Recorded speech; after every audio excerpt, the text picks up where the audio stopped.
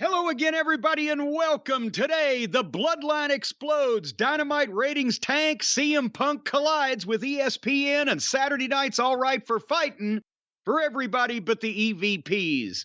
It's the How Much Freaking Wrestling Can We Freaking Watch edition of the Jim Cornette Experience. And to join me, Hawaiian Brian, the podcasting lion, the king of the Arcadian Vanguard Podcast Network, Mr. Co-host to you. He's watched so much wrestling this week, he's pouring bleach onto his eyeballs. The great Brian Last, everybody. Aloha, Jim. A pleasure to be here once again for another week. You said it. We've watched so much stuff literally till right before we were recording right now. And we, by the time that we finish this program and the people hear it in its completed form, we will have watched even more than we've watched now, because we're going to have to break and watch and then come back and finish. And by the way, did you like the way I cleaned up the introduction so that YouTube won't go beep, beep, beep, beep, beep, and very all good. That was very good. Variety of nonsense. I'm on drugs again. It's softer stuff than last time. I'm on the ibuprofen. Yes, it's me, and I'm on drugs again. Well, I'm trying to be honest here. In complete full disclosure at the top of the program, in case I say anything completely out of my mind or off my rocker or out of my keister. I don't normally do things like that. But you said ibuprofen. You didn't say you're on anything like significant. Well, that's why I say it's the softer stuff than last time when I had the gout. I was on the anti-inflammatories and the steroids, so I could have gone into a rage for like Kevin Owens. And just scream, they're too close to me. But now it's softer stuff now. At the height of you raging, I guess to use a word that no one uses, if you were on steroids, do you think it would have elevated your rage, or just it would have been the same Jim Cornette raging, but you would have been big and strong? Well, I don't see how it could have been elevated in terms of level of intensity or fucking intent or premeditation even. Not really premeditation. That wouldn't fit, because they just happened. It just kind of happened. There was really no thought put into it, obviously. But if I had been bigger and stronger, I've told a couple of people, like I told Batista the one time, I said, if I could put my brain in your body for a year, we'd both retire. I've told people like Hawk and fucking Warlord, I said, if I looked like you, I'd be in the penitentiary already. So it's good that these things even out somehow by Mother Nature. That's like a Twilight Zone episode. Like, if I could take my brain and put it in your big steroid body, I would be great for 2 years, and then everything falls apart. But your brain's good, but your body's falling apart with all the steroid-related illnesses. Well, now that's a completely different thing than I was just trying to fucking give him some personality and wrestling knowledge, and me the goddamn fucking look to be able to fucking pull it off, and we could have split the money. I wasn't trying to make a Faustian bargain with the devil, you fucking grim-minded motherfucker. And I wasn't speaking of Batista specifically. I don't know if I want him for that role. Well, we haven't gone through full casting yet. No. We're narrowing down by the time they figure out how to, I guess in Japan they already have figured out how to take somebody's brain out and put it back in. So it seems that's what Uncle Dave said. In the Observer, according to the Observer, yeah. He reported that, but so maybe we're nigh onto a place where you can take a brain out and put another brain back in. It's completely related to the first body, and that way, you know, like in the contracts, the brain of the first part and the brain of the second part. But back to the ibuprofen that I'm on. What, did you have something else? Yeah, if you found out that cryogenics was the real shit, that they can cut your head off and freeze it, well, wait a minute and now. bring you back in 100 years, and all of a sudden Pump the fucking brakes. What? If we're just supposing, and we're once again making all this up out of the bottom of our ass, then why do they have to cut my head off? Why can't cryogenics be a thing where they freeze the whole body? Well, why can't we suppose that? It has to start with cut your fucking head off? I thought that's what they did. Isn't that what they did to Ted Williams? No, goddammit. You're thinking of Futurama. No, I'm thinking of Ted Williams. Well, I don't know. Walt Disney was in One Piece. Well, that ended up being a bullshit story. He wasn't cryogenically frozen. He was. Well, that's just the rumor that they put out to put people off the scent. He's there. He's down there somewhere. And that's the state of Florida is almost ready for his line of fucking thinking again with DeSantis around. But anyway, can't we keep my body intact if we freeze me?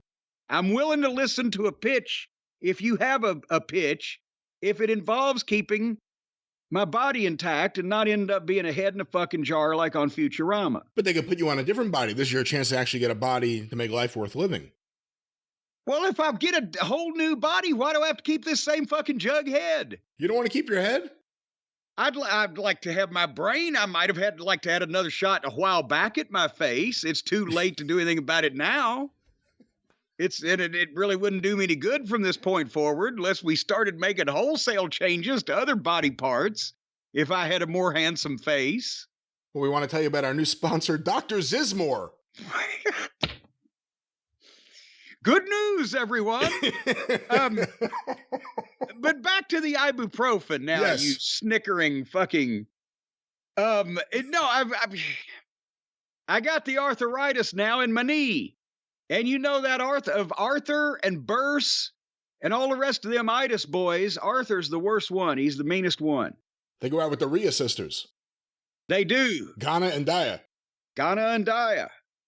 But nevertheless, and over the past couple of days, I've had it's the scaffold match knee, and there's not a lot of cartilage left in there, and no major ligament or whatever. So I had the frozen bag of peas and carrots on it, and I'm on the heavy duty ibuprofen. It's a couple of days, it's feeling better, but I've been active. I've been putting the goddamn. Remember, I told you about the attic insulation project. The spray foam it's miraculous. Oh, and that big storage room I have up there now in that formerly unusable space with the cobwebs and the snowy bleh insulation is now a spray foamed warehouse to put all kind of stuff, temperature controlled and everything.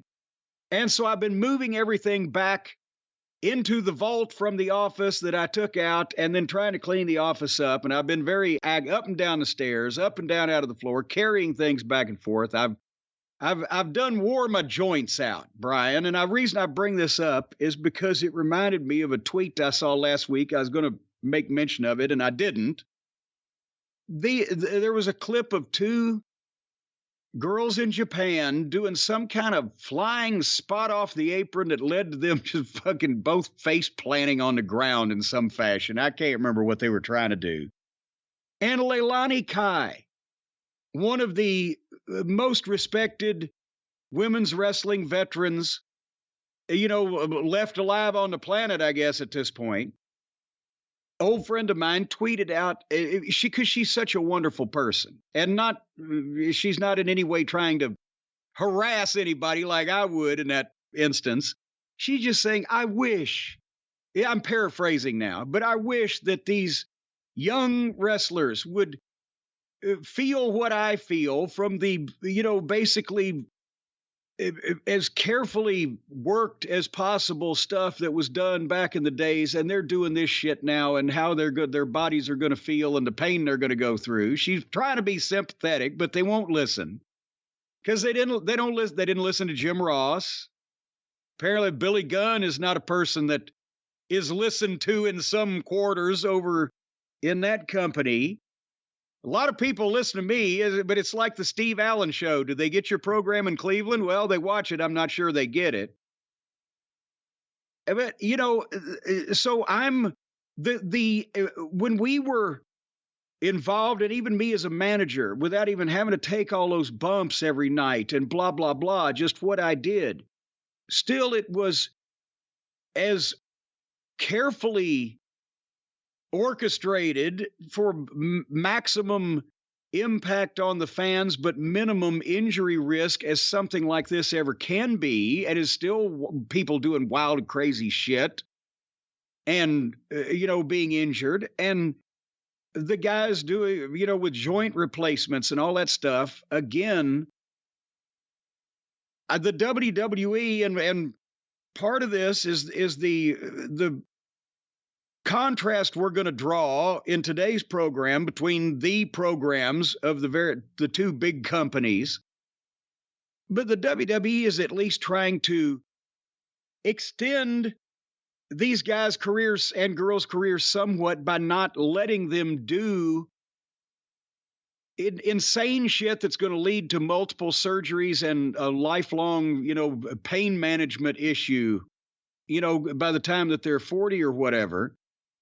And I just wish that they at the same time could let the guys and girls be a little bit more real and a little bit more interesting, so their matches would be better and their program would be more interesting to watch. But on the other side of the coin, you've got people flying through fucking furniture and landing on concrete and sharp implements all around. And it's like a goddamn rib. It's like a concentration camp fucking obstacle course. And, I just can't help but thinking that some of these people are going to be mostly titanium by the time that they're fucking 40. Brian, am I overreacting? I mean, this is where, again, cryogenics may help. You think about everything we heard about, all the warnings that older wrestlers or even contemporary wrestlers had about Mick Foley in the early 90s. And he had a Hall of Fame career, but look at where he is physically today. Now, since he first started... Well, and to be perfectly fair in a tribute to Mick and his constitution and his freakish body structure, most people didn't think he'd be here today. So the fact that he is here, he has defied expectations, but he's still admitted, and we're not talking behind his back, he's admitted to having such pain at such various points that he couldn't even play with his children, and on an ongoing basis over however many years from one body part or area to another. I'm sorry, go ahead. And again, he was the second wrestler from that era that you heard he's going to be in a wheelchair. The first one was Dynamite Kid, and he ended up in a wheelchair. In a wheelchair. And it didn't have a happy ending. Mick Foley's dealing with a lot of the issues. Mick Foley had big bumps, but he wasn't taking constant bumps all match. He also wrestled before the rings got soft and after the rings got a little bit better. So it's a little different, but there are guys today. How many guys do you see today go to hit something and it's almost like they're just taking a bump from the ring to the floor? Yes. Like that can't, even if it doesn't look like they broke their arm, that's not good for what it does to your body to do that. And they do it all the time. Well, and a lot of people, a lot of the guys and girls are overlooking that in giving some of these things and things that they're doing on the aprons or off the ring to the floor or through furniture or whatever the case, it actually looks to the people more devastating to the giver than the taker in some instances, right? But the guy that gave it just pops right up like, what did you look?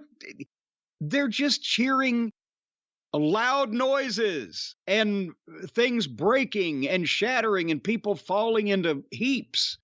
But it doesn't have anything to do with the context of what's going on in the match or and then they hop right up and continue on doing other things.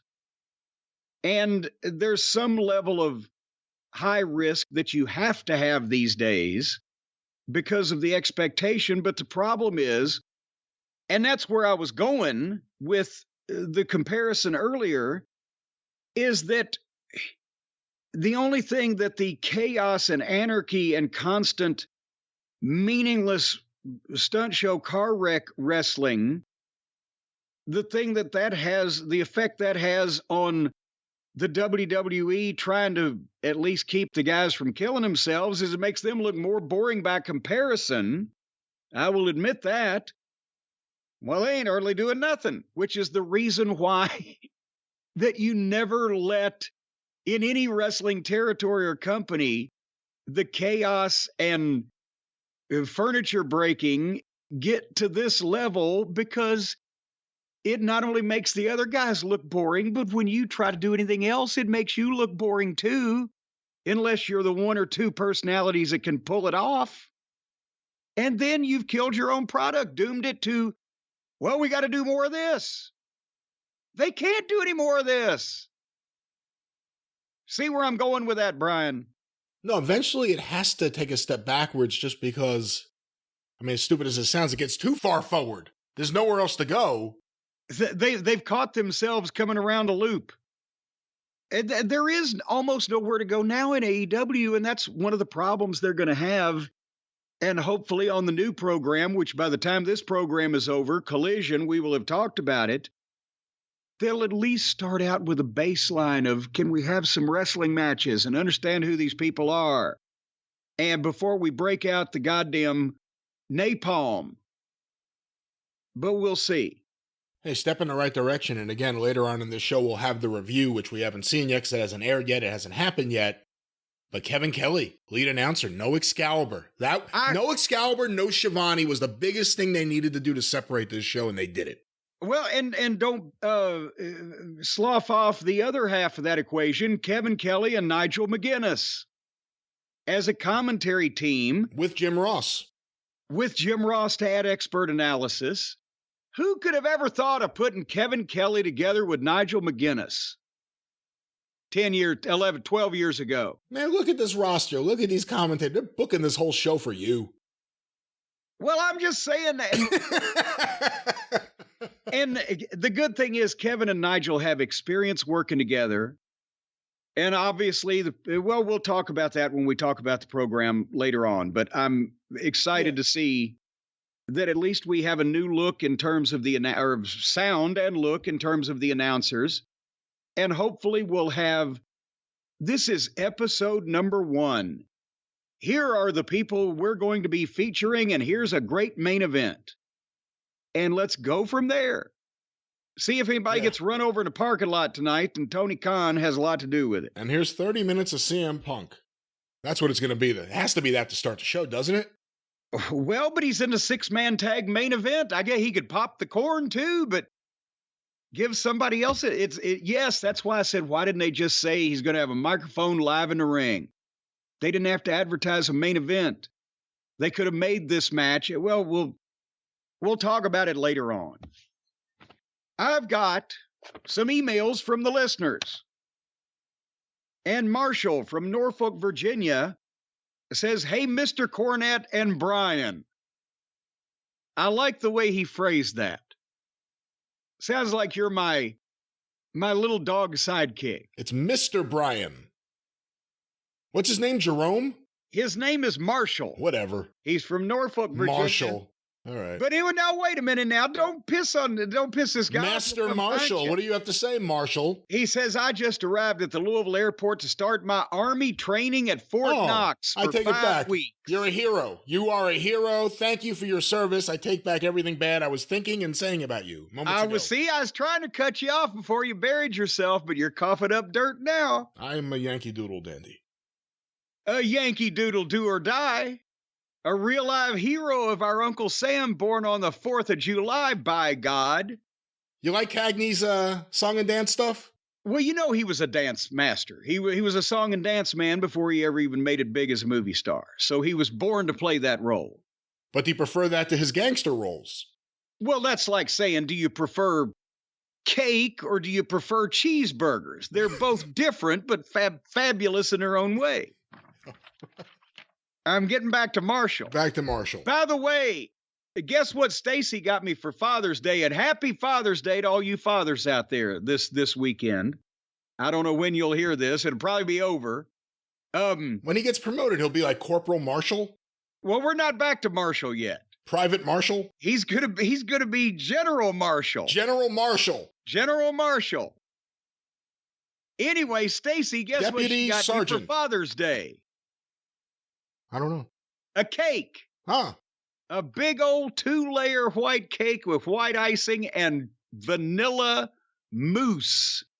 Vanilla cheesecake mousse or something on the in between the two. Whoa. Yeah, I hate them Mises to pee in between the two layers there, so that I can just get into just sugary goodness with every bite. Did it say anything on top? Did she have anything written in it? No, because it was perfect like it was. She's going to say Happy Father's Day. Well, she did, because she gave me the cake early because she wanted me to know that we had cake. Cyanide inside. It does have a bitter taste. I assume that was arsenic, but She's giving it to me a little at a time. That's why it's popping up in my joints first. Anyway, now we're back to General Marshall from Norfolk. I just wanted to take the time to say how much the podcast really lifts my spirits and gives me a good laugh throughout the day. I was even listening to y'all on the plane rides. I won't be able to listen to the show for over a month, so I hope my goodwill message makes it on there. Anyway, y'all take care. Marshall, your goodwill message made it on. You ain't going to hear this. Well, yes, you will. For a month, he said. You'll catch up. Yeah. 5 weeks. On the plane rides.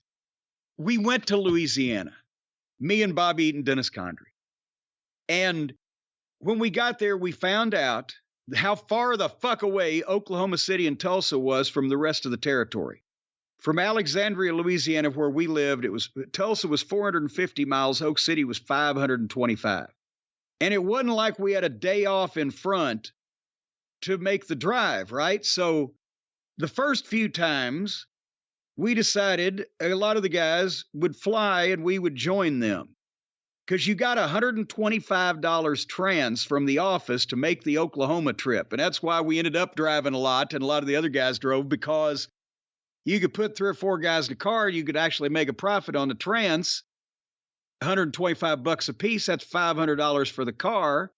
Cost you about, for the carload, cost you about $50 a piece, and there you go. Anyway, but we decided to fly, and Bobby said, I'll call the airport and make the reservations. Corn, I said, you want to? Yeah, I'll call. So me and Dennis sit down and listen to him.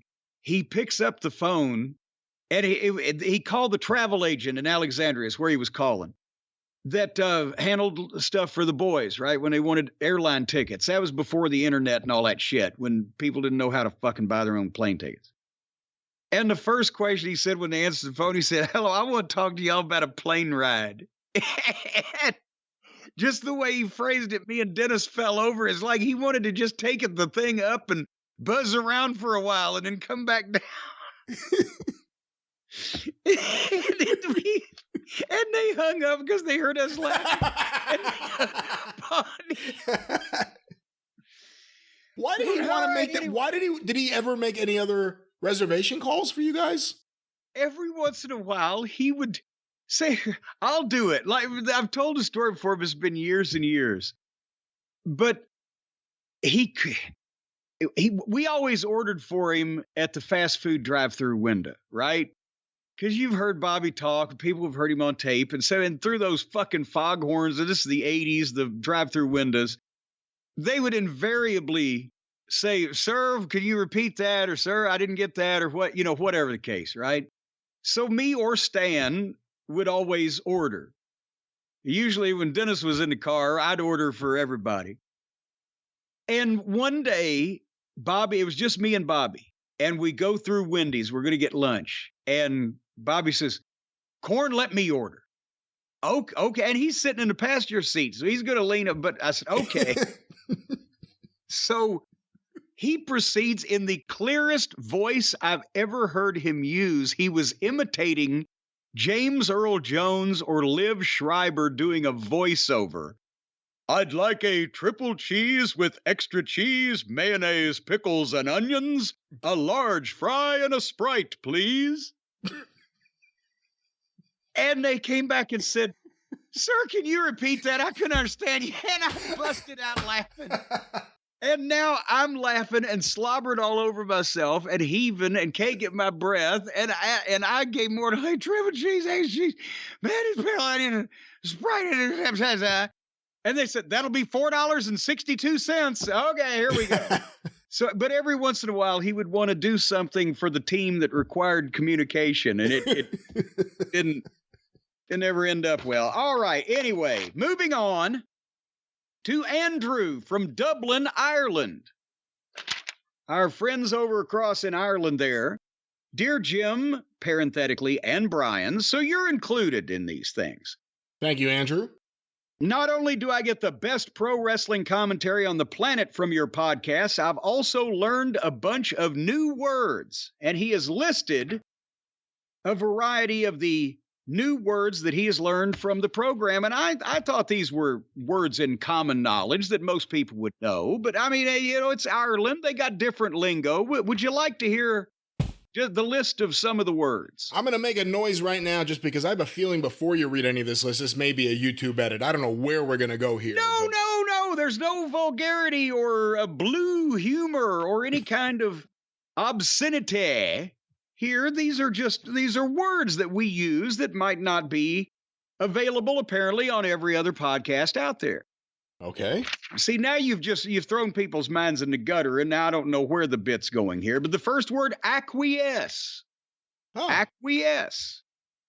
I didn't know that was a word that was in short supply and common usage these days, but apparently people do not often acquiesce to use a word like that. On wrestling podcasts. On wrestling podcast. Ambulatory. There's a word you would think would be used quite often on the wrestling podcast. Ambulatory. That's right. Copacetic. That was one of Mama Cornette's favorite words. Yeah. Is that falling out of fashion these days? I used to have a drug dealer that loved that word. Erudite. Now, there's a word that possibly doesn't get bandied around with as much frequency outside of literary circles or public speaking institutions, but erudite. Here's something that we're seeing it in the news every day. Obfuscate. There's a lot of obfuscation going on actively as we speak, but hopefully the perpetrators will be brought to justice. I've used that word a few times recently. And boy, that's what she said. And some of those were on air. Yeah. Opulent. Splendiferous, the trappings of wealth and pomposity. Opulent. Here's something that we never practice, Brian. Perfunctory. We give great detail and examination to everything. We don't just go around perfunctifying things. Peripatetic. There's a word that is not used often enough to describe some of the activity we see on television. When did we use that? When did you use that? I didn't use that. I used that word. When? I don't know. Maybe you weren't listening. Well, you may have a point. Sometimes you don't. What? Pertinent. That was pertinent. See? Pomposity. I think I just used that word. Here is another. Supposition. Yes. Now, see? A lot of people don't know that that's the past tense of the act of delivering a suppository. That is not what that is. Is that not? Have I been misusing that? I think you may have been misusing that, yes. Well, I'm sorry. Apparently, I've been misusing the suppository. And finally, but I don't know that. I thought they were supposed to be strawberry flavored. What? And finally, verklempt. Right there, you have the list. Right there. We are all verklempt over that. Another Chris from the United Kingdom. A lot of our listeners. I started to say my listeners, but our listeners, Brian, you're along for this ride.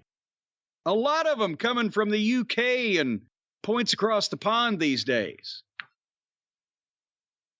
Apparently, you don't give a shit. Are you looking for analysis on that? I'm just looking for any. Well, thank you.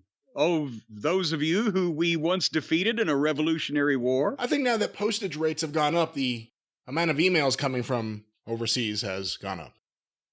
There must be a correlation. Correlation, by the way. There's a word. There's a word. Here's another word. Hi. Hi. just a couple of notes. Thanks, guys. From the United Kingdom. But we'll be at Wembley Stadium for an exciting show. We hope you could all be there. Back to you. Apparently he's not used. Apparently, I gotta stop. Apparently someone said that I saw it and now I can't remember exactly what it was. But he's obsessed with being on TV. He loves being on TV and I get it. Because now all of a sudden people come up to you. Hey, I saw you on TV. Yeah, that was me. Yeah. The guy with the eyes. He's doing it on Ring of Honor now too. And he can't use hi anymore. And he can't use thanks guys anymore. So I think it was either, hey everyone, or hey everybody. I forget what it was, but you can't really say it without like a twang, like hey everybody. Hey, but here's the thing. Then they can just play. Remember the the only top 40 hit by a rock band of Native Americans. Oh, Mr. Music Man, name me that. Redbone? Yes. Come and Get Your Love. That's right. Hey, hey. That's what he can do from now on. Hey, hey. Anyway, Chris from the United Kingdom says hi. Just a couple of notes from the United Kingdom. Number one, Jay White is from New Zealand. Stop blaming us.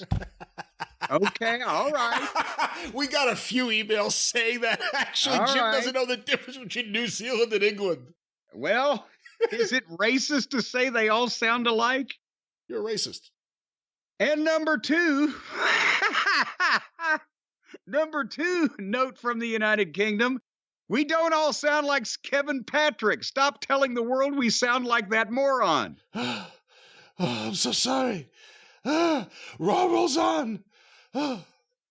He sounds like Prince Charles pleasuring himself. Look at the visionary. Thank you, fuck you, bye from Chris in the United Kingdom. You're having visions, hallucinations even. Maybe every time he does that, Vince is yelling at him like, stop that! Stop! So what you're saying is he's enjoying the verbal abuse. Possibly.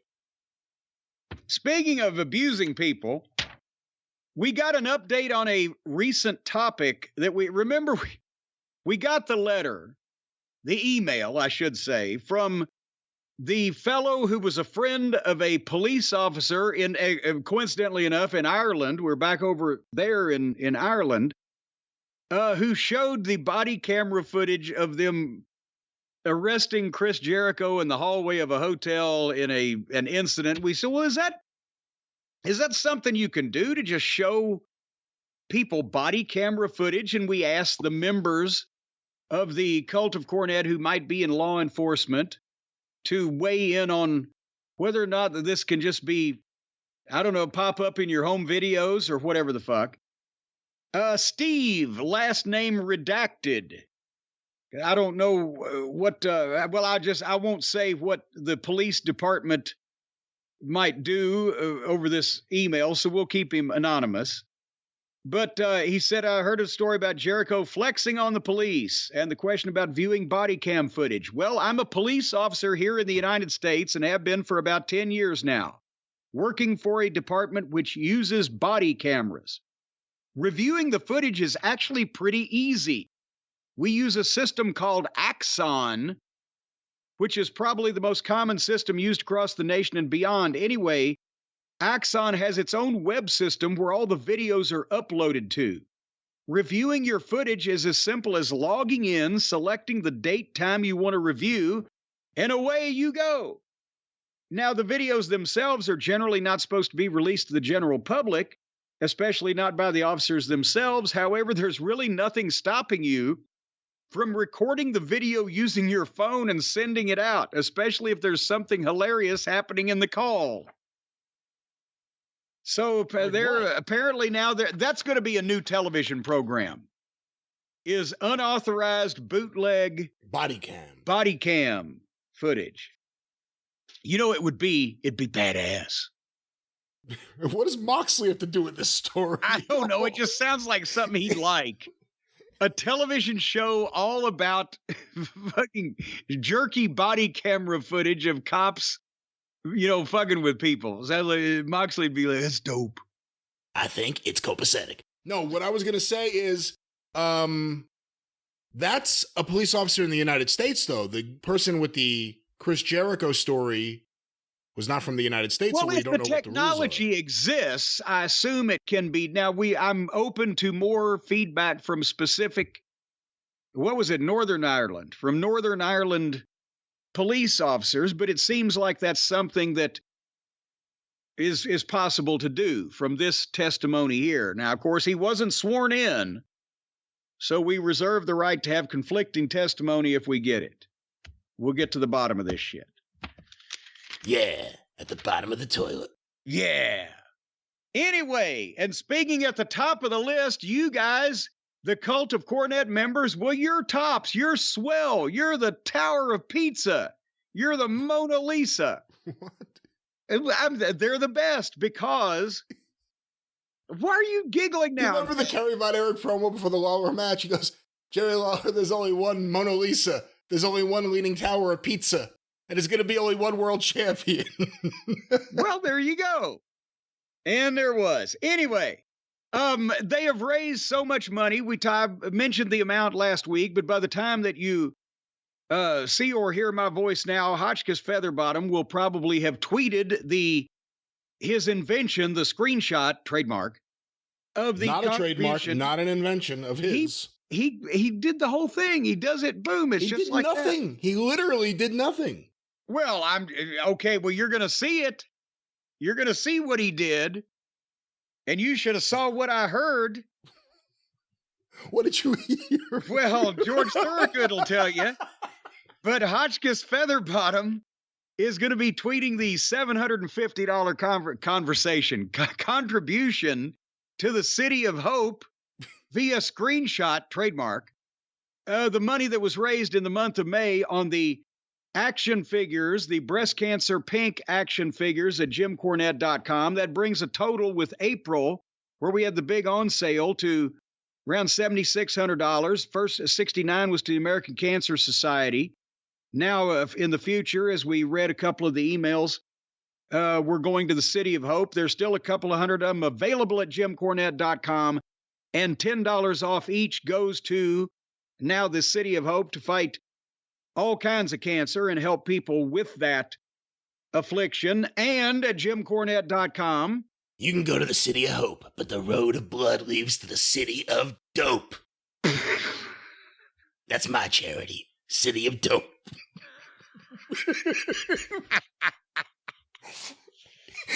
All right. As a matter of fact, I'm going to give right now $20 to the City of Dope. And I challenge all of y'all to do the same thing. The City of Dope, otherwise known as Alphabet City. But take it down to JimCornette.com City, where the merchandise is great and the prices are pretty. And get the T-shirts, the pictures, the DVDs, the books. We're running out of those Inside the Ropes magazines, if you want to get those, because those will not be replenished. And also, while I'm making plugs, we should subscribe to the official Jim Cornette YouTube channel.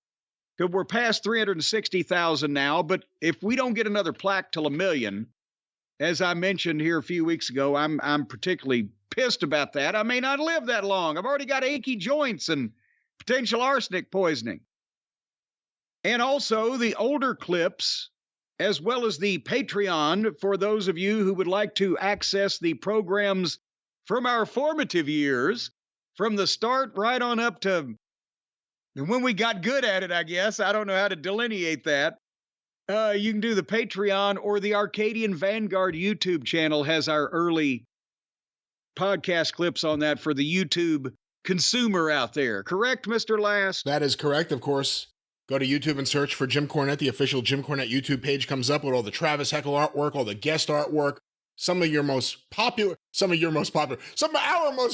clips, and some of your most popular, I don't know what, I'm using your to the audience, and it's completely fucking rooting it. But there's great shit there that you should check out.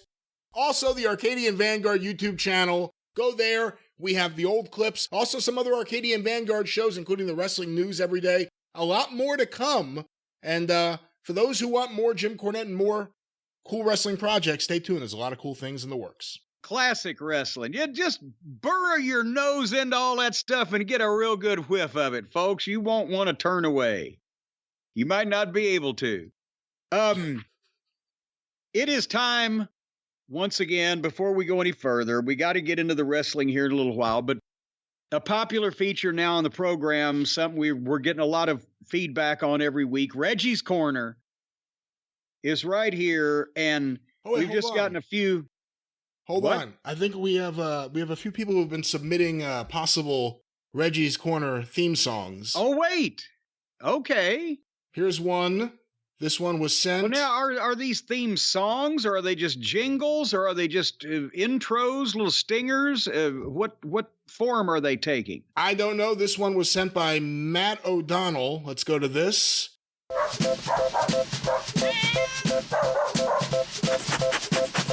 Reggie's Corner. We're here to talk about your good boys and girls. Reggie's Corner. We're so sorry they're dead now. What? What kind of ending is that? Wait a minute, play it again. Play that again.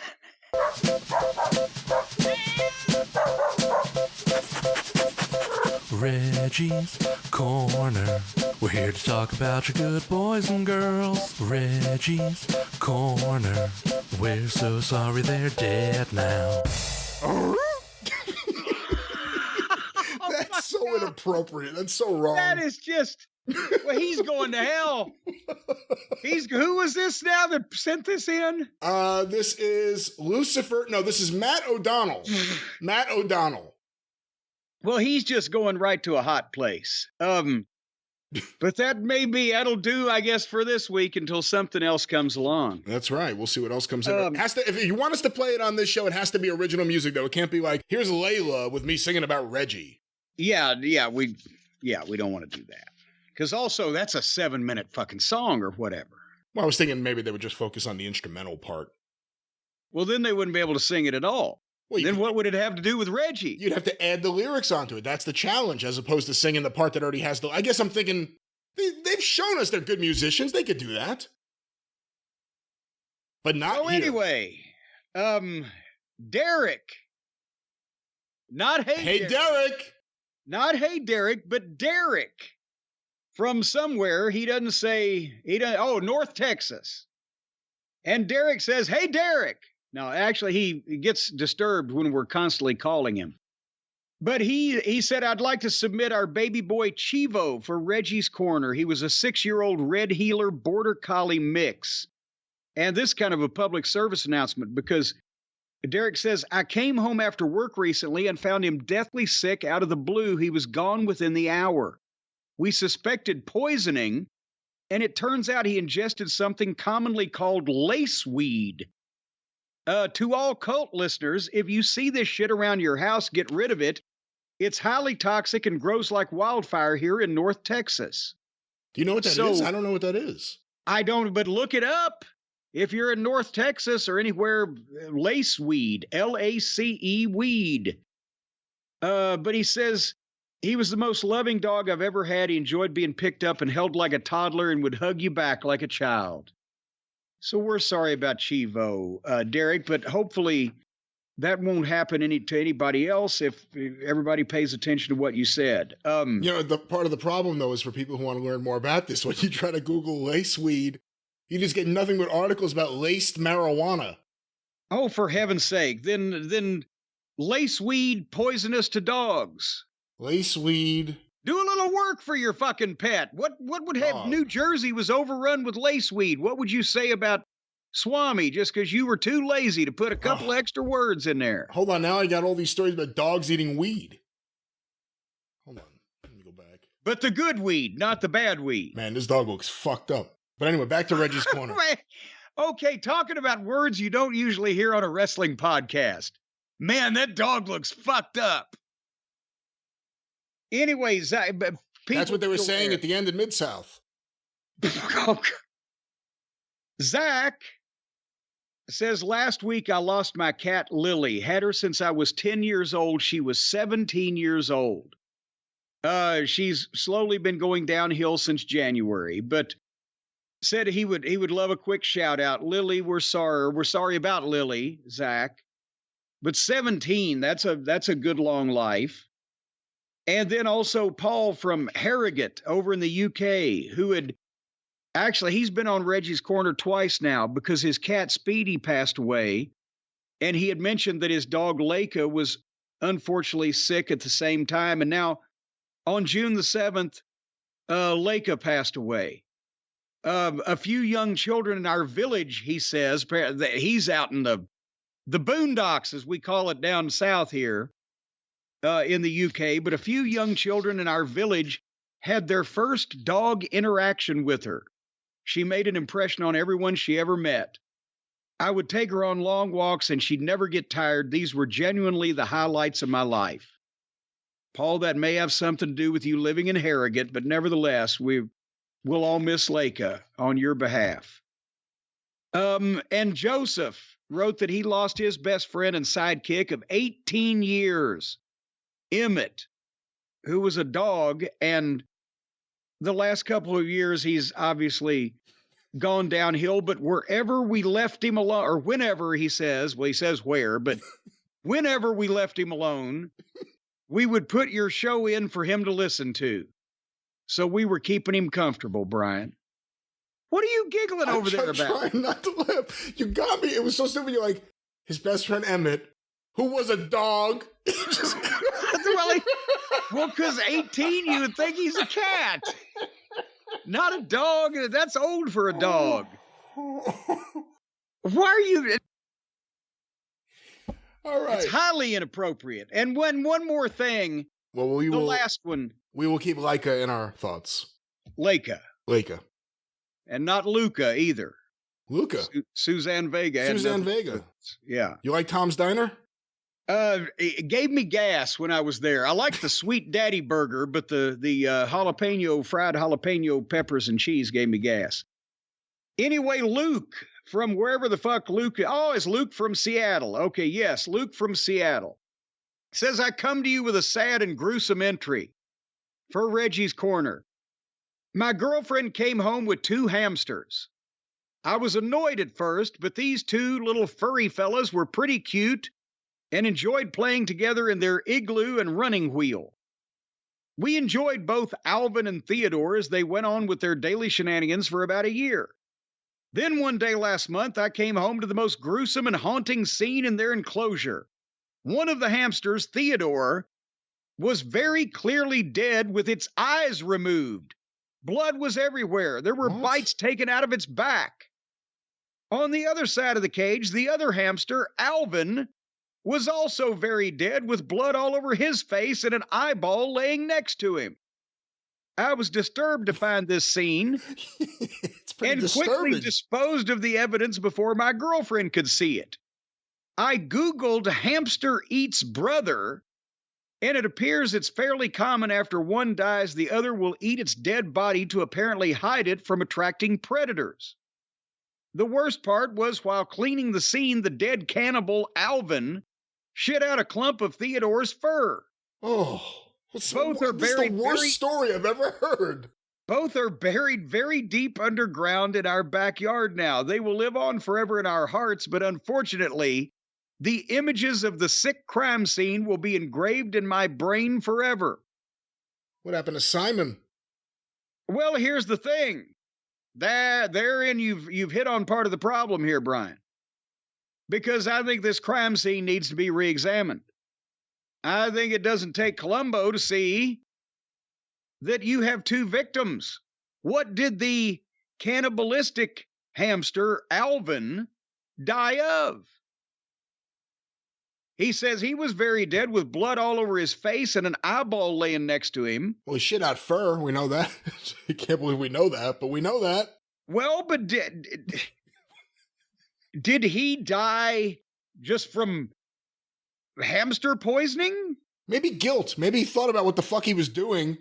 That there were there were no predators coming into this, small little... This enclosure. Yeah. I mean, what predators? Did Simon, the brother that was institutionalized years ago, before that Alvin and Theodore went to the gerbil shop, the pet shop, to be disseminated here to Luke and his girlfriend, Simon escaped. The Nuthouse Fargo of the Chipmunks. The Roughhouse Fargo of the Chipmunks, or the Michael Myers, as this case may be. He escaped. The therapy didn't work. And he came back, much like Michael Myers came back to find his sister. He came back to find his brothers, and he killed both of them. And then escaped, leaving Luke, the innocent little ignoramus that he is about these things, to have to Google and find out some misinformation. There is ladies and gentlemen, a rogue and murderous hamster on the loose, especially in the Seattle area. Bolt your doors. Don't go out after dark. Keep your kids and pets inside. Simon means business, and he's hungry. Do you think Simon is a good name for a serial killer? Simple Simon? Simon Says? There's all kinds of things you could do with that. Simon Strikes Again. I mean, think of the headlines. What about if he only wrote to the newspapers in poem? He could be Rhymin' Simon. Then Paul Simon will sue. Well, the vigilante Simon. And folks, if you need to sue a serial killer for ripping off your gimmick, Stephen P. newlawoffice.com, 888-692-8084. That one's gratis, Stephen. That means you pay nothing. But that was Reggie's Corner.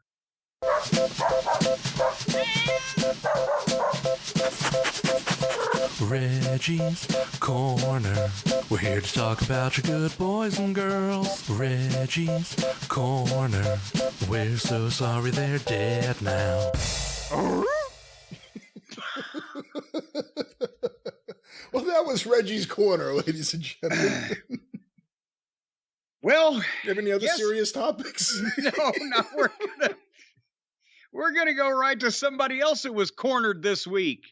Brian, did you see the new mug shots of Vince McMahon and Kevin Dunn that have been circulating, pulled from the WWE corporate website, I guess? These fine new portraits of what they look like today in present time. I saw the new photos. They weren't mugshots, although it does make you question what the modern Vince would look like in a mugshot. It looks like... Who pushed that woman off a cliff? That guy. Well, yeah, Vince still looks like he's foreclosed on an orphanage on his way to captain a balloon in an around-the-world balloon race, but Kevin Dunn has had his teeth fixed.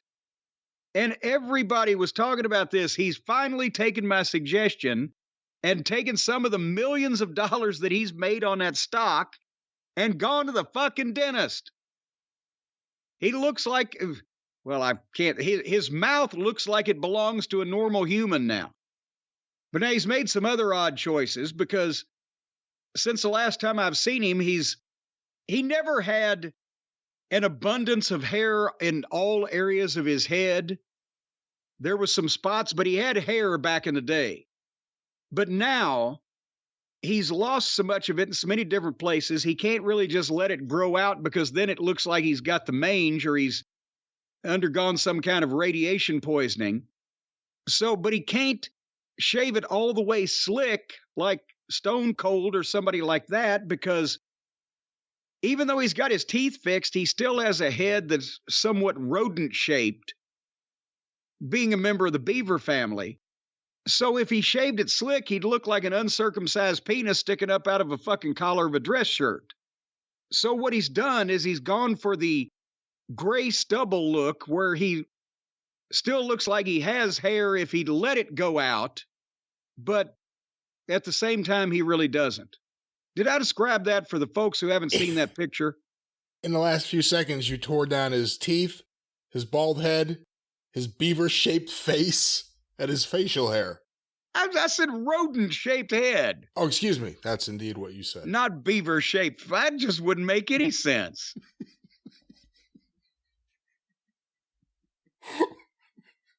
This has been Reggie's Corner.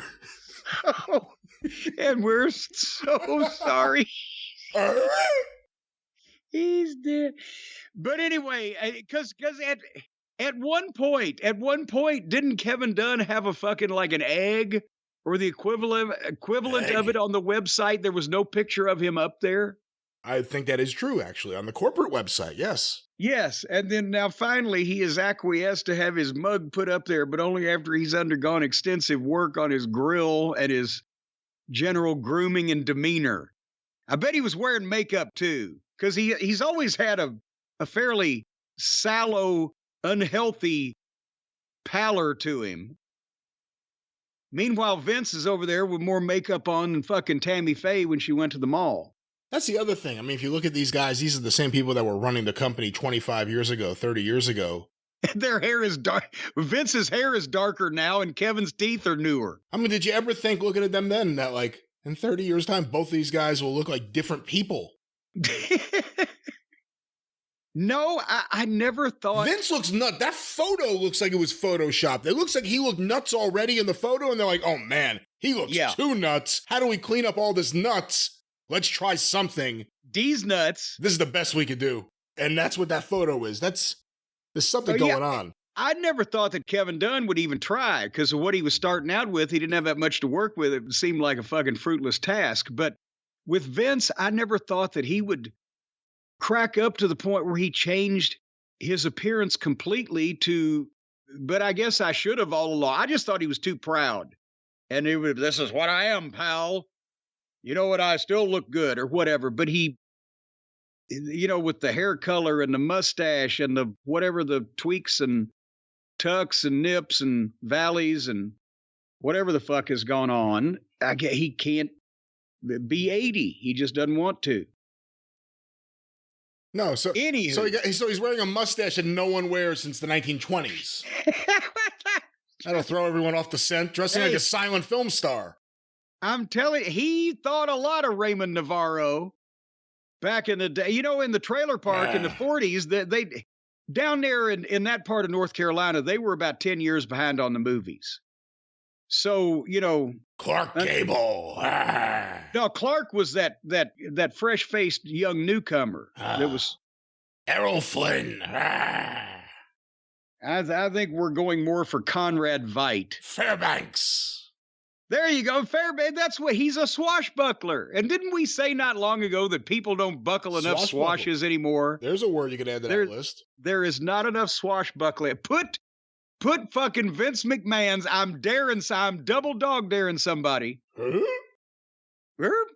Put Vince McMahon's corporate picture face in Zorro's costume and put a sword in his hand and you've got Zorro. Yeah, the gay blade.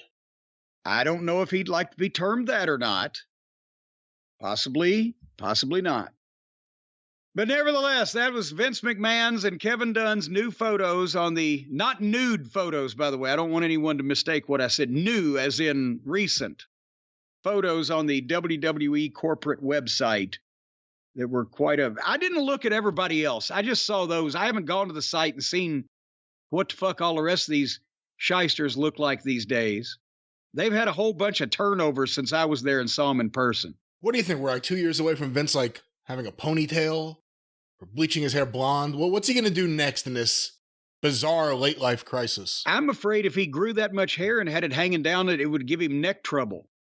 Because he also, did you notice that he was wearing what appeared to be a suit jacket with no fake shoulders, and he has lost some weight? Maybe they trimmed it.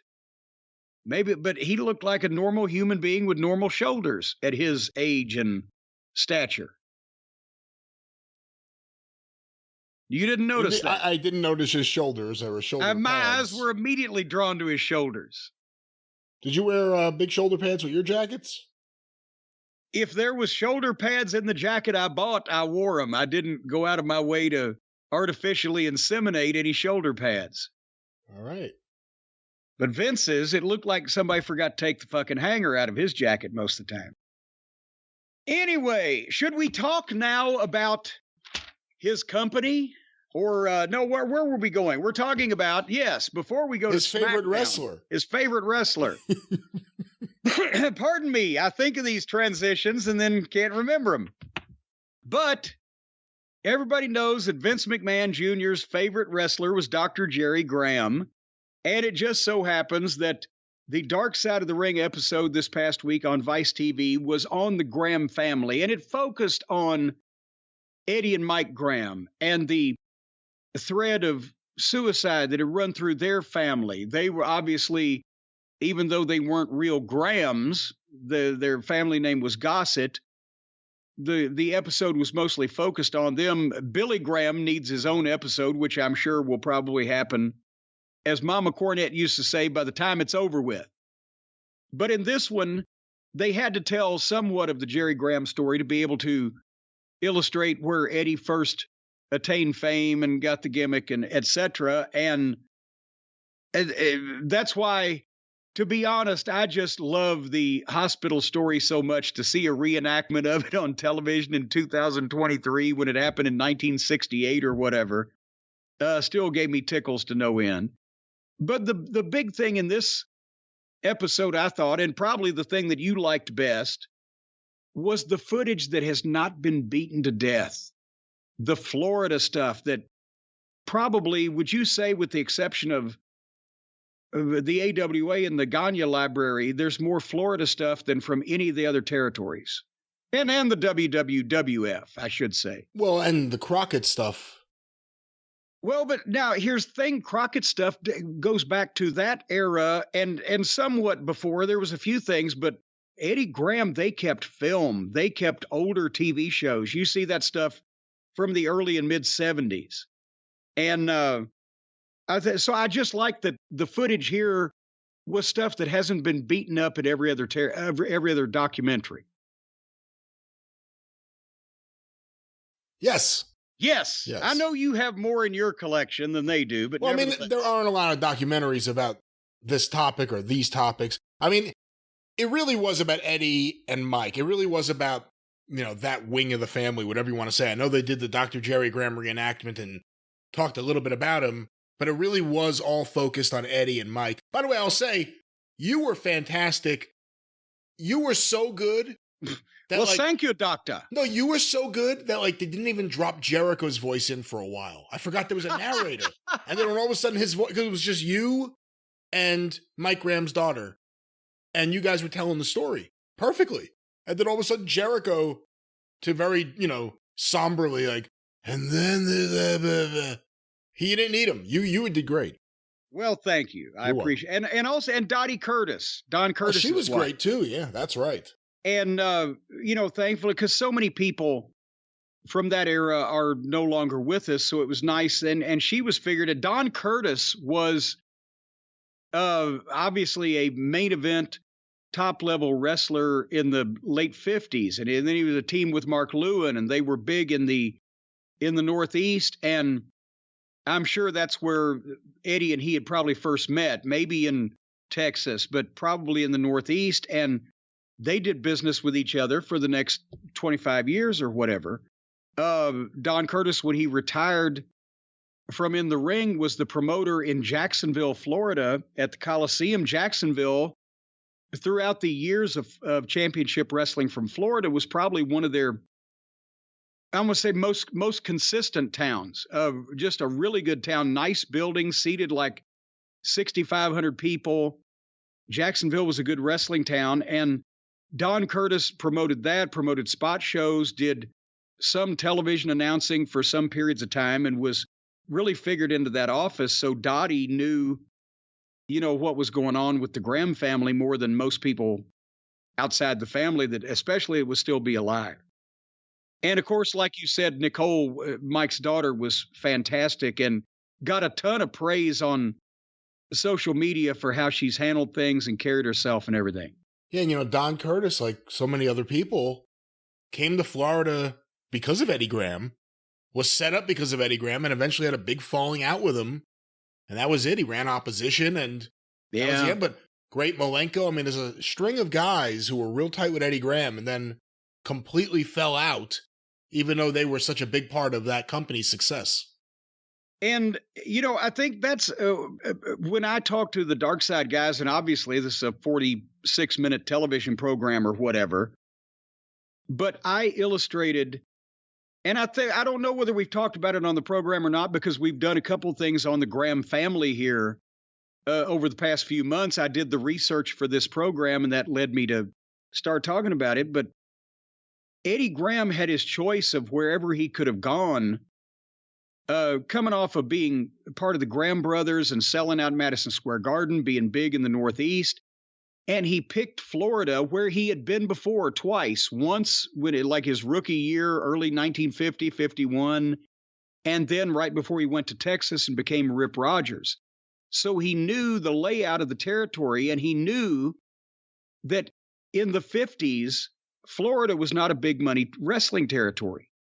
And if you go back and look at the results, and the crowds, 1,500 people, was a big wrestling crowd in Tampa. in that period of time in the late 50s. And I think he thought, I can not only get over and be the top guy here, but I see potential.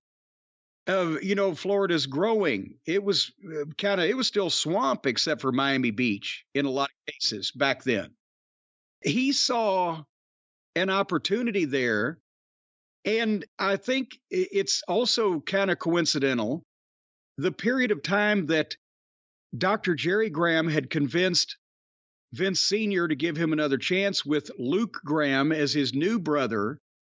Remember, Eddie went up and they did some six-mans, and Eddie appeared, 63, 64, in that period of time in the WWF, even though he was still working in Florida. Did he go up there and make some extra money so he could buy in the office? Because that's about the time that he bought in at least a bigger piece with Cowboy Luttrell. So I'm thinking that was his plan, and he may have even worked with Vince Sr. in making that happen. Vince Sr. might have said, I see this guy that not only has been a top draw for me, but also seems to have a great head for the business. And here's Florida's wide open. Luttrell's old at this point, and they ain't drawing any money. Maybe he might have pulled some strings. Maybe there was some kind of deal where, Eddie, if you need some help, I'll bring you back up. Get in down there. Buy a piece of it. Take the fucking thing over. Who knows what? Yeah, of course. He wanted his friend to be the promoter. Again, Vince had a vacation home or a home, whatever you wanted to call it, in Florida already. And see, that's why I'm saying that I think that, unfortunately, we'll never know what would have happened.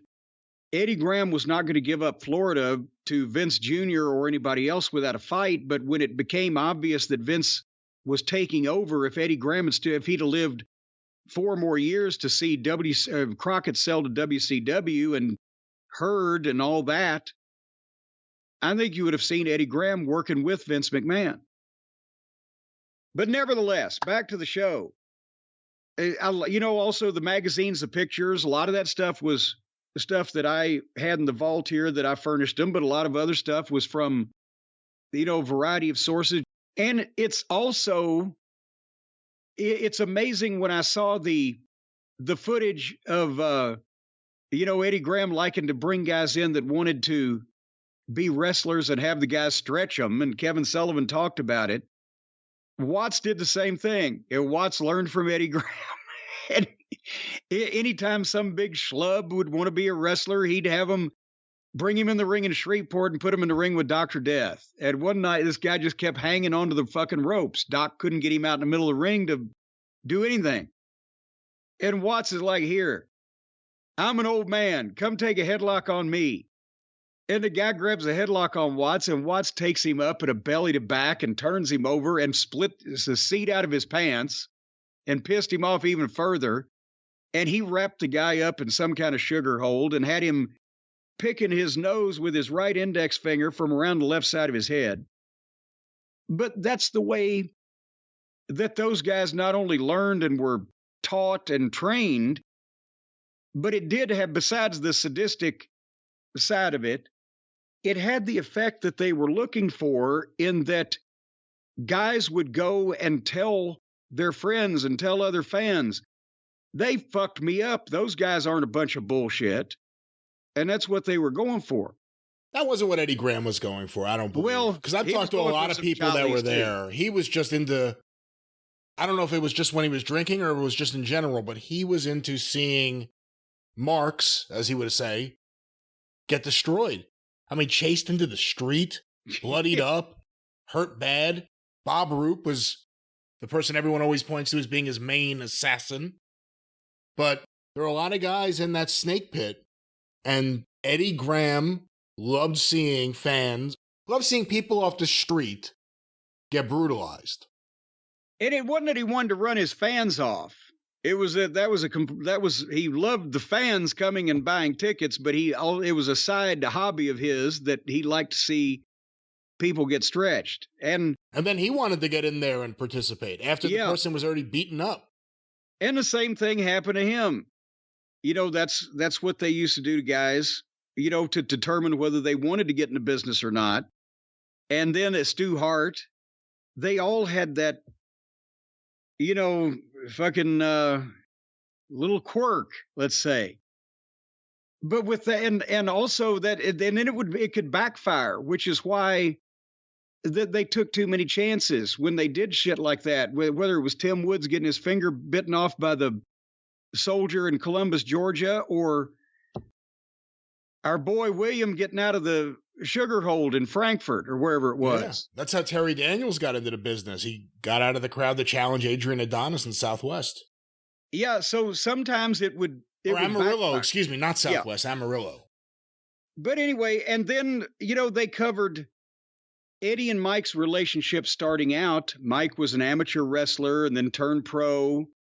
And, that's a thing that for all of the people that Eddie had his guys Stretch or, Sugar or whatever, he also started the Boys Ranch that he learned from Texas, from being out there. He brought the Boys Ranch to Florida, and he contributed to every amateur wrestling program for kids in school in the fucking state and was constantly getting awards for it. And they mentioned that he did more for amateur wrestling in schools in Florida than probably anybody else. And also with the Boys Ranch, gave a lot of kids a place to go. So it wasn't like he was just this miserable motherfucker. He was, he was the most civically minded of all the promoters in wrestling, actually. Yes. And you can be cynical and say that every single one of those awards and plaques and handshakes from the governor or the mayor or whatever ended up on TV. They did. But why, if he's going to do that, why not use it? Because it made wrestling look better, as well as him. It made the company look like they were part of the community. And that's why he could, run a company where in one state of no more than the size of Florida, and this is with populations in the 60s and 70s and early 80s. Yeah, it's a very good point. He could sell 1 million tickets a fucking year. Imagine if you did that in every state in the country. So that was a strong TV clearance in every market in Florida on broadcast television, and weekly, if not bi-weekly events, plus big shows and the Bayfront Center in St. Petersburg, or they'd go outside in the bowls in the summertime. And he saw that he took a territory that was drawing to more money than the Central States in 1960, and by 1970 something, Dusty Rhodes, the American Dream, they're selling out every building in the state and their household names. And he kept that going for the better part of 25 years.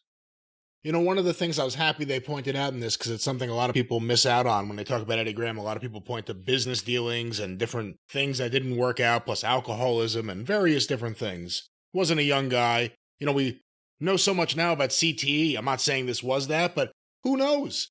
How many bumps did he take in his life in hard-ass rings, in boxing rings? So we don't even know. Yeah. But they talked about, and Kevin Sullivan talked about, I'm glad Darkseid, I guess, made right by Kevin Sullivan after he got shafted in that Chris Benoit one. But Dusty Rhodes, his biggest star, who you just mentioned. Yeah. Again, I'm not blaming Dusty, but I'm just saying it's a fact. Dusty left to go book for Jim Crockett. Quite frankly, if he didn't do that, he was trying to set himself up somewhere. He was talking to Vince at that time. Vince has said it was either Hogan or Dusty. So Dusty was making a move, but Dusty took the entire crew with him. Yeah. Everyone who had been there in 83 showed up in Mid-Atlantic in 84. And the thing is, it hurt both companies for a while because all the talent that people knew in Florida, not all of it, but a good portion, left and was replaced by new talent. So that hurt the houses. And in the Carolinas, all this new talent came in fairly quick succession and kind of at first hurt the houses there because the people didn't know them there. But Dusty had a plan. And it's kind of like, what Eddie Graham did 15 or 25 years earlier. Dusty did the same thing as Eddie did. He not only goes in and becomes a top star, but also he gets involved with the book and he brings in people that he either wants to work for him or work with him. But the problem was, now Eddie, who had made Dusty, is somewhat high and dry, and Dusty's working for a company that's has the potential to be and already is much bigger, no matter how good Florida wrestling was, than a one-state territory. So he learned, and actually that's the same thing Watts did. Watts learned from Eddie Graham and went and made Mid-South a bigger territory than Florida was. But nobody really ever had a grip on a territory that small that could be that successful for that long a period of time, that iron-fistedly in the entire territory days. When you look at Mid-South Wrestling television, and obviously other things, but I think that may be the single best example to point to, and you look at Florida wrestling in the 70s, can you say that Eddie Graham was the person who really got how to present wrestling outside of a studio setting? It's Memphis Live, outside of a live setting, I guess I should say, got how to present wrestling on TV? Well, yeah, because there's so many similarities with Mid-South. And remember the old Florida format where you weren't sure of exactly what was. Sometimes the show would come on, there'd be a match already going on in the ring. And Gordon Soley would welcome everyone and set the scene real quick, and they'd finish that match within a few minutes and then come right to the desk, and there'd be something happening in the way of an interview. And then they, very early on, would have main event matches, either non-title challenges or, just because it was home to so many top names, the Funk Brothers, the Briscoes, on, even when they had just cold matches on television, the names involved made it look like a main event. Plus, it's the serious presentation. Neither show, and again, I think Watts says he got it from Eddie Graham, neither show had goofy announcers. The commentators were serious. They were the hosts of the show. And because they were treated serious, the show was serious, and you paid attention to some of those matches that you probably wouldn't have if it was just someone yelling at you. Like you wouldn't. Gordon Soley had the same demeanor attitude as any NFL broadcaster did calling football game. And that was another part of the and again, just up and down the level of talent, and then the angles and the heat they could get from that crowd where they taped TV in the Sportatorium. And that was kind of the same setup that Watts used in Mid-South Wrestling, where you never were sure what was going to happen. You saw main events, but you also saw guys go out and just smash themselves over. You saw unexpected angles. And the people knew clearly who were the baby faces, who were the heels, who was on whose side, and who was mad at who. And it was reinforced constantly. And as a result, people would jump up and down for everybody because they were all clearly different. And they would even go, Watts learned this from Eddie Graham, but it was an old rule of thumb in the wrestling business, that you wouldn't have 5 or 6 people on the card at the same time with the same gimmick. And the same gimmick being, we got a guy from England, we don't need another guy from England. We got a cowboy, we don't need 2 cowboys. Whatever the fuck. Everybody was clearly different, right? And you could tell them apart at the glance. Anyway, so the problem was, and as we've talked about before, and we'll move through the program, Eddie's outside the ring issues with drinking and business deals, depression, as you mentioned, a CTE, who knows? Because besides that, the hard rings and the bumps, the chair shots, whatever, he committed suicide on Super Bowl Sunday of 1985, and they paged Mike at the Super Bowl to tell him. And I remember him telling me that story. That's a shoot. And as he had to take over, I mean, at this point, Vince was already expanding. They'd lost talent. Eddie Graham being gone, I think everything just kind of fell out of place. And they ended up in what, within 2.5 years, Crockett had bought the whole thing and taken over. And yeah, I mean, go ahead. We go look back now at that period after Eddie Graham dies, and there are things that we could appreciate now, and there are wrestlers that later did great things. So you watch that and you're like, wow, look at them when they're so young. But it was such a big step down from what it had been, and the talent wasn't there. Vince was signing up everyone. I mean, everyone. And as soon as someone became a top star in a place, Vince would sign them up. So it was hard to get talent. I mean, that's why so many of the guys that you see there ended up signed up by Vince. But see, now here's another thing. If Eddie Graham had still been alive in 1986 when Crockett had his best year ever and Vince was on fire, would Eddie have gone with Vince because of the relationship, the families that it had? But a lot of his guys, including many of his good friends and proteges, including Dusty, were working for Crockett. And it was still the NWA. Would Eddie Graham have helped Crockett? Hey, listen, a lot of his guys, a lot of his friends, Jack and Jerry Briscoe went the other way. That's true. But then would Eddie, he would probably held out for the best deal also. He would have had to sell his territory. I guess that's one of the big things. It wouldn't be like in 93 when Smoky Mountain Wrestling was talked about on the show and existed. Vince would probably say, I want you to come work for me, but I own Florida now. Based on everything he was doing at that time. Well, or would the Eddie Graham being a visionary, would he have seen and made Florida what it is today? But championship wrestling from Florida would have been the developmental territory. I don't think so. You know why? Because I don't think Vince had any appreciation that he was going to need a developmental territory, that his business model was going to wipe out the entire workforce like it did. And that's what happened. But anyway, as it was, and I remember Mike's brief period of time, some of it, I was there in WCW. And I thought Nicole said it best. When it got more theatrical and started being written by people that knew nothing about wrestling, that's when Mike got disenchanted with it. And then he ended up had a drinking problem. And, you know, and you could, she mentioned his 2 driver's licenses. Guys did that in the old days before computerization, and especially if you were as important or as prominent a person in a state.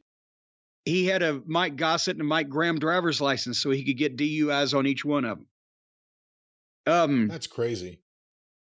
And then his son Steven had remembered Eddie and Mike's son Steven. As we get to the reveal later on at the end of the show, I didn't really know about Eddie's father and his brother, but I didn't like that. I didn't like that because I knew about Eddie's father. And I thought they were going to reference it early on, and they didn't. So I thought, okay, they decided not to reference that. And they did it at the end like a big Maury Povich, surprise. Yeah, there was another suicide. Yeah, what? I don't like that. It wasn't chronological.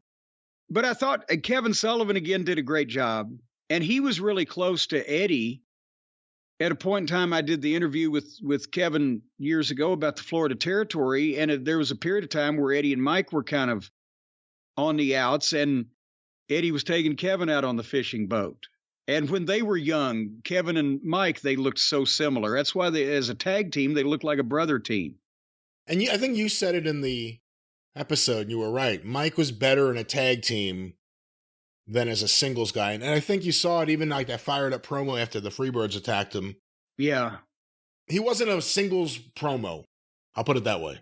And the thing is, he was a legitimate amateur wrestler. He was a power lifter. He was strong. He was tough. Yeah. He was he fucking, not like it's an accomplishment, but he backed Sid up in that incident. But he could take care of himself. But he came along at that point in time. By the time he got out from under Eddie's shadow, because Eddie was just so larger than life to the people, then the territory days were over with, and Vince had convinced everybody that to be a wrestler, you had to be 6'5" and a bodybuilder, and Mike just didn't have the look. So he could whip those guys. He just didn't look like it. And Mike, I believe, was one of the last guys in '83 to appear at the Garden, one of the last outside guys. The last guy was J.J. Dillon in '84 after everything had already started. And really all the shit had hit the fan. But Mike Graham, Eddie got him booked there in '83. And at the time, we've talked about in late 70s, early 80s, of any of the territories, Eddie Graham was having more of his Florida talent booked up there than anybody else put together, as a matter of fact. The TV aired up here. Vince allowed the TV to air up here. I mean, Eddie wouldn't have done it without Vince's permission. You know, New York fans got to see Florida wrestling. But they made a ton of money at the Garden off Dusty, so can't complain. Yeah. That's right. But anyway, so, and then as you said, you know, Mike killed himself in Daytona, wearing his son's boots, who had killed himself 2 years earlier. And, you know, at that point, then they revealed that Eddie's father and his father's brother also had killed themselves. And Nicole was really the star of the program and the most sympathetic figure. And, you know, she said that it was kind of like when the first one happens, it becomes an option. It makes it seem like in their minds like it's viable because that's something that can be done. And, you know, and the title of the episode was Breaking the Cycle. And she has done that and trying to help other people do that. So it you know, this is another one that it was incidentally about people in the wrestling business, but really it was about this family's story and how they got to where they are in this, you know, weird world that they had inhabited. Again, you weren't there in the early to mid 80s, but how do you think Eddie Graham, if he wasn't drinking or anything, would have coexisted in that early WWF national expansion system? Would he have been able to coexist with a George Scott? I mean, I'm assuming George Scott would have been hired just because Vince was hiring anyone, but would maybe that mean George Scott isn't hired? If Eddie Graham, when Vince went around in 83 and he tried to buy the AWA, and by 84 he tries to buy Dallas. He tries to buy and then he buys Calgary. He buys LA and doesn't pay for it from Michael Bell. If he had bought Florida, he buys Georgia in 84. If he had bought Florida in 83 or 84, would Eddie Graham have been able to work in Connecticut and live and deal in that system? Well, that's the thing is, I would almost think at that point, Eddie would not have wanted to move from Florida after living there for 25 years and be full time. And I almost think that it would have probably been the best year. George Scott at that point would have probably been extraneous because if you've got access to Eddie Graham's head, and Pat Patterson is going to, within just a year or two from that, really get a lot of pull with Vince. Already had some, but going to get more. Can you imagine if you could have just had Eddie Graham and Pat Patterson sit down for a day or two, once or twice a month? With Barnett around to cause trouble? Well, no, but I'm talking creative. I know. And I think it would have been something like that. Eddie, you know, like the promoters already did. They would call, Eddie, we need a finish. Eddie, we got to switch this belt. How could, you know, advice. He wasn't going to be booking everything, writing, going to the office every fucking day. But if you had, again, Pat Patterson didn't go to the office every day. They spent a lot of time at Vince's house. Pat lived up there. But if you had, you know, Eddie Graham coming in like he did later on for a while with Jerry Jarrett or Bill Watts, a little bit at a time. You know, I think that Eddie, honestly, Watts was too short-tempered. Jerry was like, you know, once that the steroid thing was over, he just wanted to go home. But if Eddie was motivated to come up and just contribute, he and Pat Patterson working together with minions like Bruce and whoever to carry out their thoughts, and Vince producing the whole thing, Eddie would have probably carried more weight just because of who he was and his name and reputation. But working for Vince is the key thing.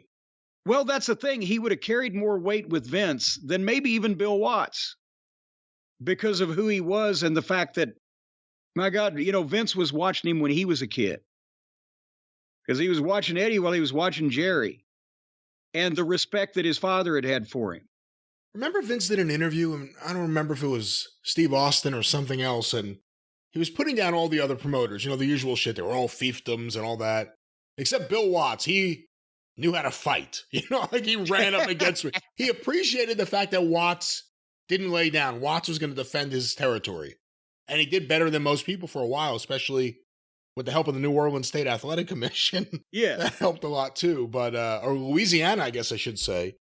Yeah, the state of New Orleans is calling. Yes, the state of Louisiana. But I think Vince appreciated the fight. But anyway, the Grahams did something in Florida that very few people were able to do even in the territory days, and that's have a pretty consistent territory for 25 years from the time that Eddie first got there and dug in until his death. And, you know, was not only respected as a place where people could go to learn, had top talent. The guys loved working there because of the weather and the girls and the whole 9 yards. It was somewhere everybody wanted to go. And I wish that it had lasted a little longer, because by the time that anybody wanted me, he was dead. So I never got to work for Eddie Graham. Who knows, if you had, maybe a certain Miss Bobert would be pointing her finger somewhere else. Well, you just tell Miss Bobert to put her finger back where it belongs. And if she'd have been doing that all along, none of this would have been happening. Anyway, where are we going from here, young man? I don't know. Oh, I guess we got to start talking about the chaos over in AEW these days, don't we? Starting with... Were we doing that? Are we doing that? No, we're going to do SmackDown. That's See, right. my notes are all... Hear that? It's all chaos over here. You say one thing and then I change my story. It with both of the last two segments. The fuck? Well, I'm trying to get my notes together. Stop wrestling your papers. Here's the thing. We take notes on this shit, and we can't keep it straight. How do people expect? We're going to talk about SmackDown from June 16th here. The episode title, Will Jey Uso Fall in Line? A Quinn Martin production. Da, da, da, da, da, da, da, da, da, da. I can't wait to see him cross over on Canon. What do you think about when they have just QM, not Quinn Martin? Well, it's kind of the same thing. That's a trademark. What do you think? Anyway. What do you think of Canon? How would William Conrad do in a modern WWE? That's why I asked. I think we need Roman Reigns and William Conrad as Canon in kind of like a buddy detective show series. They could be running around solving crimes, and Roman could make fun of William Conrad for his fucking poor eating habits. I don't remember that on the show, but all right. Anyway, and that's the thing. One company has people so interested in their main angle that people will sit through 2 to 3 hours of almost nothing else just to see that. And the other company does so much shit in every show that you can't keep track of it even when you're taking notes, so nothing registers to anybody past the people that are going to watch no matter what. And we have the opposite ends of the spectrum. And the show opened with the Bloodline recap. And the question is, will Jey stay or will he go? And the Bloodline arrives with Roman and Solo and Paul, and they blow by girl in back. What's her name? Kayla Braxton. There you go. No comment. So we know they're there. What's going to happen? Jay's got to make his decision tonight. Stay tuned. And then for the next 30 fucking minutes, they give us a tag team gauntlet match for the number one contender for the tag team title to face Owens and Zayn at Money in the Bank. With the Street Sweepers, the Brawling Brutes, Gallows and Anderson, the LWO, and Purely Deadly. And out of all of those teams, Purely Deadly won. And we were 30 minutes into the program. Again, last week, all the tag teams just come out and bicker and argue with each other. And now this week, we have to watch 30 minutes of them going back and forth and blah, blah, blah, blah, blah. Any comments on that match I skipped over completely? I didn't watch it. I just watched the post-match promo with them and Owens and Zayn, but it says something about the strength of WWE. I mean, I don't have the numbers in front of me. I believe it was a record house, wherever they were. They sold out. The ratings are doing great for the Roman Reigns segments. The crowds are going crazy for those. Yeah. You sit through all this crap. I mean, you get little things you like 3 minutes of LA Night or whatever it may be. But you sit through so much to get to the main stuff, and the main stuff's been paying off. On the other show, they're like hemorrhaging people by the end. People just diving off the fucking Titanic. I'll take my risk in the water. Woo! Fuck the sharks. I mean, I don't Damn understand. the torpedoes. Get me away from the wrestling. And that's the thing, is that as soon as they got finished with this tag team match, Playa, 5 minutes later after the break, Purely Deadly is still in the ring celebrating, and Owens and Zayn come out and the fans sing. And then Sammy tells him to get the fuck out of the ring and gets a big pop. And Purely Deadly responded by starting to say that their hair looks better than Sami Zayn. So I fast forwarded from there, but basically Owens and Zayn chased him out with no contact. And now we were 40 minutes into the program. My biggest issue with them is the outfits. It's ridiculous. It's the outfit. Like Jeff Jarrett had a limit when he had that outfit. You know what I mean? Like not that he was wearing that, but when he had the striped cloth, I don't know what the hell to call it. There's a limit, and their outfit, there's a limit, and I didn't really. I know there are people who keep telling us that we're missing the boat, that they've been great in NXT, that we should give them a chance, but between the look and what they're scripting them to do and say, it's grisly death, that gimmick. But I guess if they're putting them with Cammy and Seven, it tells you a lot. It tells you that they're giving them they're trying to make them. Did you say Cammy and Seven? Well, that's what you christened them last time, so I'm continuing the tradition. I'd like to christen them. With what? Like you christen a brand new deck.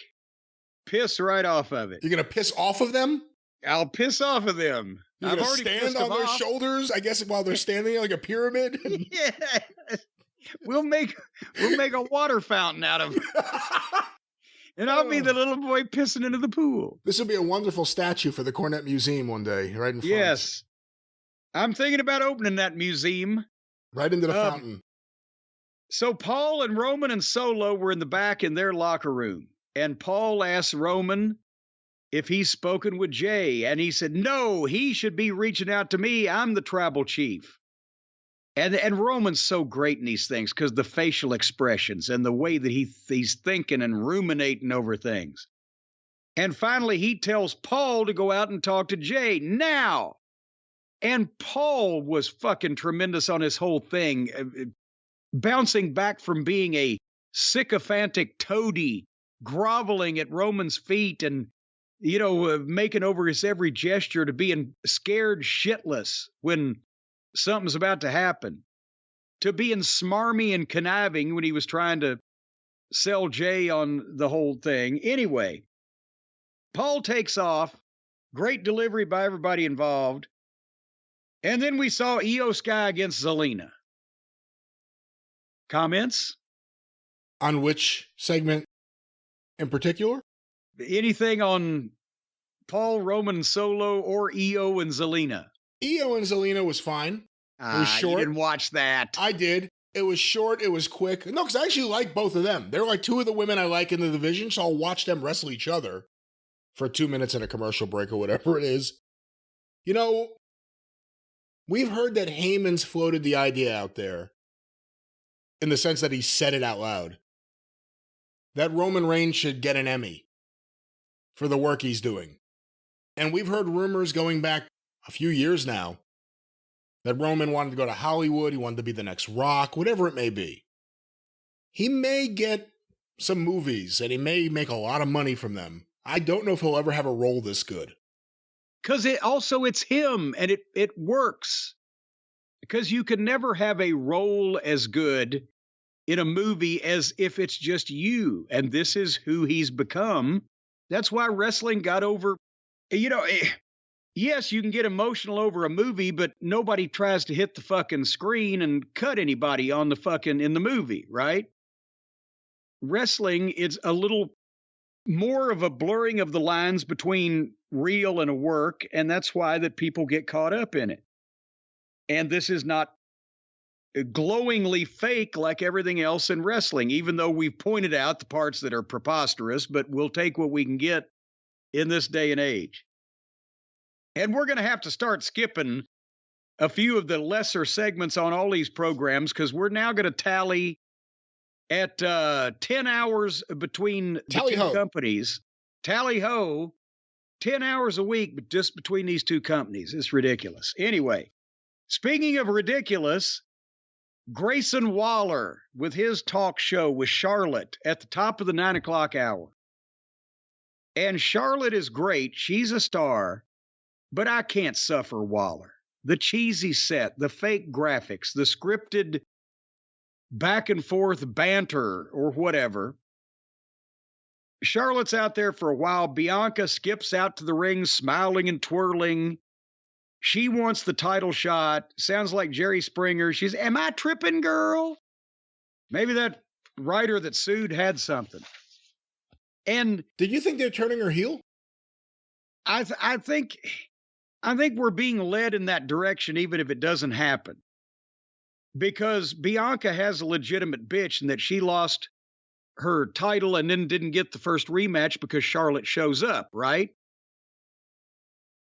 But at the same point, Charlotte was careful to say, hey, we both deserve a rematch. So what are we doing this for? And Bianca still, well, I tried to do it the right way and not go off and hide for 3 months. And then when they stopped doing the stupid, when Grayson Waller was nowhere involved anymore in this segment, and Charlotte and Bianca stopped doing the cute little pleasantries at the beginning, came around in front of the desk and started telling each other off, then I actually started watching this and it actually started getting good. Because Bianca quit smiling and gave Charlotte a bunch of shit. And Charlotte bowed back up and told her off a bit too. And they got going and it seemed like there was some actual tension instead of the happy talk back and forth. So the bottom line of the whole thing is Bianca's going to be at ringside and immediately challenge the winner between Charlotte and Asuka. And this was long, but once they got going in each other's face and Waller was a non-entity, it wasn't bad. You know, with Rhea getting more and more cheers, even though she's a heel, and Bianca, we've seen exactly what babyface Bianca is. The skipping, the jumping, the happy, always happy. I've seen her in NXT. I like the idea of a heel Bianca on the main roster. The promos will be better. More fired up. Yeah. We shall see. But in the meantime, back to As the Bloodline Turns, a Quinn Martin production. Act 3. So now Paul is in the back. He's gone and found Jay. You know what? I hadn't thought of it that way, but that really is what it is, isn't it? Yeah. Act 3. Paul and Jay in the back. And Paul says, I'm sorry. I'm sorry that I was right last week. I'm sorry that Jimmy kicked you in the face, and I'm sorry that he meant to do it. And Paul proceeds to poison and bury Jimmy to Jay brilliantly. You can see him doing that. You can see him firing up the guys when he wanted one of the boys in ECW to be mad at somebody or something. This is what they're doing to you. This is what it means to you. And he did it brilliantly. And then Jay says, you know, I'm sorry too. I'm sorry that if I'm in, you're still out. And he walks off and leaves Paul. So you know Paul's going to go back and cut his fucking nuts off to Roman, right? God, this is getting gossipy and good. And then we come back to AJ Styles and Mia Yim against Karrion Kross and Scarlett for 3 minutes, and Kross choked AJ out right in the middle of the ring. So the pre-tapes are the same length as the matches and more interesting. They gave Kross a win over AJ. What do you think of that? It was because, did you see the finish, which was flatter than a plate full of piss? Scarlett breaks up a pin that AJ's got on Kross, and by raking his eyes or whatever, and as he stands up, then she starts trying to seduce him. And this is a Vince McMahon finish. I've I've been watching variations on this theme for 25 years. She tries to seduce him with her womanly wiles. And AJ, instead of ignoring her because he's in the ring with a big fucking jacked up motherfucker, or instead of chucking her out of the ring, or instead of just saying, fuck you, he takes the time to take his glove off and hold his hand up and show, I'm married, bitch. And then when she gets out of the ring, he continues to stare at her and then basically Cross comes up from behind and just puts the fucking sleeper on him and chokes him out. In 3 minutes of the whole thing. So AJ's saying there's a chance. Apparently. But yeah, I'm married, bitch. And that right there. I think Brandy's on the writing team. Well, in the territory days, that would have got him booed out of the building. What would have got the biggest fucking pop in the territory days in any territory in the country is if AJ had grabbed her by the back of the hair, give her a big old dip kiss, and then stood her up and punched her in the face. And she had taken a bump out of the ring. That would have made him the biggest babyface in the building. But times have changed. Yes. Fox would have also kicked them right off television forever. One of the biggest pops I've ever seen in the Memphis Mid-South Coliseum. I wasn't there live, but I saw it on tape. I already know which one you're going to. Rick Rude, right? Lawler and Rick Rude's valet, Angel. Yes. Rude's girlfriend at the time was his valet, Angel. And she had been just giving Lawler all kinds of trouble in this angle, in this program. She's there interfering all the time. And finally, it looks like Lawler's about to put Rick Rude away. And Angel comes in with a chair. And as Lawler turns around, she hits him over the fucking head with the chair. But since he's just dropped the strap, he didn't sell it. And he got that look on his face and he rubbed his head with his hand and he looked at her. And the people start coming out of the fucking seats. And every time he takes a step toward her, she takes a step back. He takes a step toward her. They're coming up and he snatches her and shows the people his fist and milks it and punches her right in the face. Of course, obviously, he didn't hurt her. And she takes a bump like she was dead. And I swear to God, those people, if they'd all had babies, they would have thrown them in the air. They jumped up and down screaming, throwing their popcorn. Quite literally, there is a fan. I remember this because there's a fan ringside. Jumping up and down. Then he turns to the side and starts running in place. Yes. He's so excited about this. The jumping up and down, I understand, but the running in place, that's a new one for me. But now bear in mind, that is the biggest pop that girl ever got in the wrestling business with anything she ever did. And that would have been the biggest pop that almost any of these girls currently in the business today would have ever gotten for anything they ever did. And it was something that she stood no chance whatsoever of being injured on, whereas they will fucking let the girls powerbomb each other off the roof through tables and nearly paralyze themselves, and nobody thinks there's anything wrong with that. Anyway, so now, Act 4. Paul's in the back with Roman. Roman's sitting there, not even looking at him, just says, what about it? And Paul doesn't say a word. He shakes his head, no. No, Jay. And fucking Roman's not happy, and then Solo starts to make a move and scares Paul out of the fucking room, which is great. He jumps at his own guy. And Solo asks Roman, you need me to handle this? And Roman says, we still have plenty of time. And then suddenly Rey Mysterio comes to the ring to cut a promo where he gives a big build-up to his new buddy, Pablo Escobar. And then there's an entrance, and Escobar does his promo in English and in Spanish. And I'm seeing Vince McMahon again. He's decided that they need a new Hispanic superstar because Rey has moved into the Hispanic superstar emeritus position. And they want a young, and now they've decided it's going to be him, a new Latino superstar. So Ray gives him the validation with the people and the big introduction. And then he comes out and says, boy, I can't wait to make all of you proud of me, basically is what he said. And then here comes, his name used to be LA Knight, but now it was Sacrificial Lamb. And I knew immediately, I said, oh my God, here we go. And LA Knight hits the ring and nails Ray, sucker punches him, and then Escobar chases him out to the floor. And we go to the break. We're going to have a match. They've said it. When we come back, the match is already underway. And Escobar is kicking LA Knight's ass all over the ring.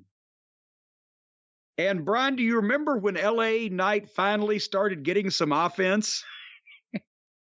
After the match, I remember, yeah. Well, no, in the match. The entire amount of offense that LA Knight got in this match was that he stopped Escobar with a power slam, and the fans started chanting his name, and he hit Escobar with a modified people's elbow and did a cover, and the people were counting with it. 1, 2, and Escobar kicked out. And that was his offense in the whole match. He tried to roll up. Escobar reversed it 1, 2, 3 in 2 fucking minutes. And then LA Knight jumped him and got very brief heat. I mean, 6 punches or whatever. And Ray came out and ran him off. So I guess LA Knight will live to fight another day, but this, again, was not exactly a shining example of how to expose somebody, and the people are chanting the heel's name and counting out loud on his false finishes. But what's going on here? I can't explain it. I can't justify it. Nothing against Escobar, because... Can't explain it, don't understand it, ain't never felt like this before. All right, Well, that bad booking's got a hold on me. Is this the way LA Knight's gonna be? It's like bury me. Oh, yeah. My apologies to Barry Gordy and the Vandellas. But what I was going to say... Martha can go fuck herself. Well, and Martha Reeves as well. Excuse me. I thought that was implied with Vandellas. I didn't know I had to specify her. It's Martha and the Vandellas to you there. She's gotten a lot of attention. I was trying to equally spread the praise. Yeah, you're trying to spread it out all right. Escobar's been all right. You're a piece of work. You know that? Escobar's been all right. You know, he's been used as Ray's sidekick buddy for a little while now, and it's been so benign that it hasn't been offensive. And then, like, he's still in the mix, and his matches are all right. But LA Knight's really the story here. I mean, the smart fans, the people who think they're smart fans but are stupid, and even the casual fans or the rank and file fans, everyone's getting behind this guy. So let's see, less promo time and let's beat him. Well, I'm glad maybe Vince is in control. Maybe Vince really is running the ship again. How old is he? He's half as old as me. Fuck it. Bury him. You think he should grow a little thin mustache? You think that would help him? You know, like Paul Heyman told Mr. Anderson to change his name to Mr. Kennedy because Vince will hear his middle name and be happy. What about a little mustache? I'm thinking maybe he should have a little mustache that sticks out like Salvador Dali and twirl it like a fucking silent movie villain. I like it. All right, we got to the main event now. Now that all the wrestling's out of the way, we're back to Act 5, Epilogue. And, of course, they had the shot. Jay's walking in the back, and Sammy looks at him and just nods and walks off. He said all there is to say. I see we meet again here in the alleyway in the back. Sammy just sits on that equipment case waiting for people to walk by so he can nod at them. You know where to find me. No matter what building, I'll be right here. So Roman and Paul and Solo do their entrance, and they go to the break. And then they come back to the ring, and Rupp Arena in Lexington, Kentucky acknowledges Roman Reigns. And boy, I think back to when Rupp Arena used to run once a month, and I saw cards there. I saw at least 50, 60 shows there before I got in the business. And then I was on them for a number of them. And if we had ever put a show on that had the lack of action or anything else as this program, and the feature event was the top guy coming out and doing an interview, the people would have set fire to the fucking seats. But now they're overjoyed. That's maybe the most successful thing Vince McMahon's done is the retraining of wrestling fans. Boy, they sure have been. And they're jumping through those hoops.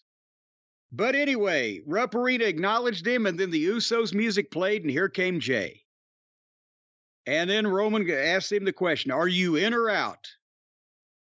And Jay responded with, well, if I am in, it's him, meaning Paul, or me. And Roman's like, well, when you're tribal chief, you can pick anybody, but he's my wise man. He's not your wise man or the bloodline's wise man. I'm the one that got us here to the top, but you're meant to keep us here at the top. We've been trying to groom you, manscape you. And you're meant to lead, just not yet. The problem is your brother. And of course, and also, I was surprised at this. The fans were whatting Roman. So it's not even now a point where like they're just doing it in segments where they don't give a shit about the people. They're doing it regardless. It takes one idiot to start it. That's all it takes. But then, well, they had several there, so anybody could have been guilty. But anyway, when he said the problem is your brother, that's when Jimmy comes out, but no music. So it had a little bit more gravitas to it. I like it. And now Jimmy is the angel on Jay's shoulder. Roman's the devil. Now Jimmy's giving him the opposite side of the coin. The problem is our cousin. He's using you. You know, and told him the whole story about what Roman's been doing, and it shouldn't be like that. But then Roman says, hey, I lifted you up, Jay. I put you in the main event at WrestleMania and blah, blah, blah. Jimmy drags you down. You can't be a tribal chief and a twin. And then Roman makes Paul reveal to Jay, rather, that Jimmy is the one that had a problem with Jay being the right-hand man. And Jay looked at Jimmy. He says, is that true? The big stare down. Yes, it was true. And then Jay should have won an Emmy there because he told, and I think some of this had to be a shoot, because Jimmy's the older brother by 15 minutes or first one to pop out or whatever the case. And he vented on him. You were the prom king. You were the player of the year. I was always supposed to do what my older brother said. But then when you were gone, I stepped up and I main evented. And now guess what? You're out. Oh my God. The fucking people. Oh. And then he said, and I'm out too. And he turns and super kicks Roman Reigns, who goes flatter than a fucking flitter, as Aunt Lola used to say. And now everyone loses their shit because no one expected that. Exactly. So it was like he was telling him off like he was about to fucking hit him in the head with a hammer, and then he turns around and boom. And because he's still his brother, right? His twin. And what a pop it got from the people. And then Solo's like, what the fuck? It takes him a second. He goes after him. They super kick Solo out. And Roman is getting up, and he's sold to the kick like crazy. And he's getting up with the look on his face, and he's holding his jaw. And what the fuck? And they double super kick him. Flatter than a fucking plate full of piss again. A lot of people are flat these days, but boom, down he goes. He put him over like $1 million. I've never seen anyone go down that quickly from the super kick. From anyone, just the way he got hit and just boom, right down. And then he had his mouth open on the ground, selling it. It was great. And that's what it needed to be, because now then the people are going crazy and the Usos are together. The bloodline has, fucking exploded. But now Roman and Solo versus the Usos is right there for them. And that can go any number of ways. And the big thing is Paul's safe in the bloodline. Paul Heyman in a shark tank above the ring. Held up with special wires. A shark cage, not a dope. But well, maybe not a shark Paul tank. In a shark tank. Not a shark tank. Maybe put him in the shark tank with the sharks. See if they'll eat him if they're on low cholesterol diets. In a shark cage is what I meant to say.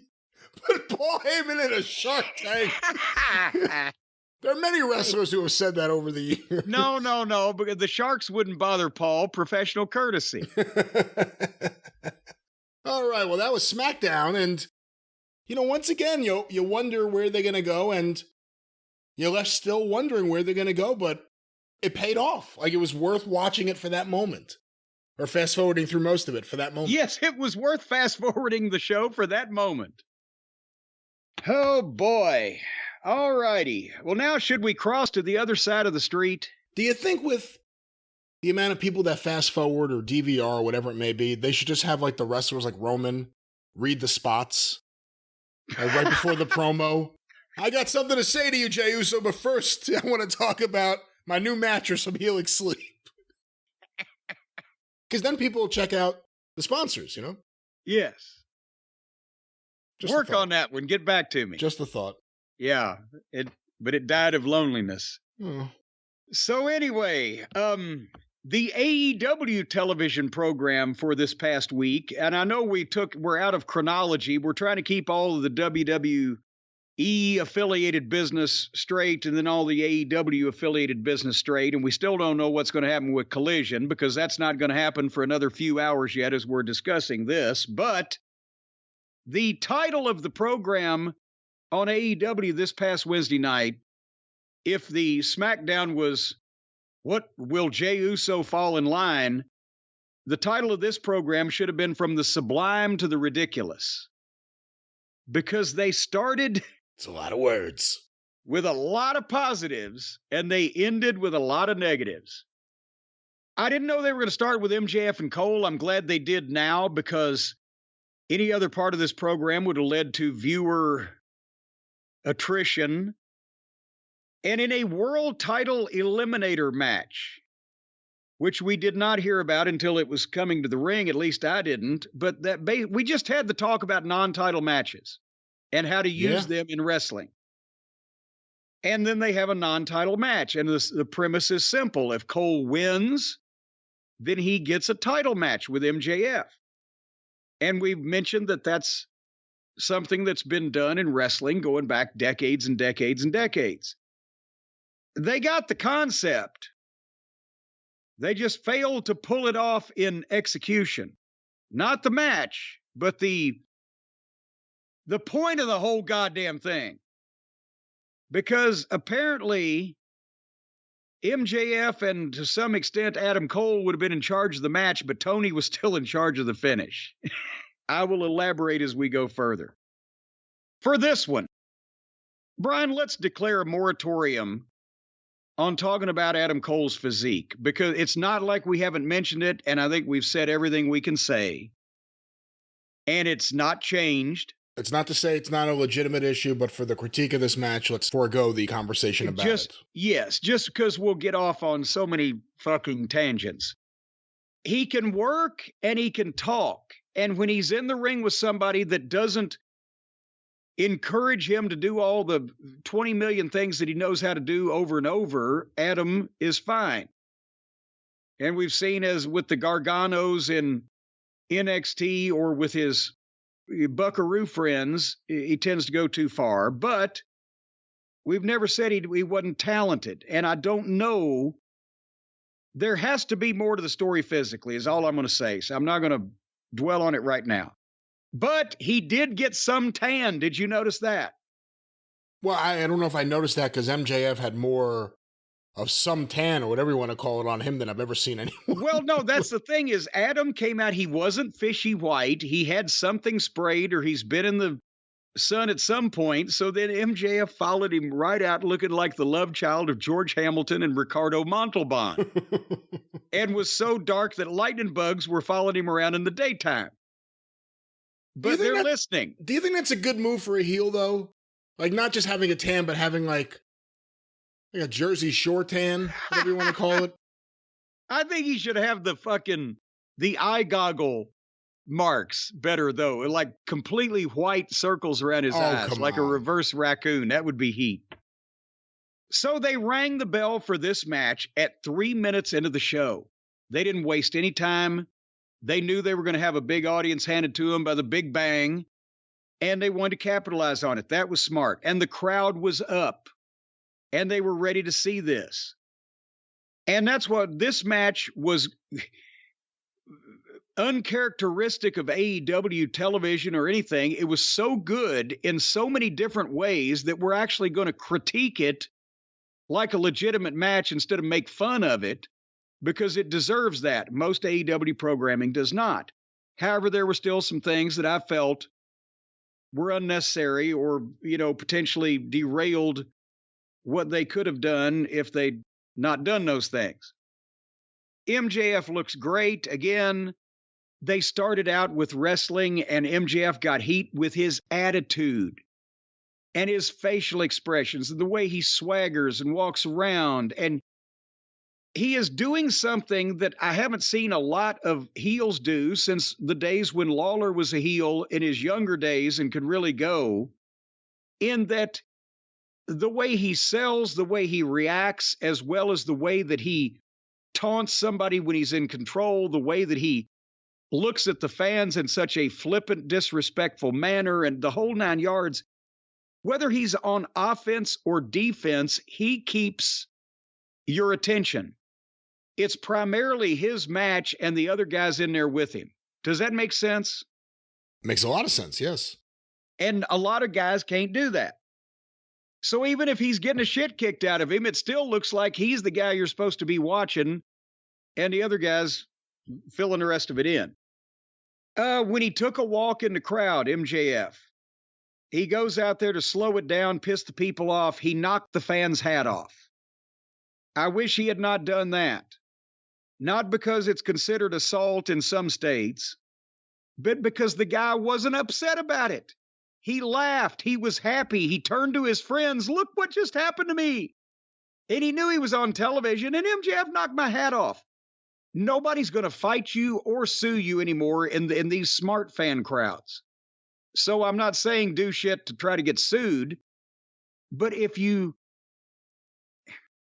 when Terry Funk used to get up at a fan's face and back him up, did you ever see anybody laugh at Funk? They backed up.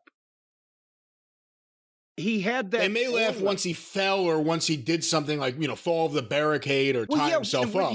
When he was trying, but when he would go to a fan, when he was trying to get a pop out of the people, they would. But when he would go to a specific fan and give them that face, and they would back up because he had an aura. And people weren't as smart back then, whether to beat lawsuits or anything else, but you just couldn't tell for sure.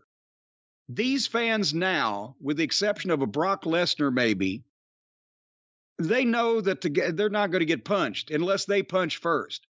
So if you go up and confront a guy, just Joe fucking Schmo, Bug Tussle McGee, and they laugh at you, then no, that's not a good thing. I like that he confronts people, points his finger at them, tells them off, even if they're laughing at him at that point. It's still, he's walking by, he's not focusing on one person. But when you focus on one person, and especially if you touch them and they don't get mad, you've not got your desired effect. But again, too, and a lot of this may just be about the difference in the crowds, he didn't go up to some guy that looks like he's working on truck or something. He went up to just some wrestling fan and he hit his hat off, and it didn't look like the fan who was going to start any problems. It didn't look like the fan who was going to hit. So he laughed it off. But if you're going to start something, it should be, because if you do that and the guy swings back, then you can fucking take him over the rail and beat the shit out of him. Of course, everybody will get sued, but at least you might get some heat out of it. Hey, Tony's got money. That's true, and everybody knows it. Anyhow, just that's my thing, is I hate when fans laugh at the heel when the heel is obviously trying to piss them off and they ain't going for it, then you've given them the control of the thing. But MJF saved the day because he got right back in the ring and said, "Referee, he pulled my hair." I haven't heard that in so long. I haven't seen that in so long. It was so good to see wrestling back on television again. And then he locked up with Adam Cole and pulled Adam Cole's hair to pull him back into the turnbuckles and gouged his eyes. And of course, because they don't have a play-by-play announcer, they have a fucking basement mark with a sock on his head. Sockface missed all this. He's running through the meaningless plugs of matches we ain't gonna remember in 5 minutes. And he couldn't tell the story because he didn't know what it was, because they haven't ever watched real wrestling in their basement in San Luis Obispo or wherever. But anyway, MJF's a fucking heel, and it's working. And he's working on Adam Cole's left arm.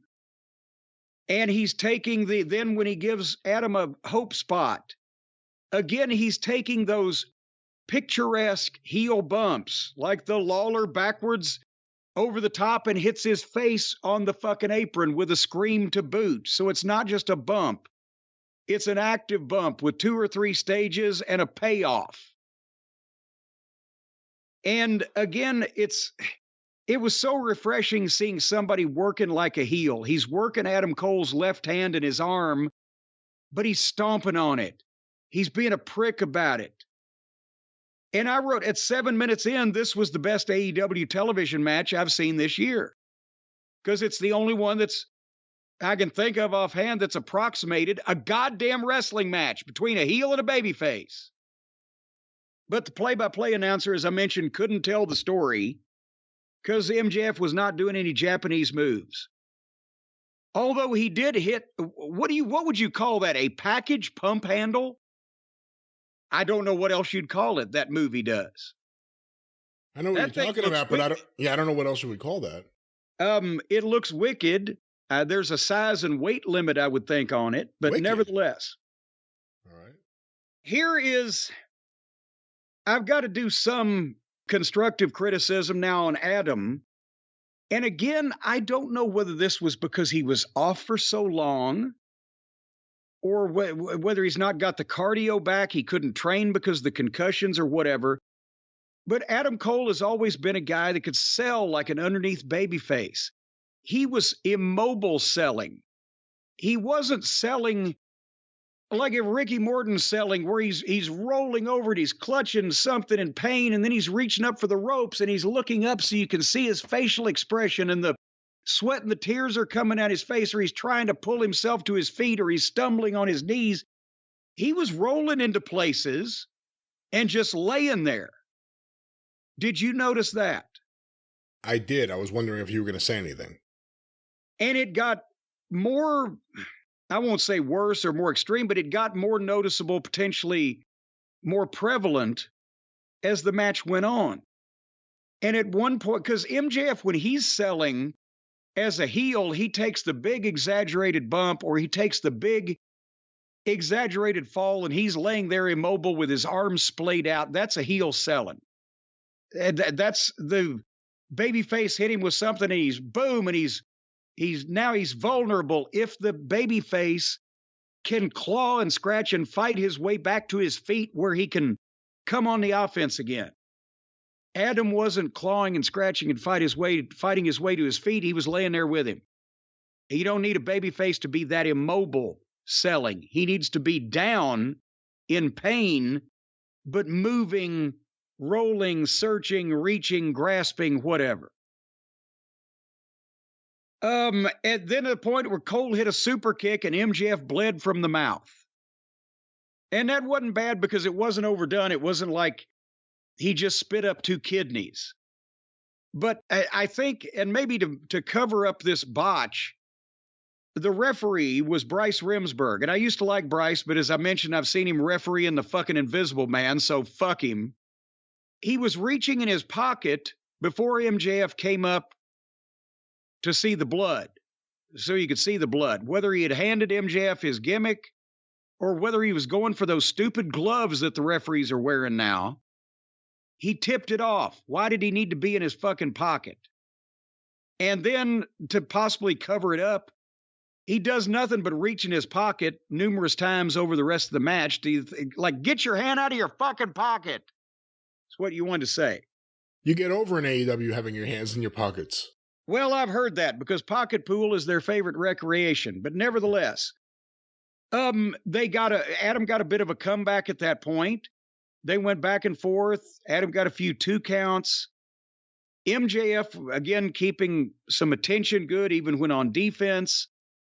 They went to the apron of the ring, did a back and forth, and finally MJF got Adam Cole in a tombstone pile driver on the apron, but fell off and sold his knee at the same time, and that was their break spot with both of them down. You know how I feel about the apron, but I will say that in this one, they limited the contrived nature of the back and forth staggering. They did a couple of things and got to the point.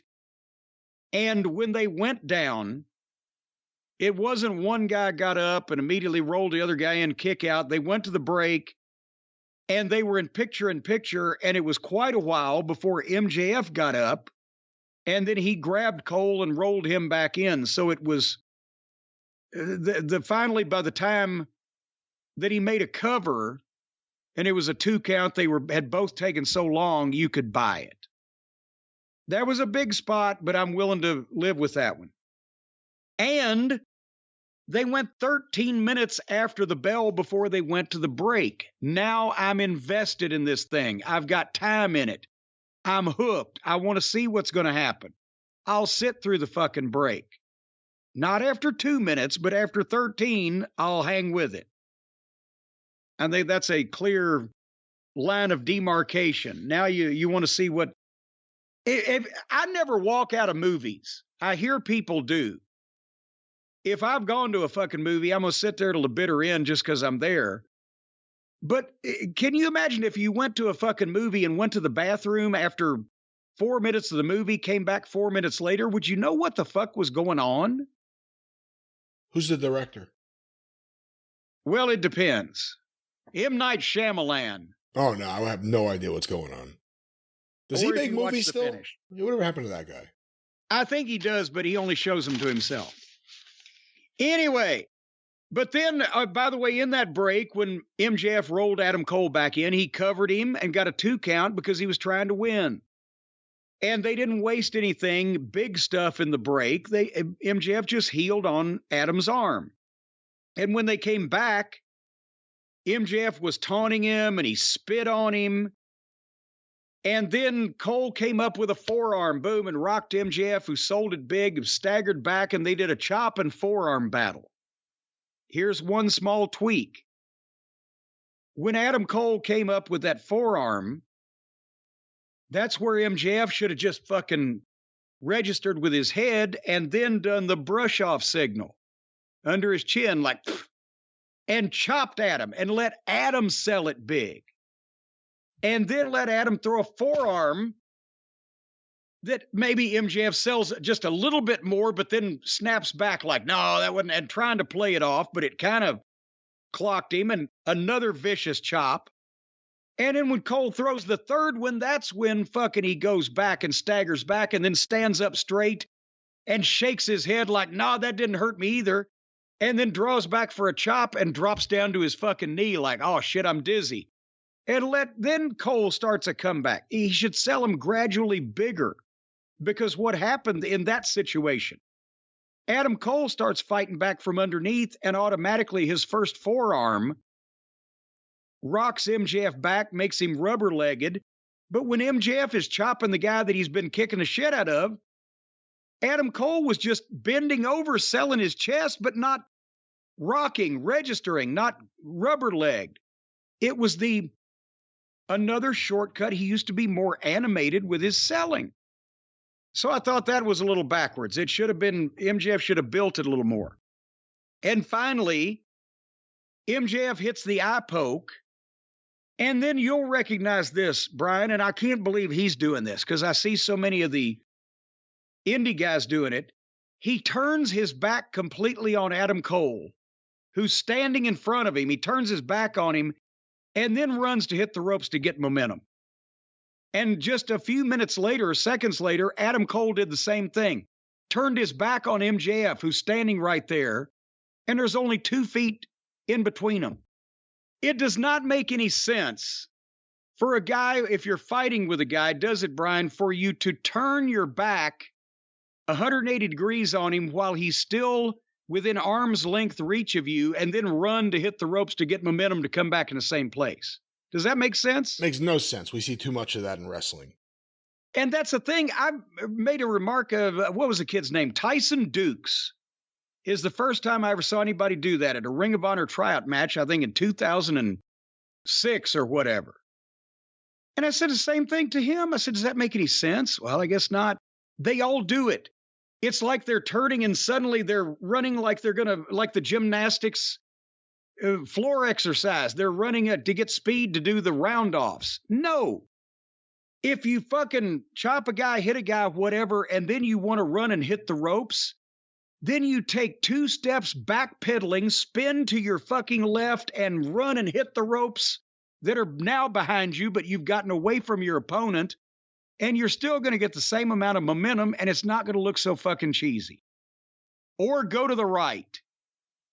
But nevertheless, they did a big kick battle, and then MJF hit him with a great clothesline, and it was a great exchange, but the people cheered the heel winning the exchange by leveling Adam Cole with a clothesline. I'm like, oh, God. Did you see MJF's elbow pad? I did. I saw what it said on it. Yes. Vince was right. So again, they're wrestling, and there's a clear difference between the 2 competitors. One guy, even though some of the people are still cheering for the heel, one guy you try to pull for, the other guy's a prick. They do some nice wrestling. Cole gets a crossface. MJF rolls into an armbar. Cole gets an ankle lock. MJF goes into an STF. Cole gets a rope break and gets a big pop. A bigger pop than most people on this program get when they fly through furniture. Again, this is where they came to they had, considering the finish, which I'm not going to stooge off yet, for those of you who haven't seen it, but they had to do a big spot, or they felt they had to. So this is where they do their table spot. And again, Cole was selling kind of immobile. I'm wondering if he was blown up, what's going on. But MJF goes and clears off the table at ringside and just rolls Adam onto it and doesn't hit him or kick him, or it's the honor system. Just don't move. And then MJF goes to the top rope and comes off the top with 2 Adam Cole on the table on the floor with an elbow drop.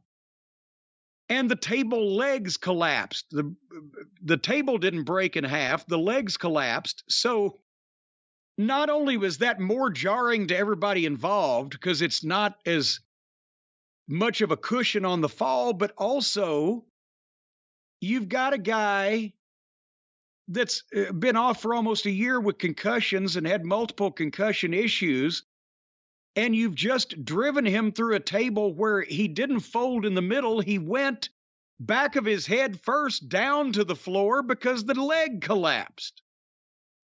And I know they feel like they need a big spot for this audience, but this match was so good and so much better than the normal fare on this program that this was not only what I thought was a needless risk, but also it took away from the match, because then MJF rolls in and sells.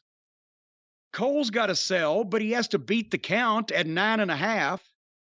But then when he rolled in, he just laid there and told the referee something. And then the referee and MJF went and had what I would consider a long talk for the situation. And then they were back fighting on the apron. So maybe it might have fucked Adam Cole up. I don't know. But it slowed the match down. And it took some of their momentum away.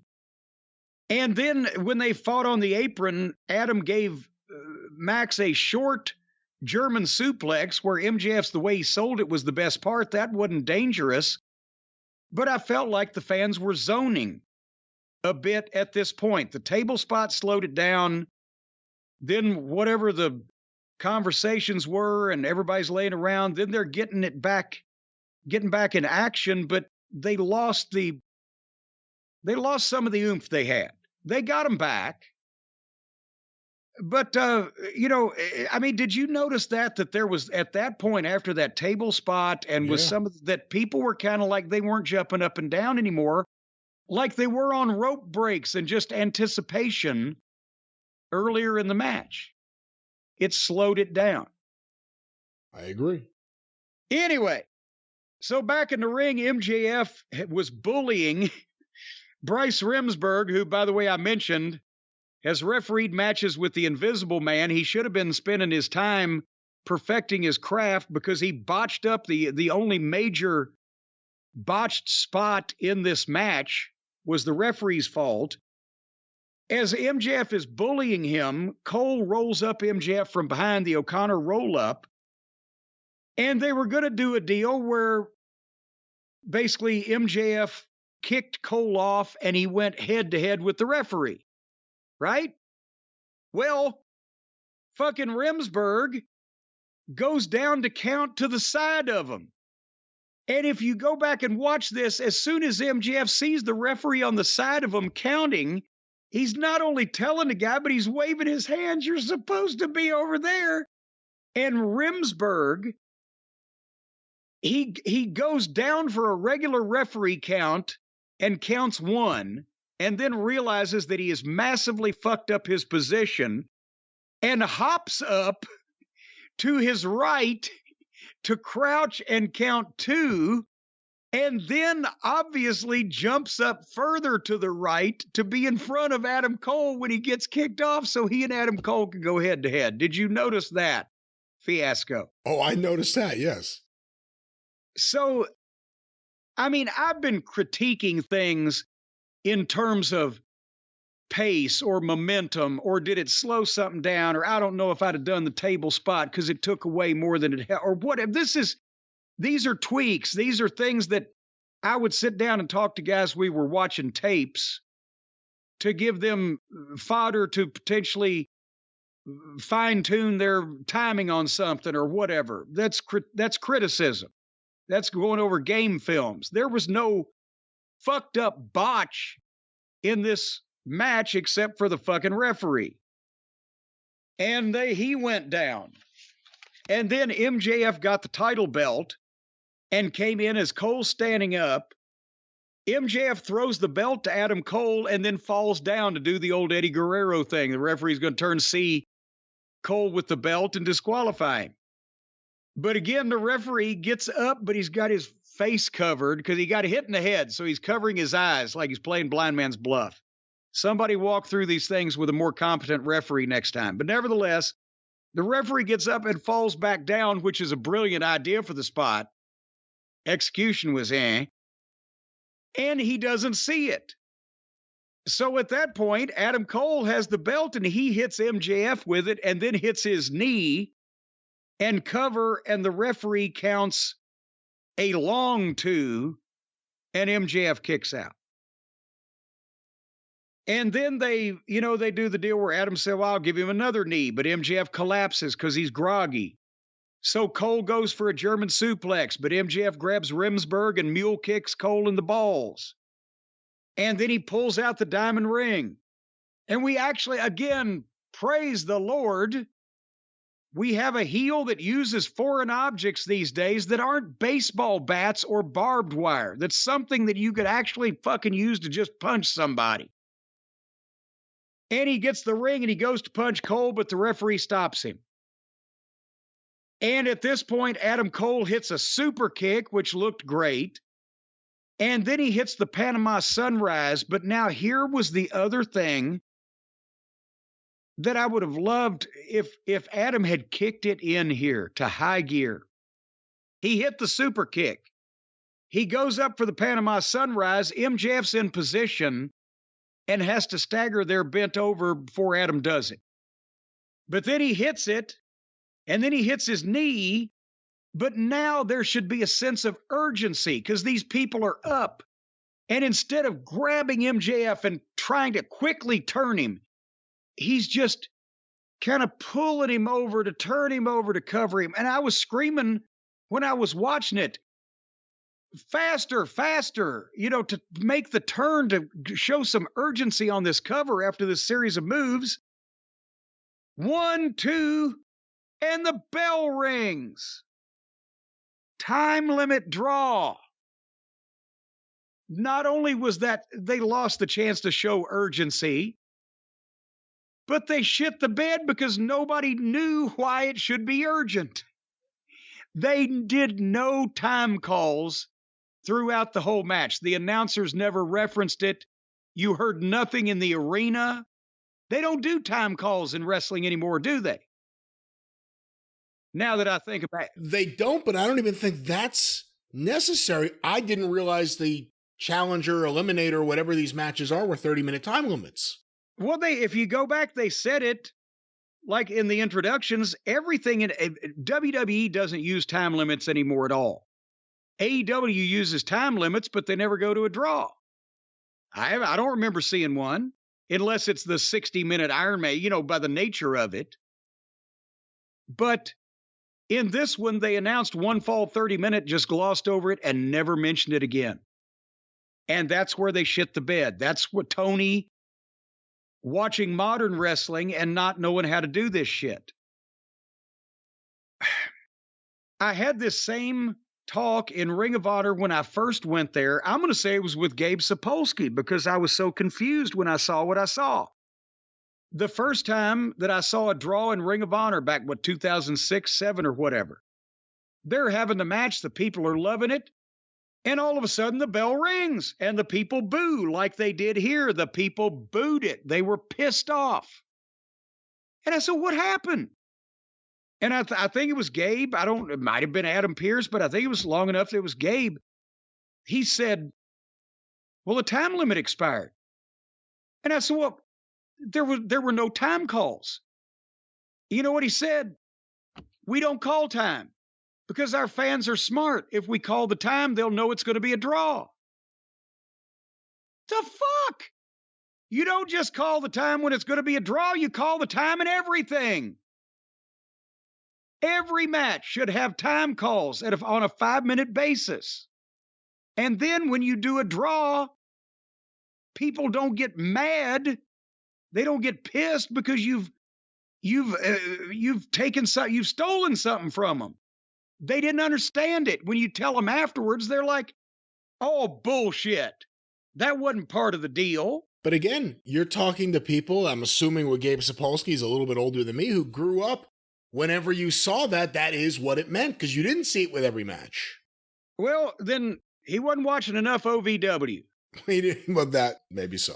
And just so the fans know, and I know WWE doesn't call times at all because not only do they not have time limits, but they don't do draws unless it's an Iron Man match or something where the time is stipulated ahead of time. And also it would look too much like sport for their fucking fantasy land. But if AEW wants to be wrestling, every match needs a time limit. And I learned this when I was a 15-year-old ring announcer, for fuck's sake. Every match you call 5-minute increments. If it's a one fall 20-minute time limit match, on the PA system, house shows, whatever the fuck. 5 minutes expired, 15 minutes remaining in the time limit.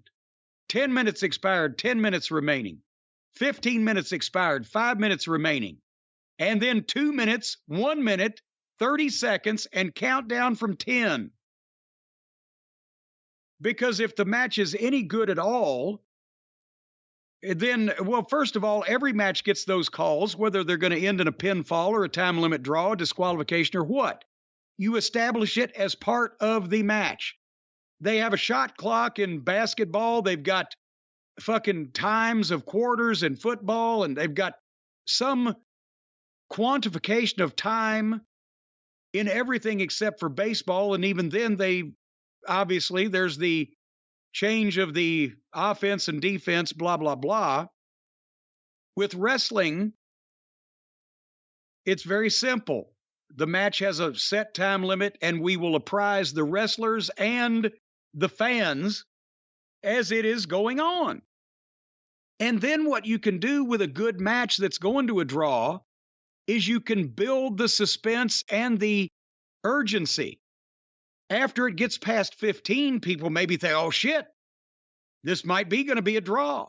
When you get to 2 minutes remaining, now the guy's got to kick it in. That's either the time where the heel really tries an all or nothing and misses and gives the babyface a chance to start making a comeback.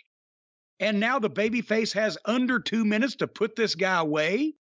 And then with the 1 minute call, maybe at that point they're going to start the false finishes. And then by the time you get to 30 seconds, maybe they're going into a series of small package, jackknife, roll up, jockeying for position. When you get to 10, 9, 8, 7, now it's like a fucking hand grenade's going to go off. And right then there's the backslide. 3, backslide, 2, 1, ding, ding, ding, right before the 3 count. Oh, Newman!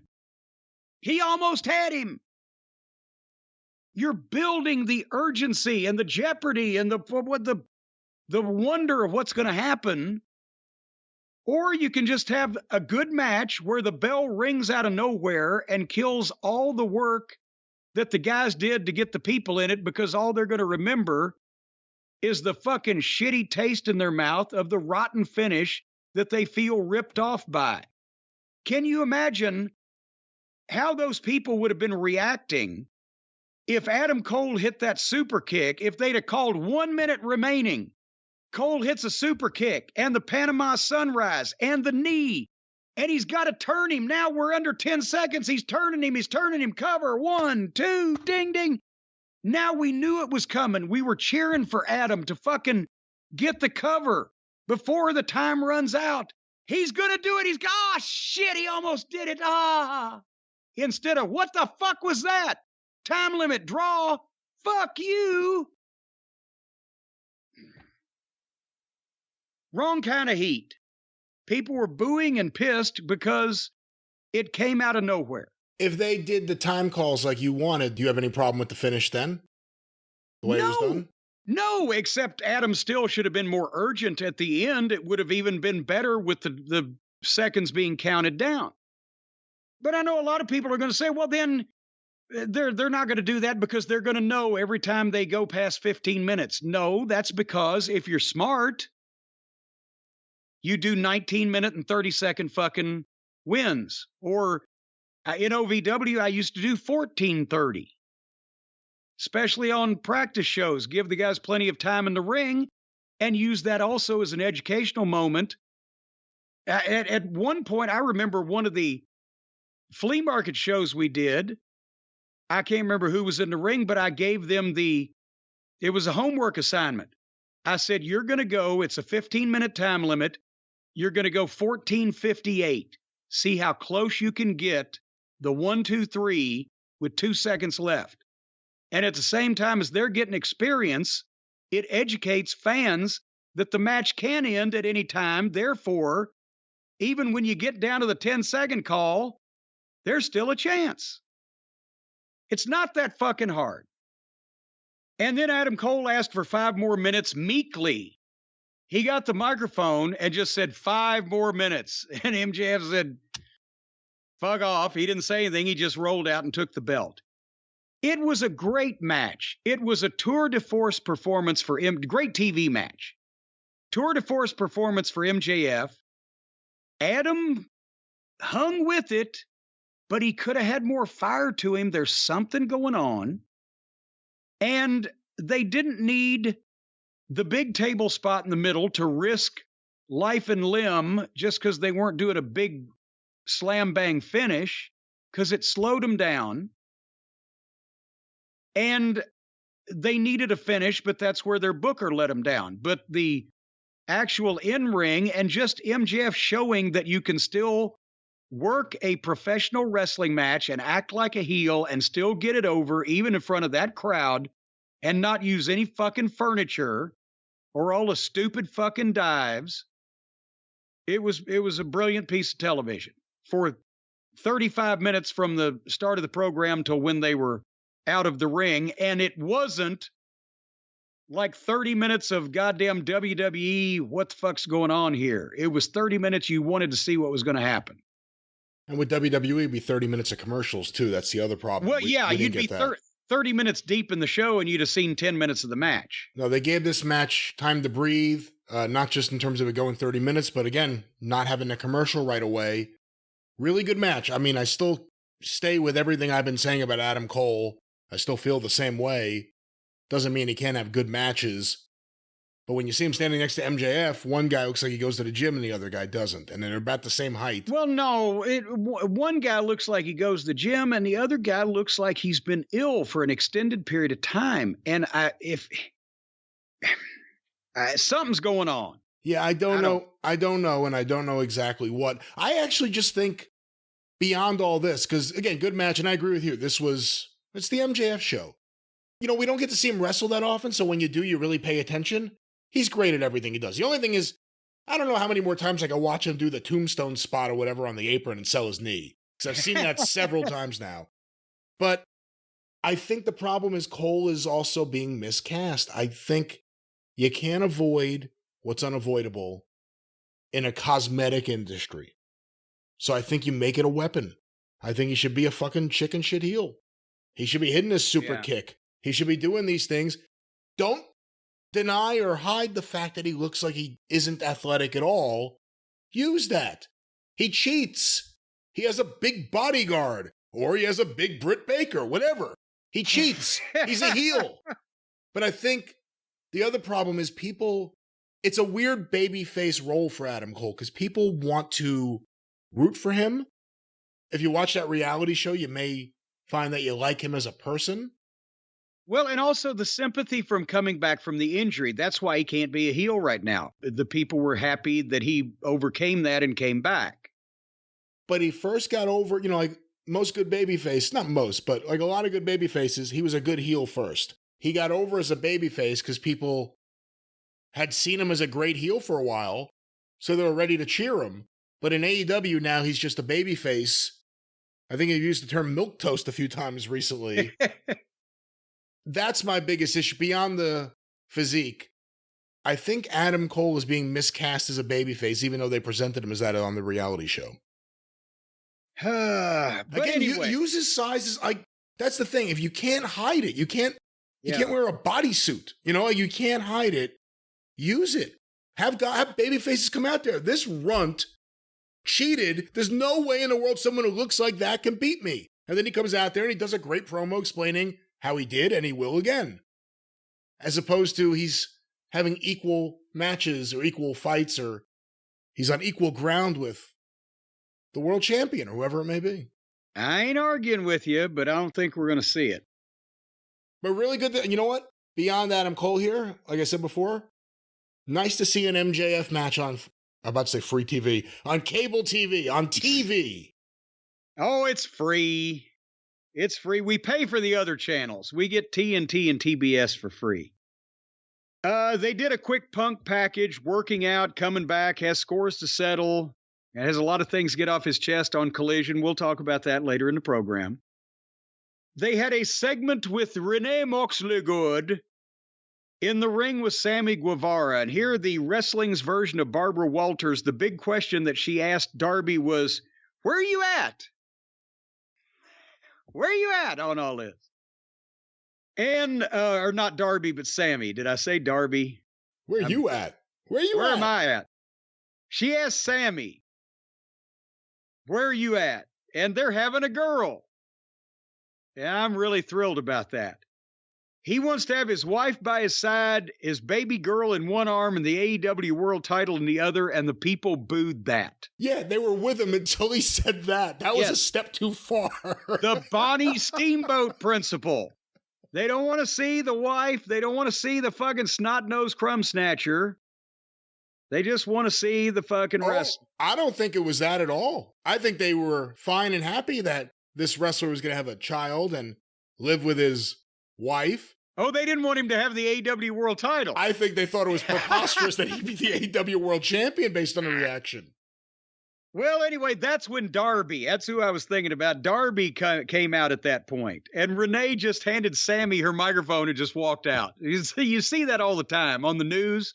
The newscaster interviewing people, somebody walks up, they'll just turn it over. So Darby said that the people are starting to love Sammy again after they just booed the thought of him either having a girl under his arm or a baby on his head or a title in his crotch or whatever the fuck. But Darby wants to know, is he going to stand on his own 2 feet or be in the shadow of those dirty old Jericho appreciators? And at that point, here comes Jericho music, and it's getting busy. But at least Jericho's alone, and he gets in the ring. Go ahead. Did you see what Jericho had on his feet? I don't know that I paid any attention to his feet. Oh, purple high heels. You're kidding me. You keep talking. I'm going to find an image and I'll get it to you before the end of your review here. All right. Well, he got in the ring and said, "Hey, Derek." No, what he You're lucky I was on mute there. I would have interrupted everything. The byplay with him and Sammy, Jericho tells Sammy, "You never called me or asked me for my help to win the world title." And Sammy reminds Jericho, "Well, you lost to Adam Cole twice. Well, I'm going to ask you for anything." And Jericho says, "Well, you better apologize." And Sammy won't. And Jericho says, "Did you understand this any better than I did?" Jericho and Sammy are having an argument, so Jericho says, "Well, we need to reunite the sex gods and have a tag match next week to remind you who the boss really is." How would that work? How would that do that? How would Chris Jericho and Sammy Guevara teaming up against 2 other people remind Sammy Guevara who the boss is between the 2 of them? Well, these are the kind of ideas that come to you in a hotel late at night, listening to loud music, drinking, and shirtless, flexing. Right before you appear on body cameras. Right before you get dragged out of that same hotel. So anyway, Darby interrupted both of them and said, "Well, you may be a wizard, but when you get in the ring, the magic is gone." And then Jericho threatened Darby, and Darby said he's not alone. And here came Sting with his bat, because Jericho had a bat, and Darby's got bats in his belfry. And as Sting got in the ring, they mentioned that it was the first time that Sting and Jericho have ever been face-to-face in the ring. And now that come to think of it, I guess it would be, wouldn't it? And I wish it had been more historic, because basically what they did was Jericho poked Sting with his bat, and Sting slapped that bat out of the way and poked Jericho with his bat, and Jericho backed up on that, and they clinked bats a time or 2, and Jericho left, and everybody was left staring at each other. And that was that. First time ever, Sting and Jericho. What'd you think, Brian? Everything Jericho's in, it just descends into, why did they do this? Why is this the decision they made? Why did Jericho think this was a good idea? I sent you a video, Jim. It should be set up to a certain time so you could see. Oh, God damn it. What this guy has on his feet to elevate him a little bit. Yes, you sent it to me by the email, eh? Via the email, yes. Via the email, I'm waiting for it to come. That's what she said. That's what, well, there you go. Well, what did you think about this fiasco while I wait for this email? I don't know what to think. You know, again, Sammy's like a great baby face, and then every promo, he turns heel in the same promo. In this one, it was about the idea he would be elevated to be the world champion. Darby, it's an interesting role for Darby. He's like a counselor or a coach, a life coach. I don't know why he's... Boy, when you're getting advice from Darby Allin about what to do with your life, you may have made a serious mistake. Okay, I have the email, I have the YouTube clip, and I have now on the screen Jericho wearing purple glittery high heel boots. Yeah, he is, Lance. Those are high heels. Yes, he is. I'm surprised he can stand up in the ring on those heels. What the fuck? It's like 2 inches shorter than Gene Simmons. Well, what I was going to say is, although I disagree with Jericho's wardrobe choices here, and I think it'll be booked to be stupid because Chris Jericho can't help himself, and Chris Jericho should have nothing to do with his own creative. I think Sammy and Jericho is like the logical thing to do. Yeah. Sammy finally has to be broken away from Jericho. Jericho's dead right now. Like, not even with us making fun of him and his bad work, but even with the AEW fans, they've kind of been burned out on Jericho. Like, he's one of these guys that really could use some time off that TV show for their fans. It was so much of the same kind of shit with the whole group of goofs that nobody, does anybody care about Jake Hager? If he burst into spontaneous combustion tomorrow, would a wrestling fan in the world shed a tear? Would anybody miss Cool Hand Luke and Daddy Mac Daddy if they weren't there? What do they contribute? It's just been a group of people that really Sammy's been the only one that you could elevate from the start. Oh, and Garcia, my God, how can we forget old DG?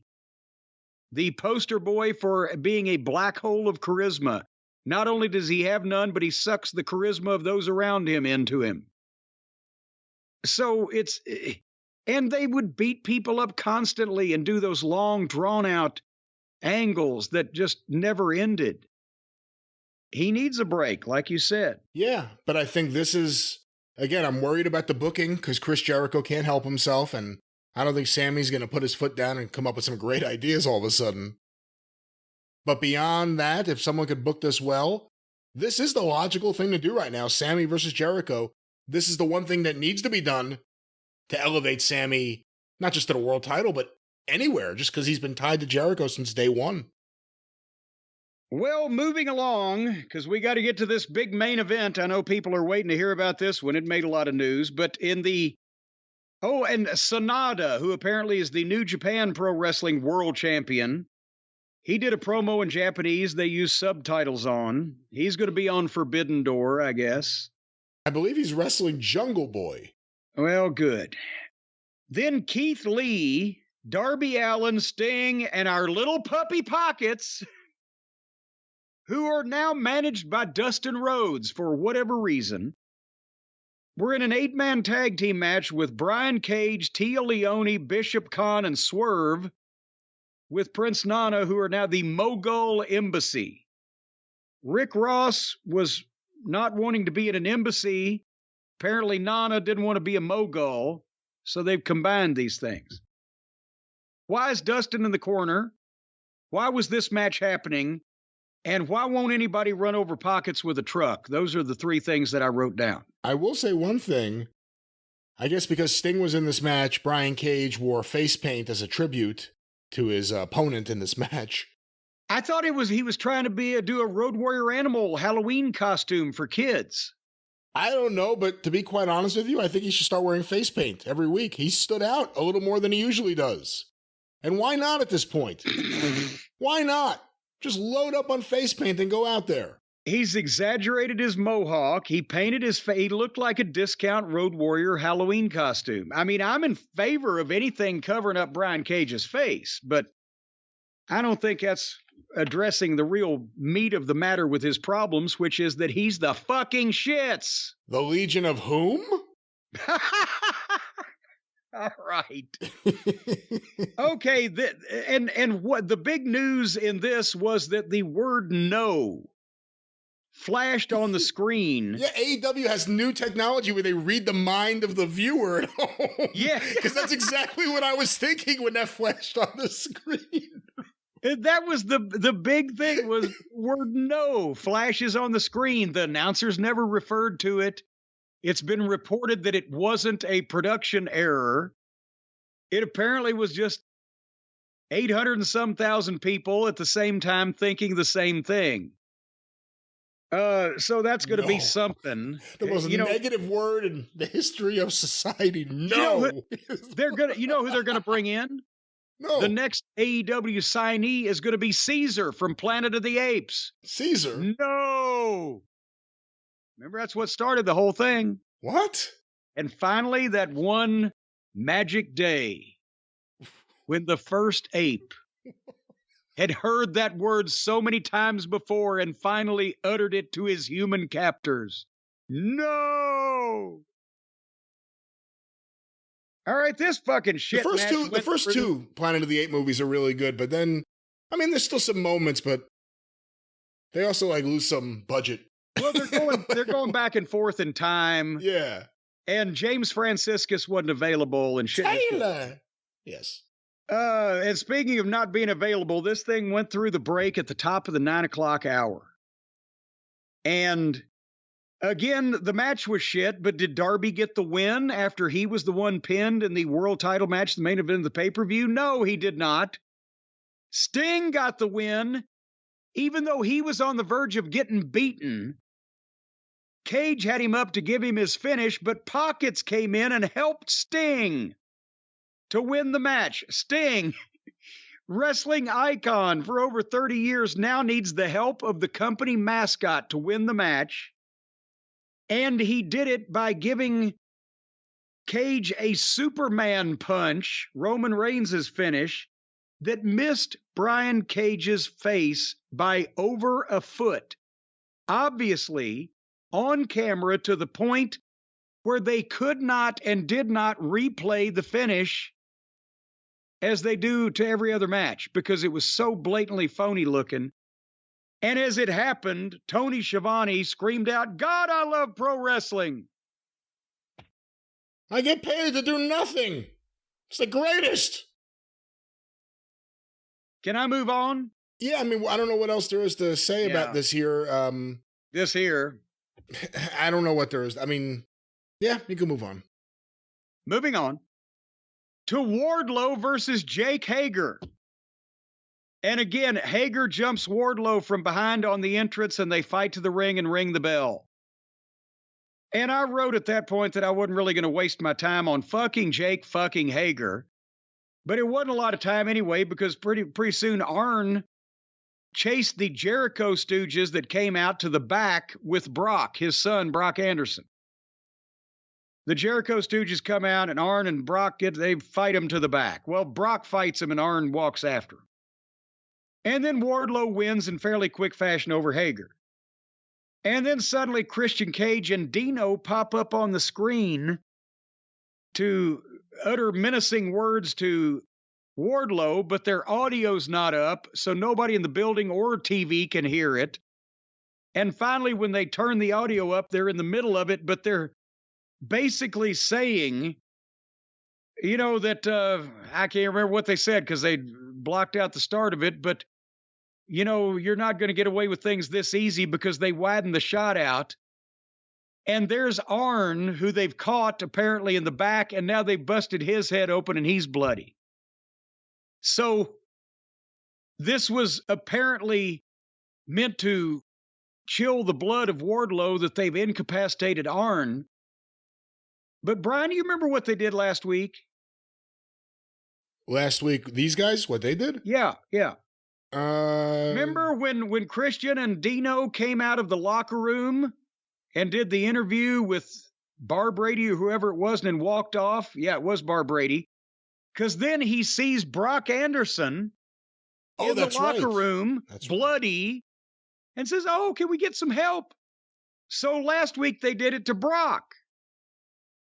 This week, Brock is fine. As a matter of fact, he's in such good shape that he came out and jumped the Jericho Appreciators and fought them to the back with his dad. But then his dad, within the space of like 2 minutes later, has been captured by Christian Cage and Dino Douche and has been busted open in the locker room. Brock's nowhere around. But one would assume that if they did the same thing to Arn that they did to Brock, that next week Arn will be fine and running out to fight the Jericho Appreciators. Do you see why this shit doesn't have a lot of continuity to it? Yeah, I see. I thought Tony was going to get help with continuity. He got continuous help and continually doesn't listen. Nobody cared about all this anyway. Then Tanahashi, in Japanese with subtitles, wants to wrestle MJF. And I'm like, oh God, I hope not. Fuck. And then they go immediately to Renee Moxleygood with MJF in the back where she says the match has been made official. Tanahashi versus MJF. And MJF says no. And I popped. I'm like, oh, thank God. He says, I'm not going to fight a rando from some rinky-dink indie fed in Japan. Sorry, nope, ain't going to do it. No time. Fucking great. What a promo. Put Renee in her place. Put Tanahashi in his place. I wish he could put Tony Khan in his place. That was a nice little piece of business. Yeah, but we'll probably get the match now. That's the problem. Well, no problem for you. It'll probably be a good match. Tanahashi's great, but there ain't gonna be no blistering promos back and forth unless one of them's in subtitles. You know, promos and feuds are not what Forbidden Door is about. It's about taking two wrestlers and putting them in the ring and having smart fans scream like little Promos and feuds and making money and selling tickets are not what Forbidden Door is all about. It's all about taking a bunch of people that the general public has no idea who the fuck they are and putting them in the ring for the benefit of Tony Khan's satisfaction. Dream matches, dream bangers. Yeah, that's only if you go to bed after eating a lot of spicy food and garlic. You have these kind of dreams. So Renee Moxley good. Like Tuesday. I think they finally canned Bar Brady because he must have been, it was over the line last week. No, he'll be back. He'll never go away. She was in the back with pockets. What does the future hold for you? And of course, he makes fun of wrestling being phony by saying, well, now somebody's going to walk in and challenge me. Kind of like the same kind of shit that Owens does. They're so smart. They're sharper than everybody else. And obviously, we know that wrestling is as phony as a fucking football bat, or elsewise pockets wouldn't be standing there on our screen. But then as soon as he said that, some fucking blonde guy with an English accent and his own belt walked in and did challenge him. And I'm, who is this fucking guy? And then Garcia comes in and wants to know where Shibata is. Just, where's Shibata? Like that's a fucking household name. Elvis, Obama, Shibata. Like everybody, okay. And then Pocket struggles to get out that Shibata isn't there, but he will be next week, so we could have a tag team match. And then he walks off, leaving the British guy standing there looking like a 6-foot Q-tip. What the fuck was this all about? Elvis, Obama, Shibata. Shibata. The skinny, blonde-haired man who, again, I knew who it was, but it was not... If it was explained on the show in any way, I didn't hear it. That's Zack Sabre Jr., who wrestles for New Japan Pro Wrestling. Well, his father would be ashamed of him right now with that hairdo. Shibata is the wrestler who, as reported in the Wrestling Observer, had his brain taken out of his head. And so he's busy looking for his brain. That's why he hangs out with Orange Cassidy, I guess. I don't think Orange has any fucking brains left to spare. So we're going to see that next week for some reason. Now, we're going to talk about the ratings in a little bit, but just imagine if you are a viewer at home that isn't us, that just has no problem with AEW and watches it every week. And yeah, you may wonder why certain people just disappear off that TV or are gone, or certain people are nonstop on that TV. You have no idea who Shibata is. You have no idea who Zack Sabre Jr. is. You don't care about Daniel Garcia at this point, and you're sick of Orange Cassidy, who they stuff at the start of most shows to try to get people to see him. To me, there isn't, the big mystery is why so many people keep diving off this television show when you see stuff like this. This is an easy crime to solve. And continuing, as a matter of fact, this is like Murder on the Orient Express. Everybody's going to take a stab at this one. The women's title match, Sky Blue versus Toni Storm. What have they done to Toni Storm? She used to be gorgeous. Now her new hairdo makes her look like Phyllis Diller. Well, she's a heel. At least she's trying to be a heel. Well, she is a heel. Succeeded there. Phyllis Diller. They say Fang would be thrilled. Where did I just read this? And I feel ashamed to have said I just read this somewhere, but in one of the books I'm reading, they said, Phyllis Diller really did have a good body.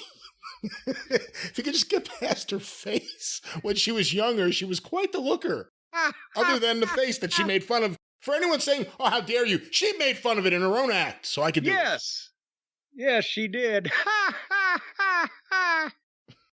All right, the moment we've all been waiting for, and believe me, I have. And we're getting to it. That was a review of Sky Blue versus Toni Storm? It certainly was. Oh, okay. And we're going to have to do more of this. 10 fucking hours a week. We're going to be skipping things in both companies going forward here. Or elsewise, I'm going to be fucking out of my mind. But this match got so much talk, I was just going to check out. But this was, as soon as I got up on Thursday morning on Twitter, it had blown up. People sending the clip out, people registering their opinions on this match, but the clip of the incident I called it when we were talking on the phone earlier today before we went on the air, I called it the whisper spot. And you said, well, that seems to downplay it. And I said, no, I think that's applicable when a guy that's supposed to be a mortal enemy of somebody walks over to them in plain view of 5,000 people live and hundreds of thousands on television and cups his hand around his mouth in the stage gesture version of I'm whispering to you, and the other guy exaggeratedly nods his head up and down in agreement with whatever was just whispered to him. I call that a whisper spot that everybody in the world saw as plain as day. We'll get to it. But anyway, the BBC in the long-awaited showdown against Hangnail Adam Page and the Buckaroos. And was this not termed by the plumber Moxley a few weeks ago as the epitome of professional wrestling, or the best wrestling gets, the apex? The apex. Yes, Apex is a pest control company in this town. I think he's been huffing too much of the bug spray. I meant it's the Vortex. Possibly even the Gore-Tex. Because what was that outfit the Bucks were making, or the Bucks were wearing? What was that made out of? They came out in the most ludicrous cowboy outfits ever. Yeah, I don't know. Again, they have their own unique brand of Cucamonga sense of humor that doesn't really seem to be resonating with the viewers at large, and certainly not with us. They're baby faces. Why do they look stupid on purpose now? They look like Cisco Kid's sidekick Poncho had twins. And they're just, and they spend money on this shit.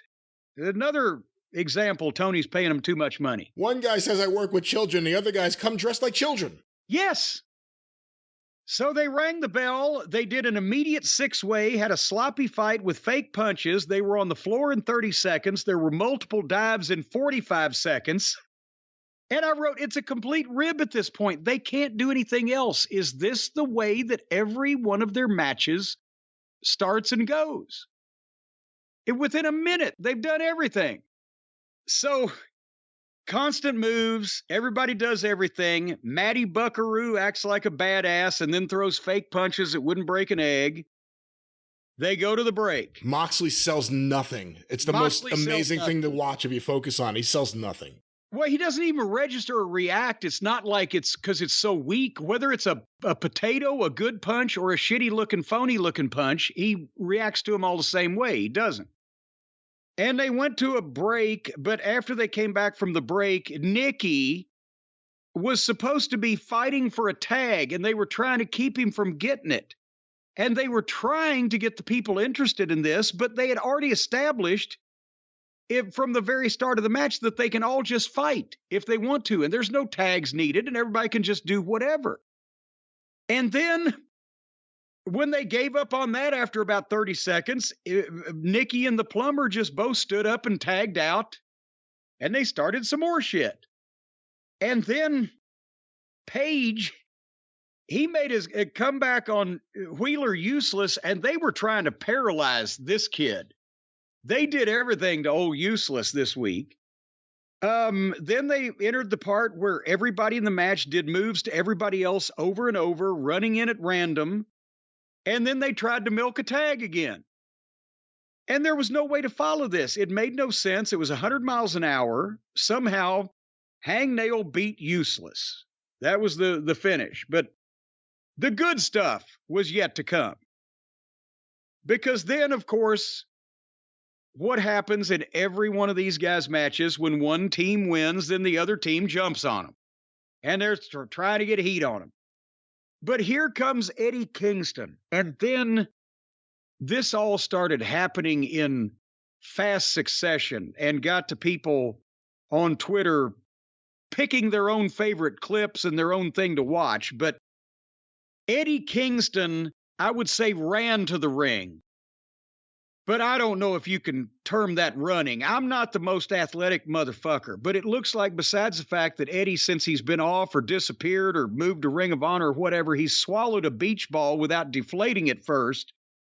He ran like Mr. Fuji used to walk with those bad knees. He was tottering from side to side. It was very odd with some spastic movements. I like Eddie, but my God. He jumps Claudio, and they're doing shit. And then the hard camera is shooting the ring where there's shit going on, and across the ring in front of everybody, in front of the people in the front row and all in the building, in front of the television audience, the plumber just sneaks over in plain view to where Maddie and one of his other cohorts are selling on the floor and leans over, does the whisper spot, just whispers to him. And Maddie goes, oh, okay, nods his head. And then the guy walks off. And people on Twitter were clipping that and putting it up. And look at this bullshit, this unprofessional, this idiot. And I swear to God, the AEW crowd came out and were trying to defend that.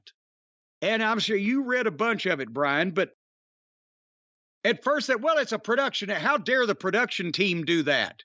What? Opposite the hard camera? Opposite the hard camera. What are we supposed to be shooting? The fucking hidden camera in the women's bathroom? And they didn't know that that was going to happen because it was... You would never dream that that was going to happen because I don't know that I've ever seen that happen that blatantly ever in wrestling before. And people were talking about, well, you hear Cena call his spots. Well, that's not a preferable thing to happen either, but this is different than hearing a spot being called when the opponents just walk over to each other and start conversing and then walk away. He couldn't even grab the guy by the neck and choke him and say, okay, this is really sucking, so we got to do something else, or whatever his message was. He just did it. 5 feet from the people in the front row, on hard camera, on live television. It wasn't a production error, and the production team should not take any heat for that. No. Same guy who yelled fuck on TV on a few different occasions. Same guy who flips off the camera. Yeah, same guy who blades on camera multiple times. He'd already done multiple middle fingers in this match already, so, but he's bladed before on camera. His shirt says fuck when he comes out there. It says, whatever it is, 0 fucks. At the bottom of the shirt in small white letters on TV. I thought that was his IQ test results that came back in. 0 fucks. But anyway, and then other people, the real AEW hardcore fans, said, well, you're making a big deal out of it. Everybody knows it's fake. This is why I am probably the biggest reason why I despise the buckaroos, the garbage match wrestlers, the indie-minded fucks like we're talking about, because they have made a brand new segment of fan. Not a big segment, but a brand new one that never existed before. A group of people who don't give a shit if wrestling looks phony or not. A group of people that think it's okay. We're just supposed to laugh at this shit anyway. We're not supposed to take any of this seriously. It's just comedy entertainment for us. So who gives a shit if they're unprofessional and it looks fake? That's the people that like these kind of guys and this kind of shit. And that's why me and them will always be on opposite sides. You've got MJFs, you've got punks, you've got a few people there, FTR, that care, that take any kind of pride in their work. And then you've got these jackoffs that other jackoffs like to cheer for. Fuck all y'all. So anyway, it wasn't a production error. It wasn't okay because everybody knows it's fake. And believe me, with these guys wrestling, we do know it's all fake. And it's not okay because they attract fans that say shit like that. They don't care if it looks fake because we just want to laugh at it. These are the kind of people that used to get their noses bitten off. either fans or potentially this fucking balding plumber and the rest of his ilk. Go do that in front of on Ming's show and see what Ming says to you when you come back in the locker room. Huh, you want to whisper? I sounded like Jack Pfeffer there.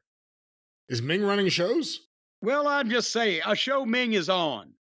And go out there and do phony shit that make people laugh at the business and then see what your nose looks like. I like this. There's an authority figure no one will fuck with. Ming. There you go. Anyway. What do you think Moxley was saying to them? Who knows? Because they're just making us shut up as they go along, and they a time cue or, oh golly, we got to get all the run-ins because we're not done yet. We're not done yet. That's just what got everybody's attention. But then Kingston beat up Claudio, but then he stopped and didn't beat up Moxley because they used to be friends. But then Matty tried to beat up Moxley, but Kingston, even though he had just saved them, pulled Matty off Moxley. And then Moxley shoved the Bucks away and yelled at Kingston. But then here comes Take-A-Shit running down the aisle, jumps in and nails Kingston. And the Buckaroos and Take-A-Shit get in a fight until music plays. And Twinkle Toes runs in and fights Take-A-Shit. And then everybody gets back in and hits super kicks on everybody else, and then they all fall out on the floor and they all dive on each other. And then Kenny and Take-A-Shit are in the ring all alone, and Kenny hits Take-A-Shit with that stupid, shitty-looking knee lift where Take-A-Shit's down on his knees already in the ropes, so he doesn't even take a bump. And Kenny runs all the way across the V-trigger, and he hits the V-trigger to no effect and no pop. But when that happens, Will Ostrich, who we did not know was there, rolled in and super kicked Kenny from behind. And really actually from behind, because instead of waiting for Kenny to turn around after he knee lifted Take-A-Shit, Ostrich starts to throw the kick and realizes that Kenny's not turning, so he just kind of looped his foot around and kicked Kenny in the side of the face from behind. And he goes down, and Ostrich picks him up and gives him some other kind of fucked up bump that I don't know what the fuck it was, where the other 10 people in this match and in this fight were apparently laying around the ring on the floor hiding because you saw people in the front row looking at him, but you couldn't see him on camera because Ostrich is standing over Twinkle Toes. This is the biggest mess I've ever seen. And by the time they were finished, you forgot what started the whole goddamn thing. Give me your feedback. I didn't think the match was anything special. It's important to note, I think that the Observer gave this more stars than MJF versus Cole, which was actually a good match on the show that held viewers. Oh, good God. I mean, it's just, at this point, it's a joke. Not to spoil the ratings, which we'll talk about separately, but, you know, the smart fans are different than the fans. And Moxley, despite him being a moron, and what we think of him, means something to some of those fans. Despite what a lot of smart fans think of Claudio doesn't mean anything to those fans. Wheeler Yuta doesn't mean anything to those fans. The Bucks have less buzz than they've had since before they went to TNA's Generation Me. Adam Page, former world champion, doesn't mean shit if he's not in there with the right person. Danielson, bigger star than all these people. He's doing color and we ain't listening to it. He's on commentary with the Idiot Brigade and Taz. And then you get all these guys who, again, Takeshita, I like Takeshita. I think he's really good as a heel. I don't think the babyfaces should be beating him up already. What he switched 2 whole weeks ago, what do you expect? Yeah, no, he showed a lot of promise. Let's beat him up. Takeshita's in there, gets beat up. Kingston, and he's an afterthought. Kingston and he's an afterthought. Kingston hasn't been on this show in forever. He shows up. Will Ospreay randomly pops up again. We know him. Does the person at home watching some main eventers like Kenny Omega and Moxley coexist in the ring, do they know who he is? It was a bizarre, overly booked crap ending to a crap match on a crap show. I mean, Cole versus, I shouldn't say crap show. because Cole versus MJF ate up a half hour, and that was pretty good. It was two different programs. It was 30 minutes of, wow, this is a wrestling show, and an hour and a half of, wow, the kids are really fucking aggressive tonight. No, it was a good idea. It was a 30-minute preview of Collision, followed by 90 minutes of AEW Dynamite. Moxley, though, come on. I said it before. The guy's bladed on camera multiple times. The guy has said fuck, not just like on TV, but on the live mic. The guy flips off everyone for no reason. I know, remember that interview with him. I'm pissed off about nothing for no reason. The BCC, despite the smart fans who love Moxley, who voted him Wrestler of the Year twice, the BCC has not resonated with wrestling fans because it's ridiculous. None of them are from Blackpool. The concept's stupid. William Regal's not even from Blackpool, I don't think. Why doesn't someone else just start the Liverpool Combat Club? And you could have just different pools of people feuding with each other. It hasn't worked. They didn't want to do the Elite versus Punk and FTR or Punk and whoever because the Young Bucks don't want to forgive and forget, or at least forgive. You don't have to forget, never forget. But they don't want to forgive, which I thought was one of their things. But this is the substitution. We didn't get Punk saying, you guys are amateurs. We got Bryan Danielson saying it. We didn't get Punk in there, highly anticipated settling of the score with Omega or the Bucks. God forbid Adam Page. Instead, we got a forced BCC Young Bucks feud with garbage matches and the BCC just living out Jon Moxley's masturbatory dreams. This hasn't been good at all. I just want to know what he was saying at ringside, though.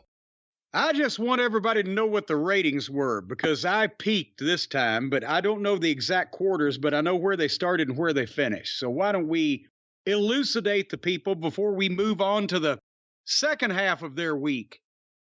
Well, this week's AEW Dynamite for June 14th, Wednesday night, was watched by 832,000 people.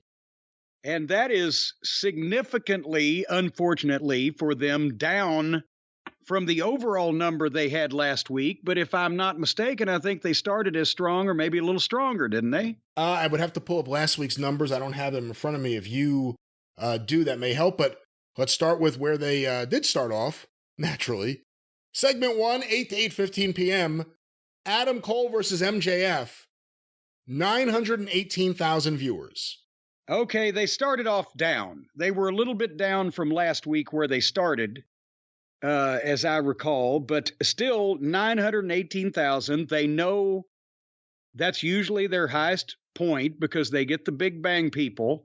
So they put something in that one would think would retain pretty much everybody that was there to watch AEW rather than just hanging over from the Big Bang Theory would keep tuned to MJF and Adam Cole. So whatever they did in the second quarter, that's the number of people that wanted to watch AEW that night on purpose, I would think. So what is the second quarter? Segment 2, the continuation of Adam Cole versus MJF with picture-in-picture, 889,000 viewers. Okay, so they lost 29,000 people between the first quarter and the second quarter, and one would think that then, as I said, nobody that wanted to watch AEW is going to turn that match off. So therefore, they had 30,000 big bangers that said, we're not going to stick with it this time. And it should be pointed out here because we do want to talk about a little bit what the network cares about. The key demo, Adam Cole versus MJF started at 415. Segment 2 went to 429. So while the overall number came slightly down, the key demo number, which is where the advertising is based off, went up. So that's an important thing there.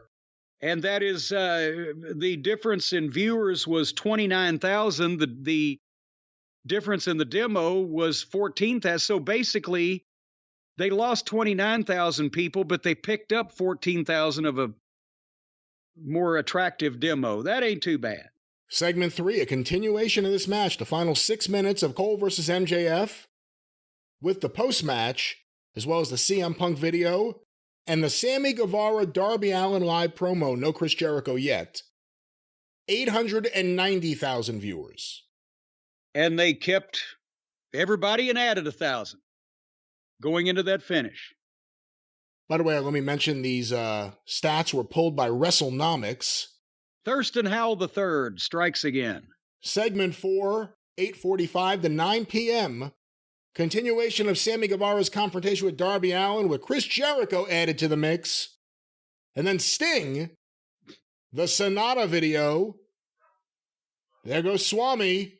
Darby Allin, Sting Keith Lee, and Orange Cassidy versus the Mogul Embassy, with picture-in-picture. Jesus Christ. 865,000 viewers. That's better than I thought it was going to be. So they only lost 25,000 for that whole mess. Segment 5, the big 9 o'clock hour, 9 to 9:15 p.m. The final 6 minutes of the 8-man tag match previously mentioned, the Guns backstage promo, and the beginning of Wardlow versus Jake Hager with picture-in-picture, 857,000 viewers. And again, I've got to say, only 8,000 more. That's better than...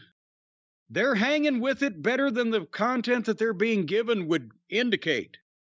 So they ought to be proud of this so far. But this is the point in the show where if you're anywhere near a regular viewer, if the front of the show has been loaded with the people you want to see, the rest of the show is not going to have that. Segment 6. Yes, that is in fact segment 6. Segment 6, 9:15 to 9:30 p.m. The end of Wardlow versus Hager with the post-match Christian Cage, Luchasaurus, Arn Anderson angle. Tanahashi's video, MJF's backstage promo, Cassidy, Daniel Garcia, Zack Sabre Jr.'s backstage angle, and the beginning of Tony Storm versus Sky Blue with picture-in-picture.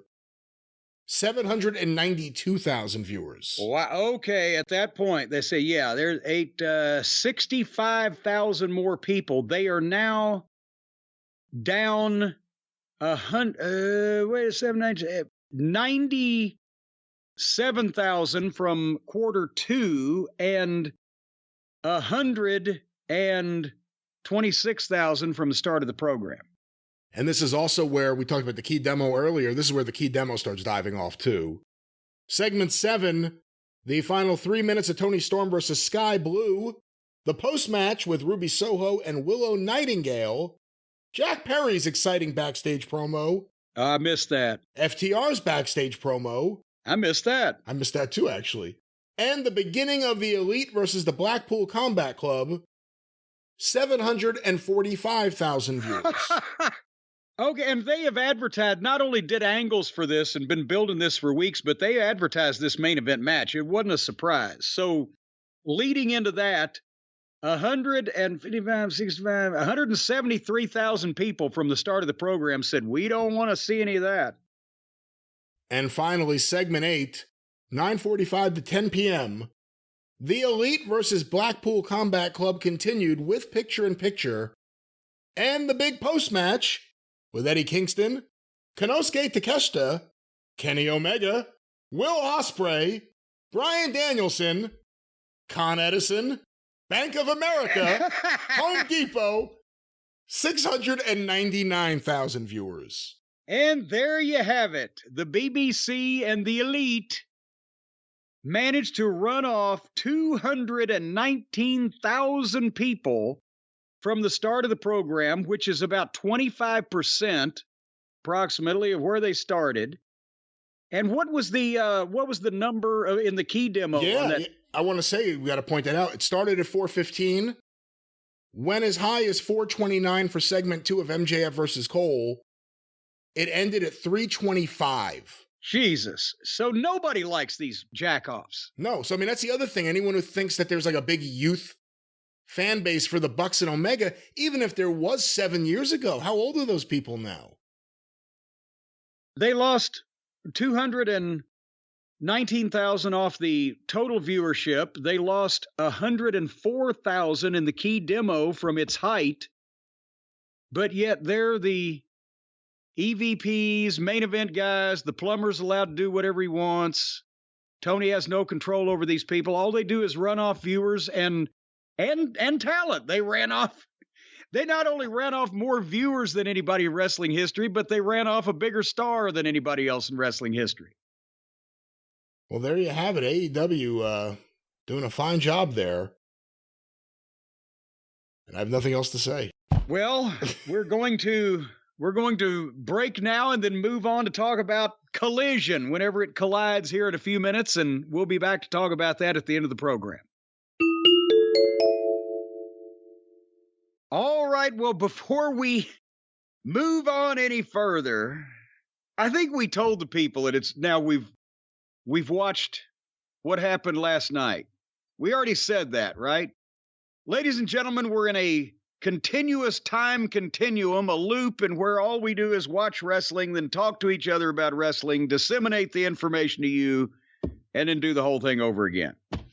But before we do that, we got to talk just for a second about because this is by popular demand, as they used to say. The public, the people, the cult of Cornette have requested this by voluminous, all manner of communication, is what I'm trying to say, has been asking if we watched the Rampage 6-person event with Mark Briscoe, Papa Briscoe, and referee Aubrey Ed against Jeff Jarrett, Jay Lethal, and Karen Jarrett, with Sanjay Dutt and Zippy the Giant Pinhead along ringside. And yes, we did, because how could we not, right?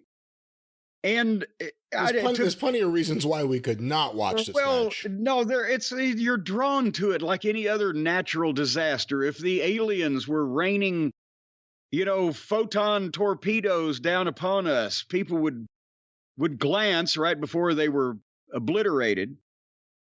But they set this up in some angle on one of their off-brand programs. But let's see because I bet Jeff is in it. He's going to try to keep it from stinking. And there's enough talent in the periphery of things that if they could just corral the girls and use Papa Briscoe to his best advantage, this might not go completely down the porcelain throne. But then again, there was always the possibility because Aubrey's involved.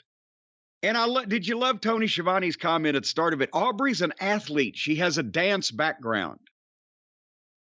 Apparently, that is what qualifies most people on the AEW Wednesday night show, at least, to be athletes, is a dance background. You would think that she would incorporate dance in the moves that she did in the ring, if that's the case. Well, yeah, a pirouette into a spinning kick, or what do they call the fucking thing in ballet? A je ne sais quoi, or whatever? Where they do the what? I didn't know you were familiar with the ballet.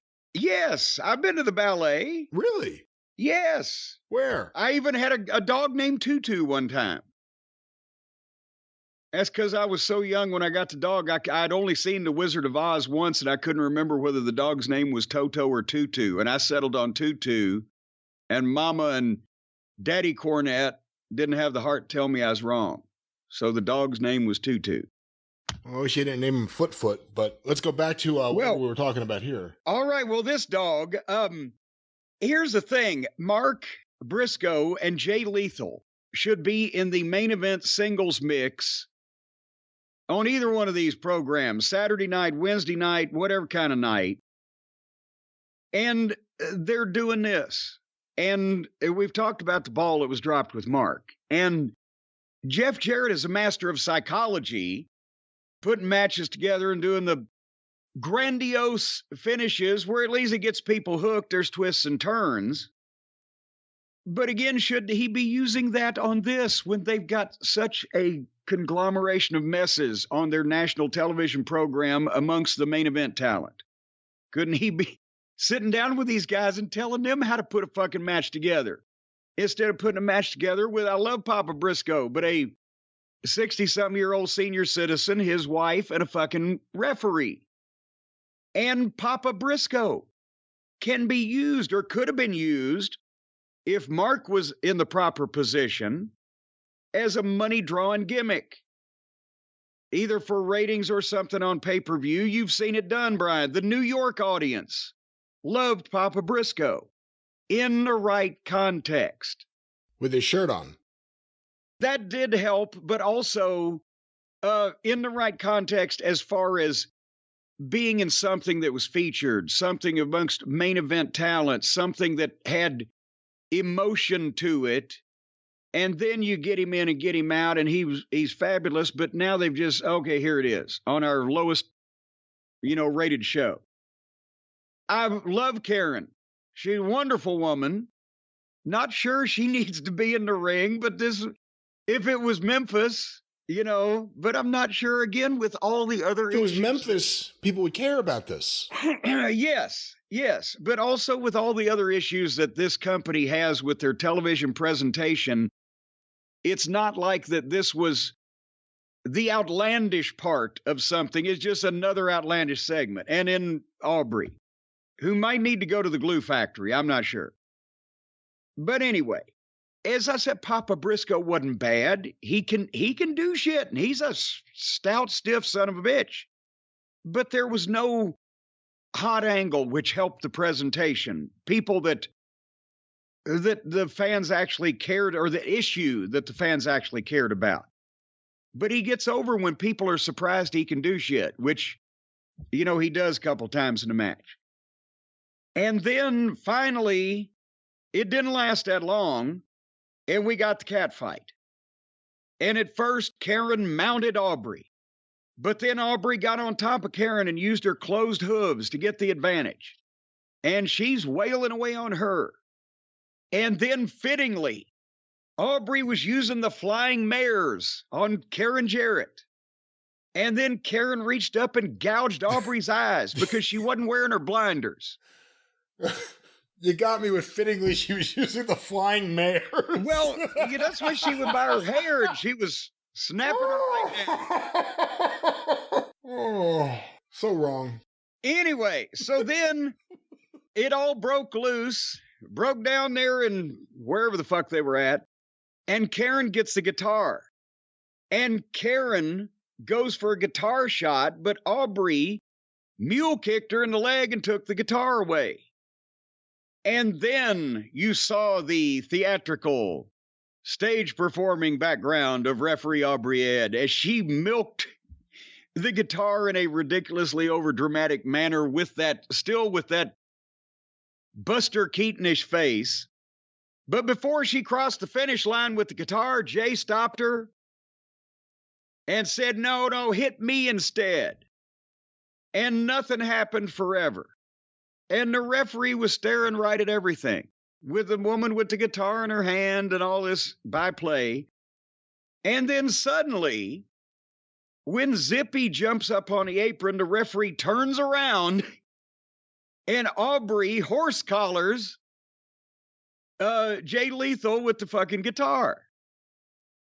Now, one would think that the referee might have heard the explosion of the guitar behind him, or, when he turned back around, there was still pieces laying everywhere, but a little loophole.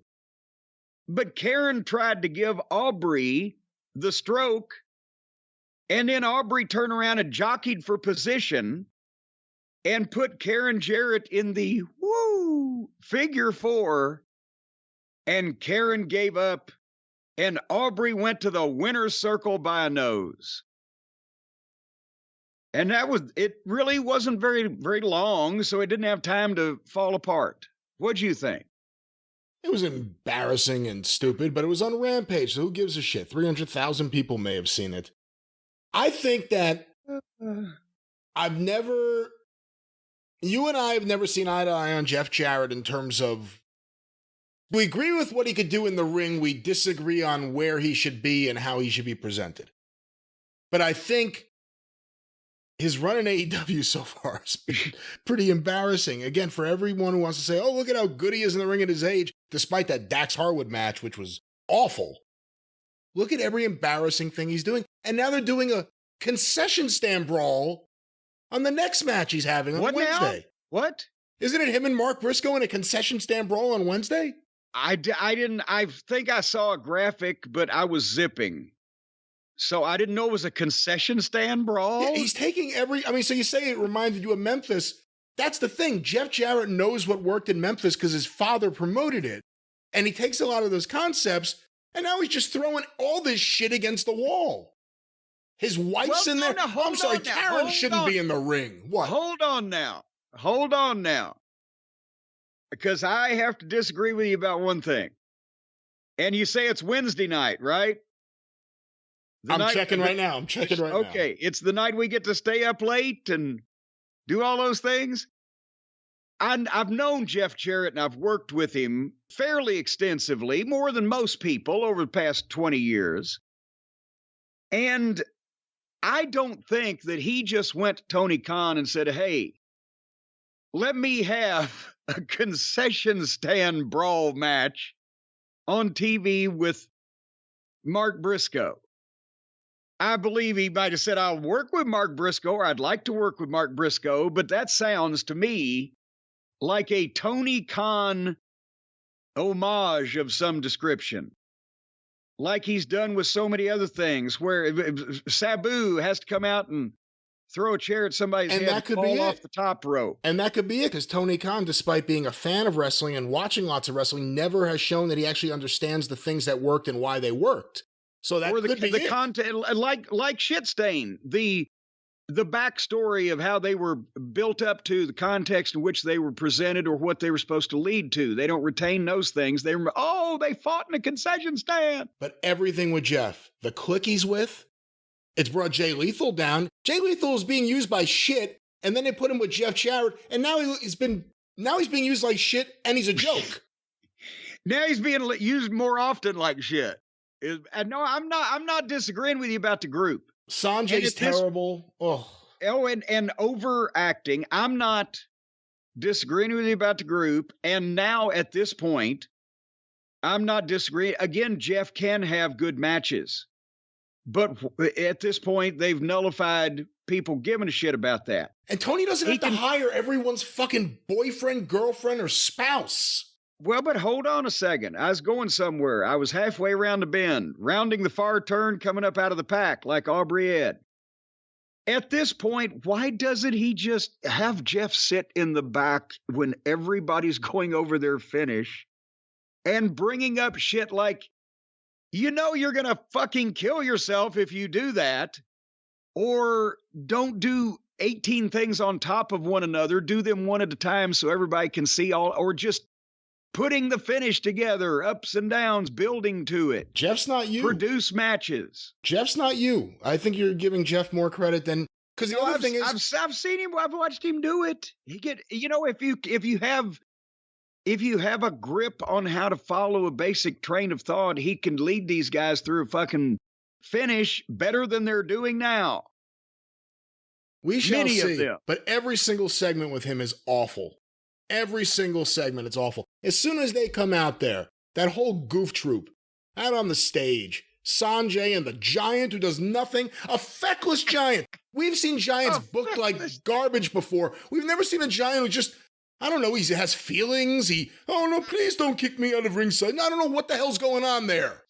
So that's fucking terrible. No, please. And then you have Karen who, she's an older woman now. I don't need to see her out there doing all this shit. It feels like TNA. It feels like TNA in a bad way. Well, Dixie's coming up next week. She's going to be on a pole, which is a position that she probably was in many times in TNA. I just wasn't in the room at the time. Well, you didn't have wine. Do you think Dixie would be a better heel on TV today in 2023 than Karen Jarrett? No. Well, here's the thing. Yes and no. And for the people who actually knew and had to work with and underneath or in whatever fashion Dixie Carter, she'd be a big heel. But for the mainstream population, Karen's a much better performer than Dixie was. Just Karen can be a heel, but she can also be normal, whereas Dixie comes off like a heel most of the time, no matter what she's doing. But it feels like Jeff and Karen's gimmick should be something like, they flip houses or something. Not whatever this is. Well, wait a minute. Hey, there could be something there. We'll flip your house. They can do wrestling promotion renovation. Instead, and they can flip the house. It can go from 2,500 to 25,000. If that segment replaces QTV, I'll sign up for it. There you go. All right. I think we're on to something. I'd rather watch them on a show flipping houses than I would them on the wrestling show. Well, then, but wait a minute now.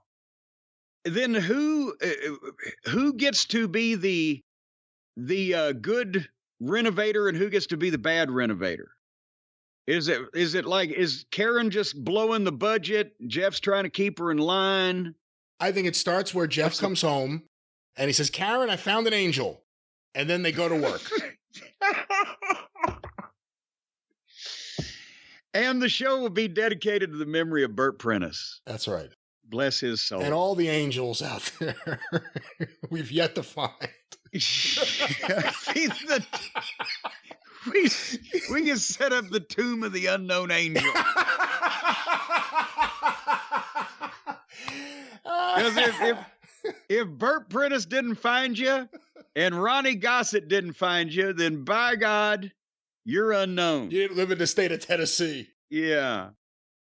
All right, should we talk about the big controversy on ESPN that didn't happen this past week, that was predicted and predictified by some of the journalists and pundits in a kind of another whisper campaign that for once didn't work? Well, I think that before we even talk about the CM Punk ESPN article, that's a bigger story maybe, because the article was kind of a nothing burger. The fact that in advance of the article, which the public didn't know about, word started coming out that Punk said things again, he upset people again. And then you read the article and it's like, that's it? There's nothing there. But they tried, and this time it didn't work. And I saw Punk tweeted out something, or not tweet, Instagram. The call is coming from inside the house. And I think people are starting to pick up on it now that haven't been stooped over to grab it, even though it was laying in front of them all this time. We've been talking about it. And finally it backfired. Finally it didn't work. Finally it kind of made it clear what's been going on. And just to summarize, bring people up to date real quick, you told them most of it there, but in the days before the ESPN interview with Punk was due to come out to promote the debut of Collision, the whisper campaign started. Oh, he's said a horrible inflammatory thing. He's going to stir this up, and boy, this is going to be terrible. Wait till this comes out. It's going to throw a monkey wrench into the deal again. Who knows? Potentially putting in doubt that the biggest star that the show is built around will not be there on live TV Saturday night. And the call coming from the house was from their own company. The Wednesday night crew trying to do a little sabotage again, and this time it didn't work because when the article came out, and he actually, you'll read a couple of paragraphs from it or comments from it, but not only did he actually apologize and say that he was wrong to put Tony Khan in that position at the scrum, because like we had talked about, and I could see it, he knew he was hurt, he was fed up, pissed off, and he worked with children. And it came out, but he apologized, said it was the wrong forum. He also said that he had tried to be in contact with the other side to apologize or to at least sit down and talk, settle it, whatever. You'll read the quote. And he was told by attorneys, no, don't try to contact these people. And a bunch of things. And his problem with Page, which has been well documented. But should you go ahead and read a couple of these really inflammatory things that threaten to shake the foundation of AEW and throw things into turmoil again, that this no good lying gum bumping sack of snake feces was predicted to have told ESPN? Well, again, I'm scrolling down because some of the early quotes in here are not really, it's really just the things you think you would see here about his rehab and his wife's support and just all these things, not being there for a while, left as champion. Here, I guess, are some of the quotes that the elite fans could probably get their panties in a huff over. And I proceed to have what I think is a garbage match. He's talking about Adam Page here. Because I'm trying to protect myself on stuff instead of actually just working and trying to put on the best performance I can. I'm keeping an eye out. He chopped me in the mouth one time, and I'm like, okay, did you do that on purpose? You chipped my tooth, and I'm like, all right, should I give him a receipt? It changes the dynamic. It poisoned everything for me. And it made it all really, really ugly. And that was what set all of this off. And here we are over a year later. And let me pause. Somebody on Twitter, I saw the footage. They took the footage of that exchange of chops, right? And slow-moed it, and even did like the Telestrator graphics, and showed that Punk had chopped him across the chest, and then Punk leaned in, spread his arms out, had his face up, chest out, did not move, and Page chopped him right in the fucking mouth. Bam! And it was plain. It wasn't like it was a moving target. So I can see where he might have had that reaction. Go ahead. And here we are over a year later, and ain't shit's been done about it. Let me scroll down a little further. The first thing I said to Tony when I sat down with him and spoke to him after it was, "Man, I'm really sorry I put you in that position," Punk said. "I apologized for the scrum. But when you watch that scrum, you're looking at a very, very frustrated guy who had told people. That's not the first time he heard all that. It's not the first time the lawyers were told all that. And I was just looking for something to be done, and nothing got done. So if you want something done right, you got to do it yourself. And I just didn't approach it in the right manner, but tension was high. I was very, very pissed. I pretty much knew that I had just injured myself again. I was hurt, and I was disappointed. Yeah, it's very easy for me to say I regret that, and I handled it all wrong, 100%. So let's stop there. For everyone who says CM Punk hasn't admitted he did anything wrong, there it is. But what happened in advance of this was the whisper campaign, blah, blah, blah, right? And then it comes out, and there's nothing out of the way. There's nothing untoward. He's honest. And the basic issue he had that he mentioned there was with Page, but that he had tried to be conciliatory and had been rebuffed in those efforts, and it had been blown up and blah, blah, blah. We know the rest. What did one of the EVPs do before actually was this, hold on. This was after the ESPN article came out. Nikki Buckaroo puts on his Instagram a picture of Page the other night from TV and their six-man trying to kill Wheeler Useless. Well, he's flying flips off the top rope where they just dropped him on the floor, and says, not only is he good at wrestling, but he's an even better human being. Hangman Adam Page. The defender of Colt Cabana. The defender of us all from this evil force. So that's what an executive vice president is supposed to do, right? To again, try to get this thing sabotaged because they're children and because they're petty. But it didn't work this time, and there was a lot more backlash to them on the internet and on social media because they were too obvious about it this time. So Dave Shearer at PW Insider wrote a nice piece, an article on the whole issue entitled Tony Khan as a group of people who he has been nothing but good to, doing their best to destroy the thing he loves, which is a heck of a title. But I'm not going to read the whole thing because I encourage you guys to go to pwinsider.com and do that. The article is up on June 16th at 4:28 p.m., but the last 2 paragraphs. He says Tony Khan has a big problem, and a big part of that problem is Tony Khan. Now, let me state up front that as long as he wants to spend his family's money, AEW is fine. It'll stay around. The question to me is, what does he want his legacy in the business to be? Right now, he is seen as the nice guy who some of the talent takes complete advantage of. Some even see him as a mark promoter. AEW started so hot and with so much buzz. Now, it's settled into a place where its core base likes it, and growth has stagnated. His management style and booking is the reason that's happened. And at a time when WWE's business is up, AEW's is down. It's not the business, it's not the business, it's AEW's business that's the problem. And he said, again, if any of the things that have happened just in this ESPN article controversy or above had happened at WWE, heads would have rolled.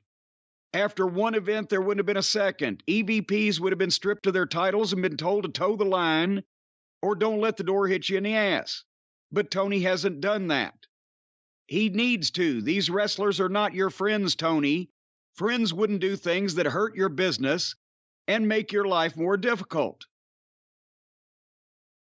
So that's what, again, and Dave Scherer is an impartial person, because even though Mike Johnson is the nicest human being that ever walked the face of the earth and hates to hurt anybody's feelings and has a high tolerance for, well, it was a good match or whatever, he's very honest. But Dave Scherer is brutally honest because he doesn't give a fuck, and none of these people are his friends. If Mike Johnson is the editor of PW Insider, Dave's the publisher, and he doesn't speak to or befriend or, whatever, either side in this. He's just an adult looking at it. Let me read. There's another quote here from the ESPN article that I think is important. Now, we all got to roll in the fucking mud, and that never should have happened and has never been course corrected. So I understand people want to say, oh man, Punk is a dick. Well, yeah, because I'm defending myself, and I will always defend myself. I'm open to having a full-blown fucking sit-down powwow discussion with everybody about it, but it hasn't happened yet. And it's not because of my lack of trying. There it is. The guys who say they're Christian don't want to forgive. The guys who try to pretend like they're the saints in this matter don't want to even hear what the other party has to say. Everyone who wants to talk about the legal issues, what were the legal issues holding up everything? It's because Tony's trying to protect his company and his EVPs. They put Tony in his position. And now look where we are. I will say one more thing coming out of all this, Jim, that's interesting. What we've been talking about, I think a lot of other people are finally starting to pick up on. If you're in the Young Bucks fan base or camp even, CM Punk's not the problem with all this. It's all been Tony Khan. And if you're in the Punk camp, it's the same thing. It hasn't been the elite. It's Tony Khan. Tony Khan has fostered an environment where this kind of shit happens. You could argue it was encouraged to happen, and that it happened. And as Punk said, nothing's been done for course correction. That's true. Nothing's been done to change everything, excuse me. And my fear is, even with Collision and with Dynamite and the separations that appear to be there, I don't know if the problems are going to go away. And I think the problems, whether they get a new deal or not with the original elite and the owner of all elite, may be a growing concern. You think the Wednesday night crew is going to be cheering for the success of the Saturday show in their hearts? I think anyone who's not a main eventer will. Probably, hopefully. Well, yeah. I mean, the rank and file, the regular guys that just want to get over and be in the wrestling business. But I'm talking about the ones that Tony's paying the most money to, the big stars, the main eventers have a chance of being exposed. I'm sure an Adam Cole and probably an MJF, because he's the world champion, are probably rooting for that. That was the opening match this week. The main event, though, the BCC and the Elite, I'm pretty sure we know where Moxley and the Bucks and all these people stand on CM Punk and what is basically the CM Punk show. Well, there you again. This time it didn't work. Let's see what they come up with next. But remember, folks, we were calling it before it was so see-through, weren't we, Brian? What are you calling over on the 605, the Wrestling News, the Arcadian Vanguard, the whole entire network and plethora of podcasts that you produce this week? I'm going through it pretty quickly because we've been going a long time and there's still more to go, and I don't know how long you're going to go. But go through nothing. Check out the Arcadian Vanguard Podcast Network on Twitter at Superpodcast or on Facebook at facebook.com/Arcadian Vanguard. The Wrestling News. Every single day, get your wrestling news direct to you. No opinion, no conjecture, just the wrestling news, brief and to the point. Go to thewrestlingnews.com or look for Arcadian Vanguard's The Wrestling News wherever you find your favorite podcast, maybe going beyond just podcasts very soon. Stay tuned for that. As I said before, get information about all the shows on Twitter and on Facebook, and of course, the 605 Super Podcast, The Mothership!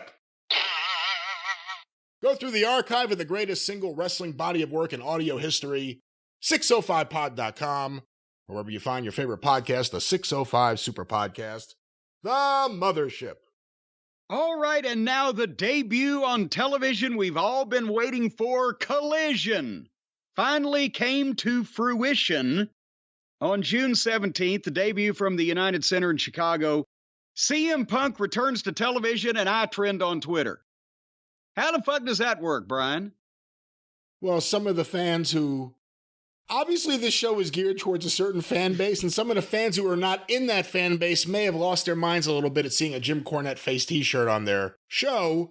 A Cornette face shirt or a Cornette face sign or a fucking like Mussolini sign, or we had a presence there. The cult was there. But it wasn't just unavoidable, it was also purposely shown, let's be honest. Well, I mean, they know what a safe shot is for the for the audience that they're going for. Hey, Saturday night's all right for fighting. What do you think? Hey, that's a great idea. As a matter of fact, I like using Saturday Night's All Right for fighting for a wrestling show so much, I'm going to use it in Smoky Mountain Wrestling in 1992. That was the best video because you got to see every single star that had come in the entire year. Terry Gordy, the Wild Bunch, all the guys that weren't there at the end of the year. It was awesome. It was tremendous. Tremendous. Well, anyway, but I'm not pissing on it. No, I like it. I like that Tony is willing to spend some of his money on actual music, because nobody can deny that commercial music combined with wrestling, that's what made the rock and wrestling era, that's what made all the guys' entrances in the 80s so iconic. So, and also because the WWE Raw and SmackDown have the worst fucking opening music for shows in the history of wrestling. So this is refreshing. All wrestling shows for the last generation have had bad opening music. So it isn't even just the idea of licensing the Elton John song, which is almost 50 years old, but it's a classic and it still sounds great. It's a different sound than every other show. It's a different feeling just from the jump than all the other shows because of the music. It's not just constant. All right. Are you ready? Are you ready for? I'm ready to press mute. Yeah, I'm ready for all the fucking talking you're going to do to me. But anyway, Kevin Kelly and Nigel, the announcers, I think we needed a quick on camera. I know they wanted to pan the crowd and get right to the entrance, but at the same time, because they are new faces in the company, as well as this being a new television show, I would have loved to have said, because they have the announcers at ringside, which is obviously much better than sitting them up. From an announcer's standpoint, I can tell you I'd rather be at the table at ringside than sitting up on a stage that's awkward and it takes you out of it. So they could have swung by for an on-camera, but nevertheless, they transitioned from these sweeping crowd shots to like Mussolini. It's our man, Phil. And he's back and he's going to raise some hill. Oh. Well, I couldn't call him Phil, could I? Pathetic. But anyway, ladies and gentlemen, this review is brought to you by the official Cornette Face t-shirt, available at jimcornette.com. Wear it to Collision tapings and CM Punk will wink at you. Now back to our review. So it was a huge ovation, and he brought the bag with the belt that he never lost. his wrestling shoes around his neck. And his first words were basically, I'm tired of being nice. No more Mr. Nice Guy for the punkster. And this is the professional wrestling business. And he put over Chicago and the fans. He started the first of several times that he said what may be a new trademark. I don't like the word catchphrase. It's so a trademark line for him. Tell me when I'm telling lies, which might be something that he can use quite often around that place. When everybody else is singing, tell me lies, tell me sweet little lies, tell me lies, tell me lies. Stop singing on the show, please. So he said some people hate me for the same reason that you love me, Chicago. And I understand that the sheer magnitude of me makes some people uncomfortable. This guy, and then the fans start chanting, fuck the elite, of course. And again, he is so brilliant verbally, such a cunning linguist, that he doesn't have to do the cheap shit that's obvious to get people to chant derogatory things about people he doesn't like. He can just make a blanket statement and they get the point. And one that got a lot of traction, as they say, on social media was David Zaslav, who I had to check on that one, but he's, I guess, the president of Warner Brother Discovery Media Conglomerate. But he said, David Zaslav calls me One Bill Phil because I'm the one true article in a business of counterfeit bucks. And that one landed, and then he winked at the guy in the Cornette face shirt. And, you know, it was a brilliant double-edged promo, I thought, because for the casual fan, if there indeed exists that animal, but just for the sake of logic and continuity on the television program, if nothing else. He talked about never having lost the belt. He talked about his tricep injury, tearing the muscle off the bone. He talked about surgery and the rehab. He talked about always being himself and never compromising. And it was a straight, and he's coming back to regain the recognition that he never lost with that belt in the bag, etc. If you didn't know anything past what you'd seen on television, it was a strong babyface return promo in his hometown arena with a bunch of people there. And for the majority of people, honestly, that are into this company in this day and age, that do know what happened, there was enough remarks without coming out and saying things that he addressed that too. And with the pops that he was getting from the crowd, one would think that Chicago would fall into that category, being the people who were up on it. And, you know, again, he said, for those of you who feel they're owed an apology, I'm sorry. The only people softer than you are the wrestlers you like.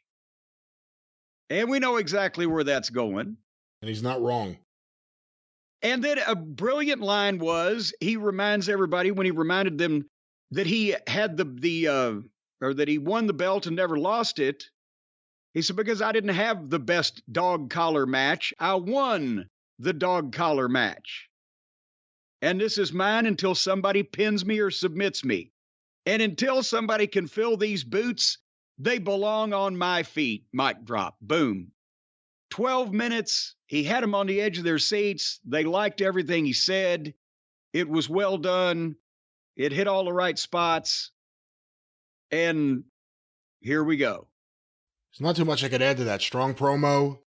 You know, I think with some people, there's a little bit of disappointment that there aren't going to be more direct shots, which I'm guessing there won't be until everyone decides to work together and be friends. But it was the reintroduction that he needed, exactly where it needed to be. And it was a promising start. You know, I wanted to go into this show with some optimism that AEW will do something right. They did his debut right. And I think his return was really good. The only thing I wouldn't have done, minor thing to go to your point earlier, I wouldn't have had the commentators say anything until after this and you could show them. as opposed to hearing any voices at all before that, because you could barely hear them with the way AEW mics the crowd. And yeah, well, and that would have been a way to do it, and I can see that. At the same point, I think they feel like they had to welcome everyone at the top of the brand new program, and never been a program in this series. But the bigger issue, I thought it was me and my bad hearing. And I tried this on 2 different televisions, but in a lot of cases, the mix of the announcers was buried in the crowd. And I know it was a rowdy crowd, but these things are controllable. Did you have problems hearing them also? I did. And in general, I always have issues with AEW audio. And I get that different people get different feeds. Like if you're watching it on TV versus the internet feed, you may get different audio. But on TV, traditionally, it's rough. Now, sometimes you could tell it's not you, it's them. Now, sometimes you can tell.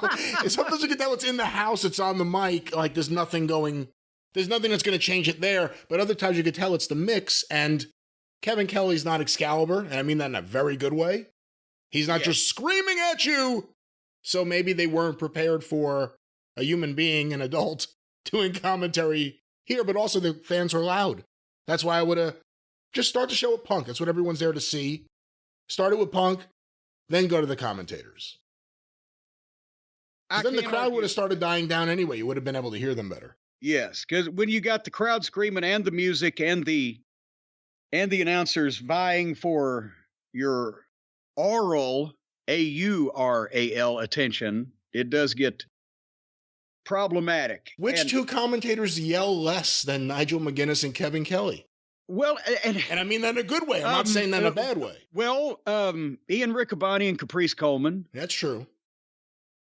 And so now there are 2 accomplished announcing teams out there floating around in the wrestling industry. One is now finally employed in AEW, Nigel McGuinness and Kevin Kelly. And hopefully our friend Ian Riccaboner and his sidekick Caprice Coleman will land somewhere that we actually care about watching. Yeah, on Wednesday Night Gorilla, whatever that show is. Yeah. Anyway, speaking of gorillas,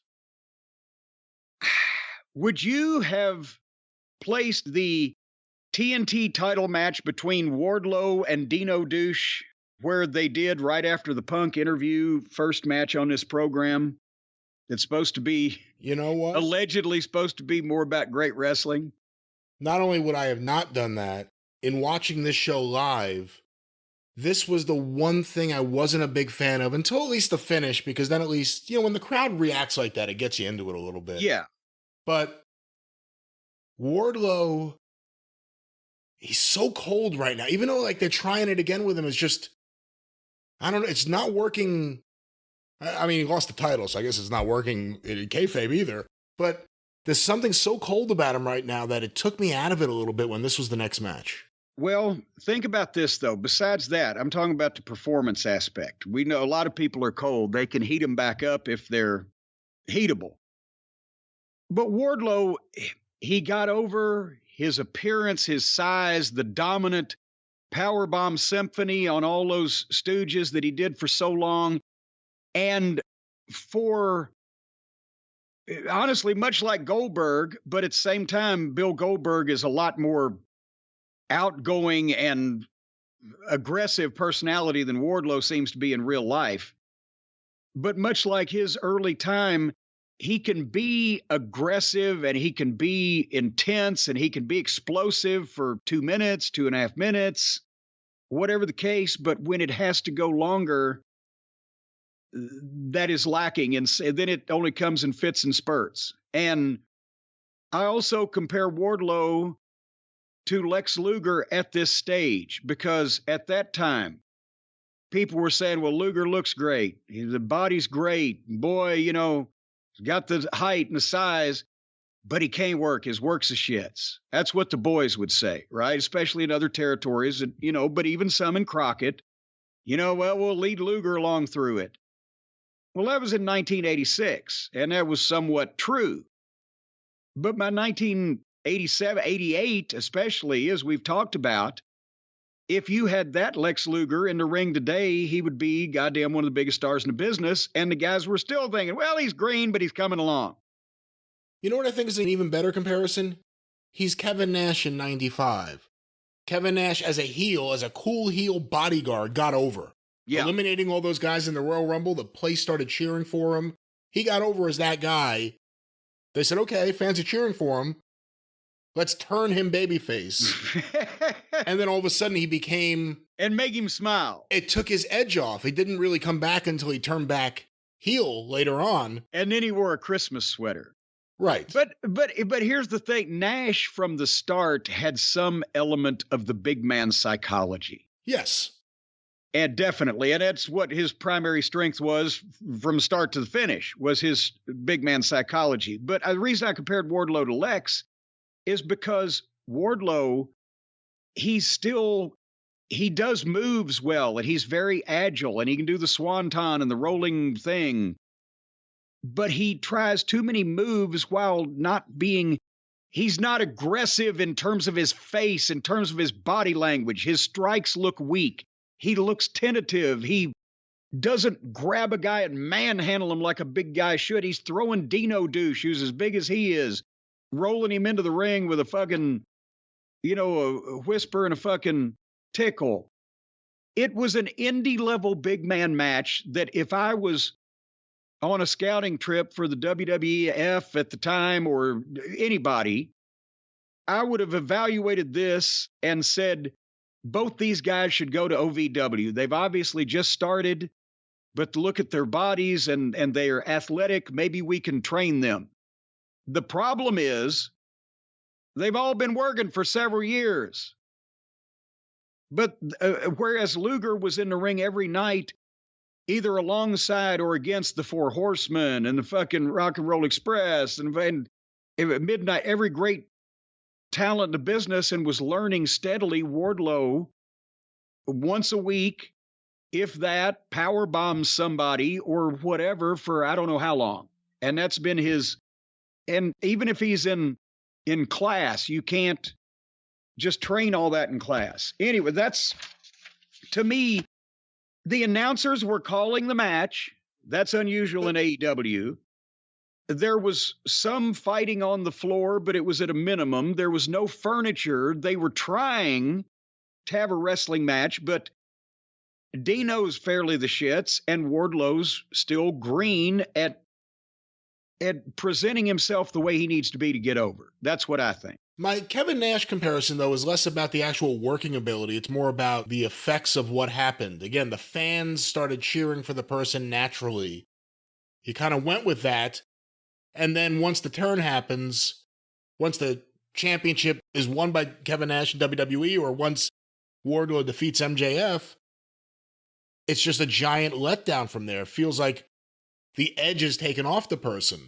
Yes. So that's the comparison I see your comparison and I raise it, but even the idea is now for him to get them back interested in him, and his performance is not showing that because he's not as intense for as long, and against another guy as big who's also green. Point I'm making is Wardlow now is also a live in-concert performance by Strawberry Alarm Clock after they've done Incense and Peppermints. What do you follow it with? Is he being miscast as a babyface right now? Probably. Not that you want to switch people back and forth too much, but he's switched once and he's lost everything that kind of made him popular before he turned. Well, but one of the things that made him popular was Christian was browbeating him and things. Oh, fuck it. I think we're spending too much time on analyzing his career. Point is, he got beat here in a fairly match. Christian is the best worker and the best talent. He's on the floor. But when Dino drew the referee, Christian grabbed one of the photographer's cameras at ringside and hit Wardlow over the head with it, twice, as a matter of fact. And Dino covered him 1, 2, 3. But as I said, there was no comedy. They didn't fight on the floor. There was no furniture. Even though this was not a good match because there was no real leader in the ring, you can still see they're trying to make this show different. Thank fucking God. To me, this was the only thing on the show I was disappointed with, really. Everything else was kind of a mild surprise at times. And this is the one thing I just didn't like on the show. We got to hear from Powerhouse Hobbs, but we had to trade that by also hearing from QT Marshall. I take that back. There was another thing I didn't like on this show. Well, but at least Hobbs gets to speak. He's not just a mute anymore. But break him away backstage from QT. That's the only thing holding him back. Why have him with QT? I don't know. But I've become a fan of Andrade's. He was not bad here. Now, I don't know, maybe it was just I was carried up in the moment of a new television program or whatever, but Buddy Matthews and Andrade, again, this looked more like a wrestling program. Because here's two guys that look good. Buddy's jacked to the gills. He's got a great physique. He reminds me of John Nord a little bit with just his look and his physique and etc. And Andrade was good. And Julia Hart looks great in her gimmick as long as she stays in her gimmick. But it was wrestling again. They were being serious. They were aggressive. They did go to the floor some, but they'd go right back in. And then they'd go out and they'd fight on the table for a second, but they'd go back in. It wasn't like just a free-for-all like we see on Wednesdays. And they told a story. Matthews worked on Andrade's bad arm, but then he hit that Meteora, and this was entirely believable. I don't know how a 250, 60-pound man can do that move and not blow both of his posterior cruciate ligaments, but bless him. But when he hit the Meteora, he hurt his knee and sold that. And there was a story, and during the picture-in-picture, they had doctors in the ring checking on both of them to make sure they could continue. And finally, Andrade made the nice comeback, did the figure four, and arched back like Charlotte. That was like, maybe it's a figure six, right? I don't think it was a figure eight. Charlotte gets a higher arch. And Matthews tapped. Matthews has a rotten name and is in a group of goofs that does stupid shit with the lights going on and off. But there's a star under there somewhere.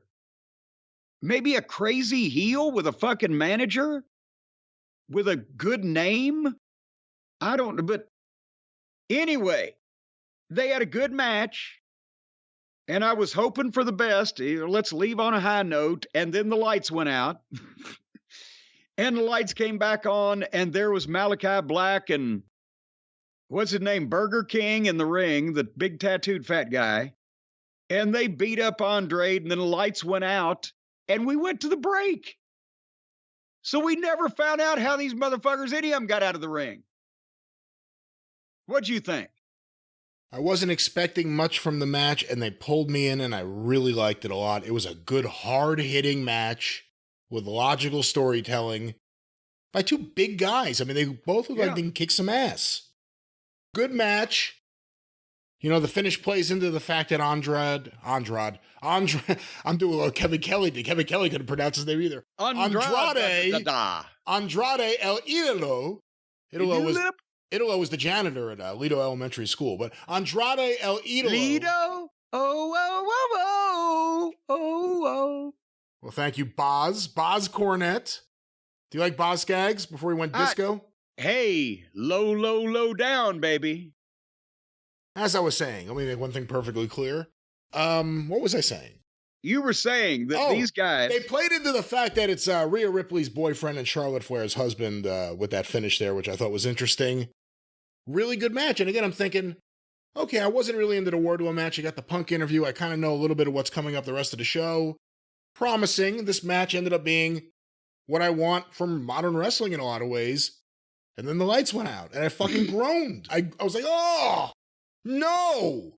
Like, even if you're going to have these goofs on this show, say keep the Bray Wyatt shit on Wednesday. I don't need this. And yeah, it sucked. And then the lights go out. They don't even give you the courtesy of the lights coming back on, and you see them gone from the ring. The lights never come back on. Yeah. Everyone's gone. The show's gone at that point. That's the only thing. even if Malachi and Brody King are going to be featured on this show and the House of Black are, someone needs to be able to say, we're not going to do all the spooky shit. We'll make you guys as badass as you want to be. Yeah. But literally no spooky shit. No lights. Because it also takes them so fucking long. And the announcers are sitting there going, well, I wonder what's going to happen. The first time it happens, if you've never seen it before, you're like, oh my God, what just happened? The second time, you're like, what do? Do they run out of the ring as soon as it's over? The third time, you're like, yeah, I think they're running into the ring and then running out of the ring and then pretending like they've been there the whole time. It's stupid. It's for children. Following that thought, oh, wait, I forgot. And there was a Scorpio Sky package. So we might get to see him. He's a good worker. But then Tony Nese and Mark Sterling were in the ring, and thankfully not for long. And then here came Miro. Miro is back, and he came all over the place. Again, he beat the shit out of Tony Nese. He did the 10 beats of Bulgaria like Seamus and the Brutes do. He won with the camel clutch. He's an impressive beast, a fresh start. And again, I'm astonished that they hid this guy for so long. The first time they brought him in the Mickey Mouse shirt or Minnie Mouse and his little friend Pip and all that stuff. But now he's been gone for so long because he finally, I guess, just told Tony, fuck, when you figure out something to do with me, let me know. And so they came in and they smashed him over. That's exactly what they should have done. And it was a match with a guy that looked like an athlete, Tony Nese, but was clearly overmatched in this pecking order, and Miro gets a dominant win. Exactly what it should have been. What do you think about old Miro? Happy to see him back. Happy to see him go over. I thought it went too long. He should have just squashed him quickly. He's a comedy figure. He was established as that right before the match started, with Mark Sterling especially. Other than that, I can't complain. Want to see what they're going to do with Miro, who he's going to work with. Happy to have him back, and I guess the only fear is, the House of Black are here and they're doing their spooky shit. Is Miro going to be here and booked well, or is it going to be like Miro's here and... Because last time he was gone, there were creative differences, right? He didn't want to do whatever Tony was asking him to do. And Lord knows, since we've seen so much since then, what it was that Tony was asking him to do. But if used well, I like Miro a lot. I'm a fan of Miro's. Well, by cracky, we're going to give him a chance here, now that he's straightened up and flying right, as Mama Cornette used to say. What did you think of Storm and So-So against Blue and Willow? I found myself surprisingly really liking it. And I think part of it was the fans were into it. Sky Blue, hometown girl. And I just watched that RJ City interview with her. So I have this conception of her, or perception of her, I should say. And then I watched the match, and I have to say, I thought she did really, really well. And I think Willow's pretty good. And I like Tony Storm, and Ruby's all right. Soraya just vanished. She's so-so. Soraya's just vanished off the show, if you haven't noticed. Well, that's what I was going to ask, is somebody noted that on Twitter. So where's Soraya? Is Soraya's gone again, or gone somewhere, or is she hurt, or what's happening? Nothing has been said publicly, so no one knows. Well, somebody knows. They're just not saying it. And we're going to get to the bottom of this. Joe Pedicino knows. That's right. I thought this was a good match, actually. And if you knows Joe like I knows Joe. I think it was a good match, and I think it was a match that would have probably stunk on a lot of Dynamites in front of a dead crowd. Yeah. But this was a hot crowd. And again, they were into Sky Blue because she's a local girl. Ruby and Tony's one of the best in-ring women in the business, but as a heel, she's really good.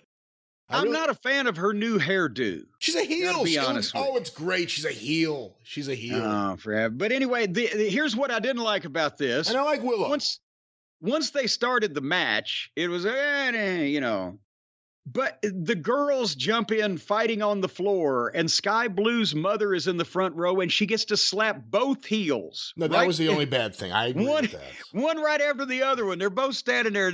Slap. Oh, here's one for you. Slap. And then they start the match. And then I was thinking, they've gone so far, they're going to let the girls be the ones to fight on the floor. Coming off the AEW appearance of Sky Blue, should the mother of them throw like some matches to her daughter? Should they have played into it? Should they have played into her lighting people on fire? That's my question. She's not an arsonist. But no, you're right. Sky Blue, especially for the time that she's obviously been in the business, she did some good shit and was looking good. Obviously, they need to let her hopefully grow up, get older, smarter, more personality, more outgoing, more comfortable, something or other than the RJ City interview led us to believe she is personally. But her in-ring for that level of experience is good. Storm and So-So, good heel team for the girls. And, yeah, there you go. And the Babyface's hometown hero went over. Good match. You won't say it, but I'll say it. Well, good match. It was a good girls tag team match, especially by AEW standards. How's that? It even gets an extra star for considering an AEW match. Oh, okay, interesting. Now you're just giving away stars willy-nilly, Uncle Dave. Is that how it works? Well, everybody can do it, you know. So, Ricky Starks has entered the Owen Hart tournament. And that's pretty much what we heard from him. And then they did the live in-ring interview with the Acclaimed and Billy Gunn. Tony Schiavone was there. It was a good promo to just get them on TV and get themselves over and talk about themselves, like we used to do in the old days. And it was short, and they ended up scissoring each other with Tony. But they have nothing specific to talk about. But sometimes, especially considering some of the things Tony has people talking about, it's better to just send guys out and don't let them wear out their welcome, not a 20-minute monologue like you get on Raw or whatever, but just do an interview, fire people up, do your shit, and make them like you and get the fuck out. So I didn't have a problem with this either. They rapped, Billy talked, Caster talked, they scissored, they're gone. It was all right. I guess my biggest problem is they still want to challenge for the Trios title, which I had conveniently forgotten about. One of the champions was on the show in a singles match, so how prestigious is that championship right now? Well, what else are they going to say? They got nothing else to say. And they can't challenge for the tag team title because FTR is the only team people probably like more than them. I'm not a big fan of the Schiavone spot, but I wouldn't have used Schiavone here. I think you're going for a different look and a different feel. It was a different set. It looked nice, different commentating team. Dasha on ring announcing, not Justin Roberts. So different ring announcer. I would have gone with a different interviewer than what you get on Dynamite. They used Lexi Nair in the back for some of the stuff. She's good, but I wouldn't have used Schiavone. I would kind of really separate Dynamite and this. He's got the stench of Wednesday night on him. He's like Mr. Wednesday night. Mr. Wednesday night, Tony Schiavone. Wednesday night, Tony Schiavone. Everyone knows it's Wednesday. All righty then. And now it's time for our main event of the evening. Samoa Joe and Gin and Juice against FTR and CM Punk. And they gave it to us with 30 minutes left on the air. And the big entrances and the place is ready for it. And I got to tell you, again, besides the fact that this is the first time we've had a chance to see either Jay White or Juice Robinson in a long competitive match with other people that can work and something sensible, instead of just jumping in from behind or doing an angle or having hoo-ha match, whatever the fuck. There's their top heel team to work with FTR, and there's Samoa Joe.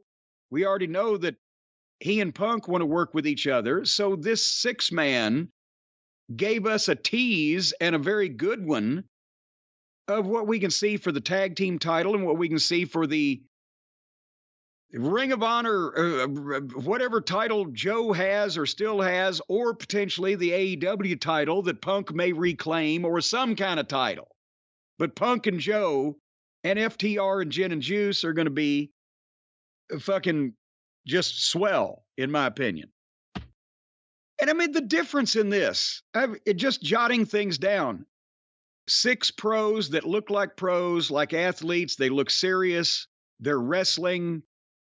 Their timing and execution is good. The pacing, the crowd is hot.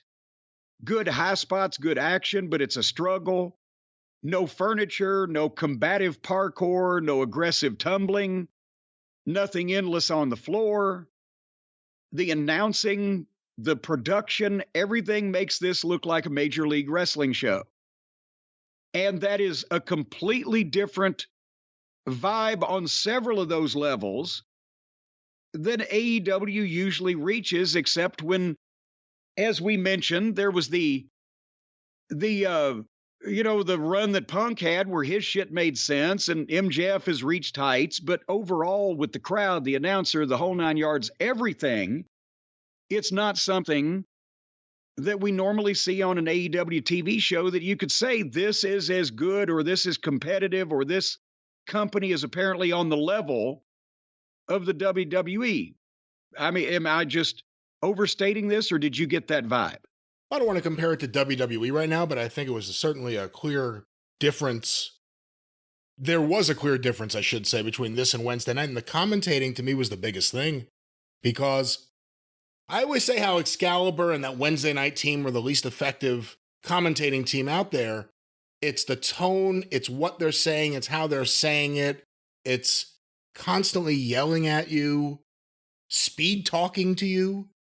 You know, I am not anybody to say on my announcing, constantly yelling, but with conviction, with meaning, with purpose, with delivering information instead of just sounding disingenuous and hokey and it's over the top winking, at the audience. I am a wrestling announcer. Yes, because they all think they're Mean Gene Okerlund somehow. But and let's while we're talking about the announcing, this was the match, the main event, where Kevin and Nigel were joined by Jim Ross. And boy, howdy, apparently everybody knows now, he said it on Twitter, Jim Ross had one of those days, a bad day and bad trip, bad performance, unfortunately. But apparently somewhere or sometime the night before, I guess, or early in the morning that he was supposed to go to the taping, he's at his place in Florida and he was in a fall and blacked his eye and it was swollen closed. He tweeted a picture that morning, bad fall, still going to, Chicago for the Dynamite debut. And then when he was able to be in the booth, he had no voice. It was gone. And I have had troubles with my voice in the past. Remember, we had it on the show here, and it was from overuse. When I quit doing announcing and screaming in loud arenas, it's better. But there's no worse feeling than trying to be an announcer and having no voice. It's fucking unbearable. So I felt so bad for him, but he really couldn't contribute. He was trying. But the morning after the show this morning, he basically tweeted out that, he apologized for his performance and is going to step away and heal, is what his quote was. I don't know whether he was sick on top of the fall. I can tell you that if he fell the night before, and obviously it might be hard to get sleep in a situation like that, then he's flown in an airplane from Florida to Chicago, and it's fucking 9:30 Eastern time if he's been up for 14 hours. JR's 10 years older than I am. That kind of shit makes you lose your voice too. I don't know to that extent, but I felt bad for him, and I hope that he can take a few weeks off and just rejuvenate. But again, the dedication that JR has to I will say about Jim Ross what Jim Hurd once said to Jim Ross about me. I haven't seen such loyalty since Korea. He refuses to call in sick or to not show up or to not be there to do the best he can with whatever. Remember, in Baltimore, he passed a kidney stone in a pre-tape on a pay-per-view and didn't tap out. But he needs to. None of us are as young as we used to be. And I'm not saying that anybody's too old to not be able to do what they used to do, but they sure can't do it as often or for as long. And maybe they ought to try to pick JR spots where he's an analyst for the main events on pay-per-views, and he can come in and do production, during the daytime, not in fucking hectic arenas, not after dragging him across the country with one eye or whatever for 14 hours. That might be a better use of his talents at this point. Or they could just listen to him when he gives the wrestlers some advice on what to do, but he tried that before and they mocked him on Twitter. So there's that. Back to this match. Dax I thought was as smooth as ever, although he makes me nervous because he doesn't wear a sleeve over that knee brace. And I saw the thigh strap on his knee brace was loose. I'm like, oh God, because that's another one of my nervous Nelly, situation, bad knees. But Dax was great, but Cash is phenomenal. And he doesn't get enough recognition for that. Especially that dropkick series he uncorked and some of the other shit that he did. And he's so smooth. And as I said before, now that I've seen Gin and Juice in a real wrestling match, I think they're the top heel team in the company. And they were bringing Jay White in like he was going to be a big singles deal. And I mean, I guess they could still make him a big singles deal, but I think they need to be the tag team. Because they're perfect for FTR and they work well together. And then you get, Joe and Punk in there, and they did some good stiff shit. And Joe can still move like he did 15 years ago when he's motivated and involved in something important. He was doing his shit. And I like the babyface team did the Midnight Express. Who are they? Midnight Express suplex pickup into the power slam spot. The Midnight Express. Stop it. I stole that I researched it from Slater and Orton, 1983 Mid-Atlantic. We did it. But the job guys back then weren't great at going up for vertical suplexes, so we switched it to where Stan would fucking pick the guy up in an ass bump and hand him to Bobby, who was sitting on the top rope, and he'd do the spine buster. Anyway, major league looking match. Cash, great buzz Sawyer power slam at one point. Juice Robinson might be my new favorite wrestler. And he was I told you, he's great. I know, you don't have to keep saying that, though. I told you so, I told you so. I learned that from you. Well, you learned too good. But I love Juice. And then finally, Punk got the last big hot tag and made the big comeback, and they did lots of back and forth. And this match had flown by. Instead of being a 30-minute series of chaos that you couldn't keep straight and nobody could possibly ever live through, this was an athletic contest that went back and forth with twists and turns and believable fucking bumps. They stayed in the ring, no dives. And then finally, as I mentioned, Punk made that big comeback, and then they set the deal up where Cash and Punk tagged each other in at the same time, which you can't do. But fuck it, people were with it. But and Kevin Kelly, you can't do it though, who is just as quick like that, saw that, and so as not to bury himself, but as not to shit on the match, said, well, they might be taking a little liberty with that tag. And so it was registered and noted, but it was moved on, but you can't do it. And then Punk and Joe stood and traded. Boom, boom, boom, boom, boom. And it broke into a big six-way, and Joe got Punk in the sleeper. And Gin and Juice were holding FTR on either side of the ring so they couldn't make the save. And finally, FTR came out. Cash hit that big body block of Jay White, I think, off the apron, and Dax saved the Punk from Joe with the headbutt to the back, and that was brilliant. I thought there was a chance Joe was going to choke him out there. They got me. And they milked it enough that you bought it, but then they didn't go too long that it lost the momentum.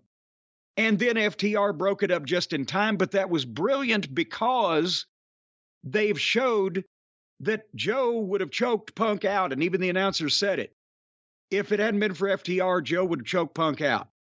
And that can be brought back in a single situation. And at the same point, FTR cleared the path of Gin and Juice and then save Punk. And then FTR hit the big rig on Juice and who took a bump and bounced into Punk's go to sleep. 1, 2, 3. And what a finish. It built bigger. It wasn't like they did every big move they knew. And then when they were done with that, somebody just won with a simple thing or tapped out or whatever.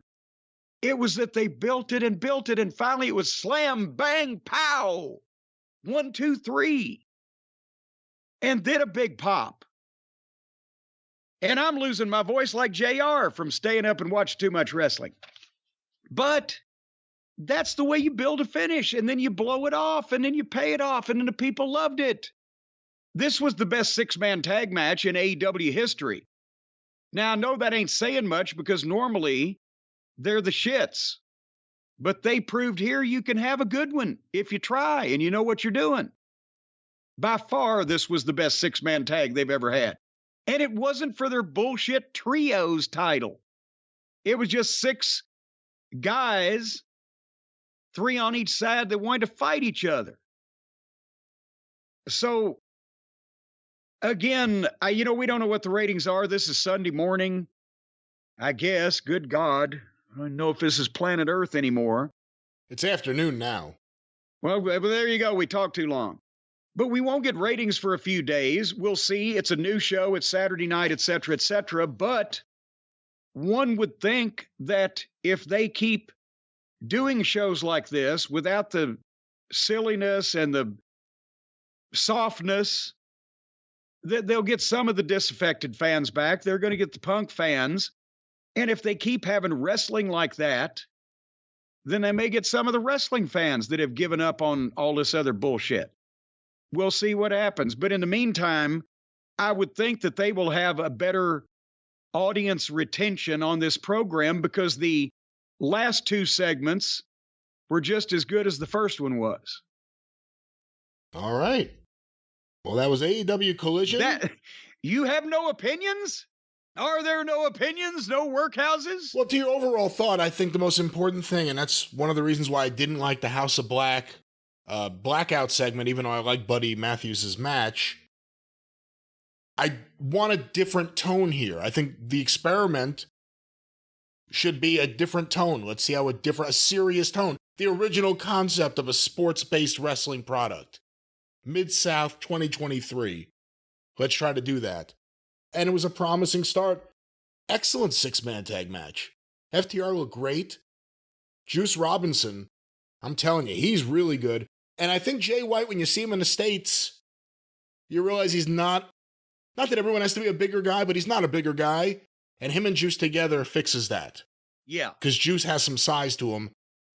The crowd, when Joe and CM Punk squared off, this is with 0 time being spent on TV building up the history of these 2 guys. Showing the old ROH tapes. 0 time. Which he owns, by the way. Which he owns, which I'm sure we're going to see clips of and interviews about pretty soon. And that was the reaction these guys got just squaring off. That was promising.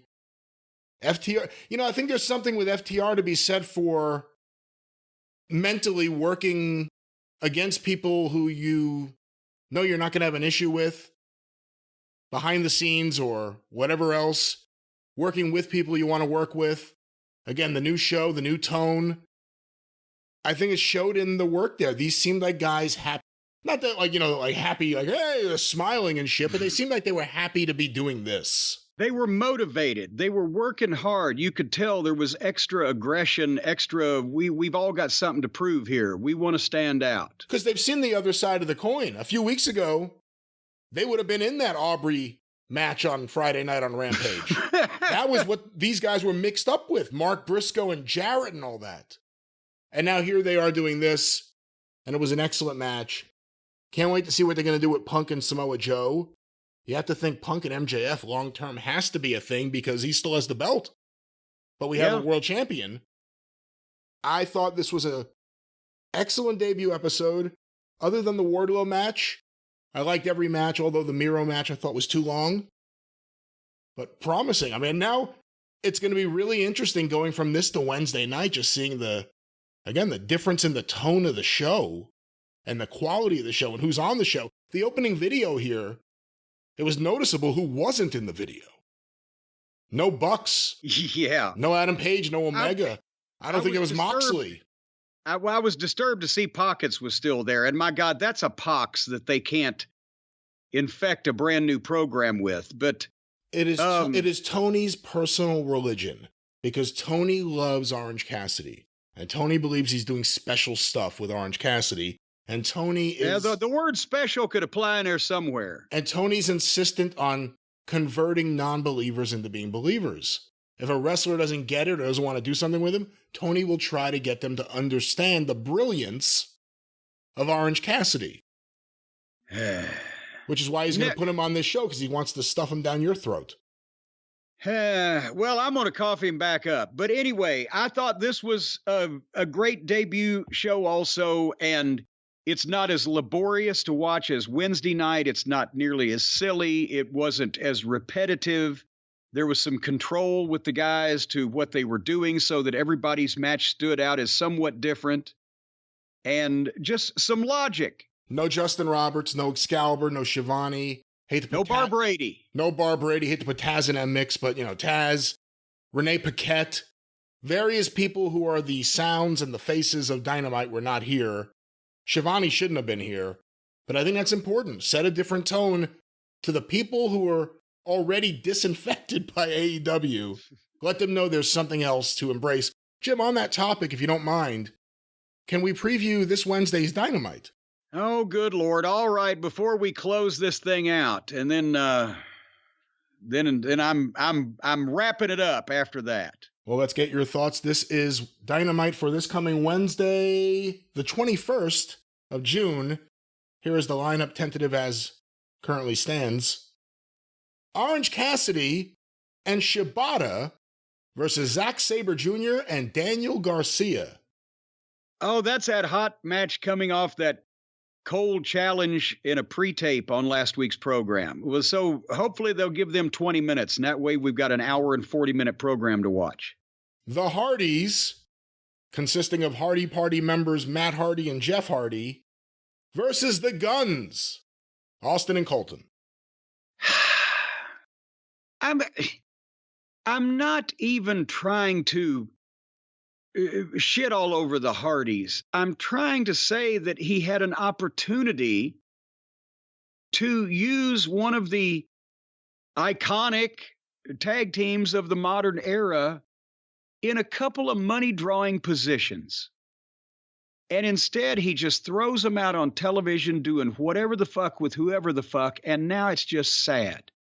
You could have built up the reunion of Matt and Jeff as something special in a match on pay-per-view, and then do the same thing a month later on free television for ratings, and every couple of months have something that they can do after that. And if you get 6 Hardy matches in a year, then you've got a return on your investment because you've made each one of them mean something. But instead, they're just throwing them out on television, and who gives a shit? And it's sad. Well, speaking of sad, there will also be a blind eliminator tournament for the AEW Tag Team title shot.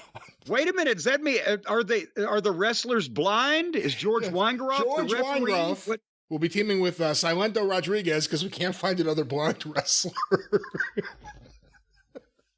Actually, Stan Hansen was close. You know what? Legally, I think he is blind. No, I don't think he's legally blind, but he's nearsighted as a fucking son of a bitch. I'll tell you that. Blind eliminator tournament for AEW Tag Team title shot. All right, whatever that means. Also, Chris Jericho, Sammy Guevara, and Minoru Suzuki versus Action Andretti, Darius Martin, and AR Fox. So maybe we've just got an hour and 20-minute program to watch this week. Also, Jeff Jarrett versus Mark Briscoe in a concession stand brawl. Where is this show coming from? Do I know what town this is? Are they in Tupelo? Is that what they're trying to do? Or is it just And again, I said this earlier in the program, but I can't believe that Jeff just went up to Tony and said, hey, I'd like to have a concession stand brawl with Mark Briscoe. I guarantee you it's another of Tony's homages to wrestling history, such as, having Sabu throw the chair at the guy and all the other names that he's brought back or concepts he's brought back just because they happen to be in that state or that city. Everything has to be a Texas tornado death match if they're in fucking Austin, Texas or whatever.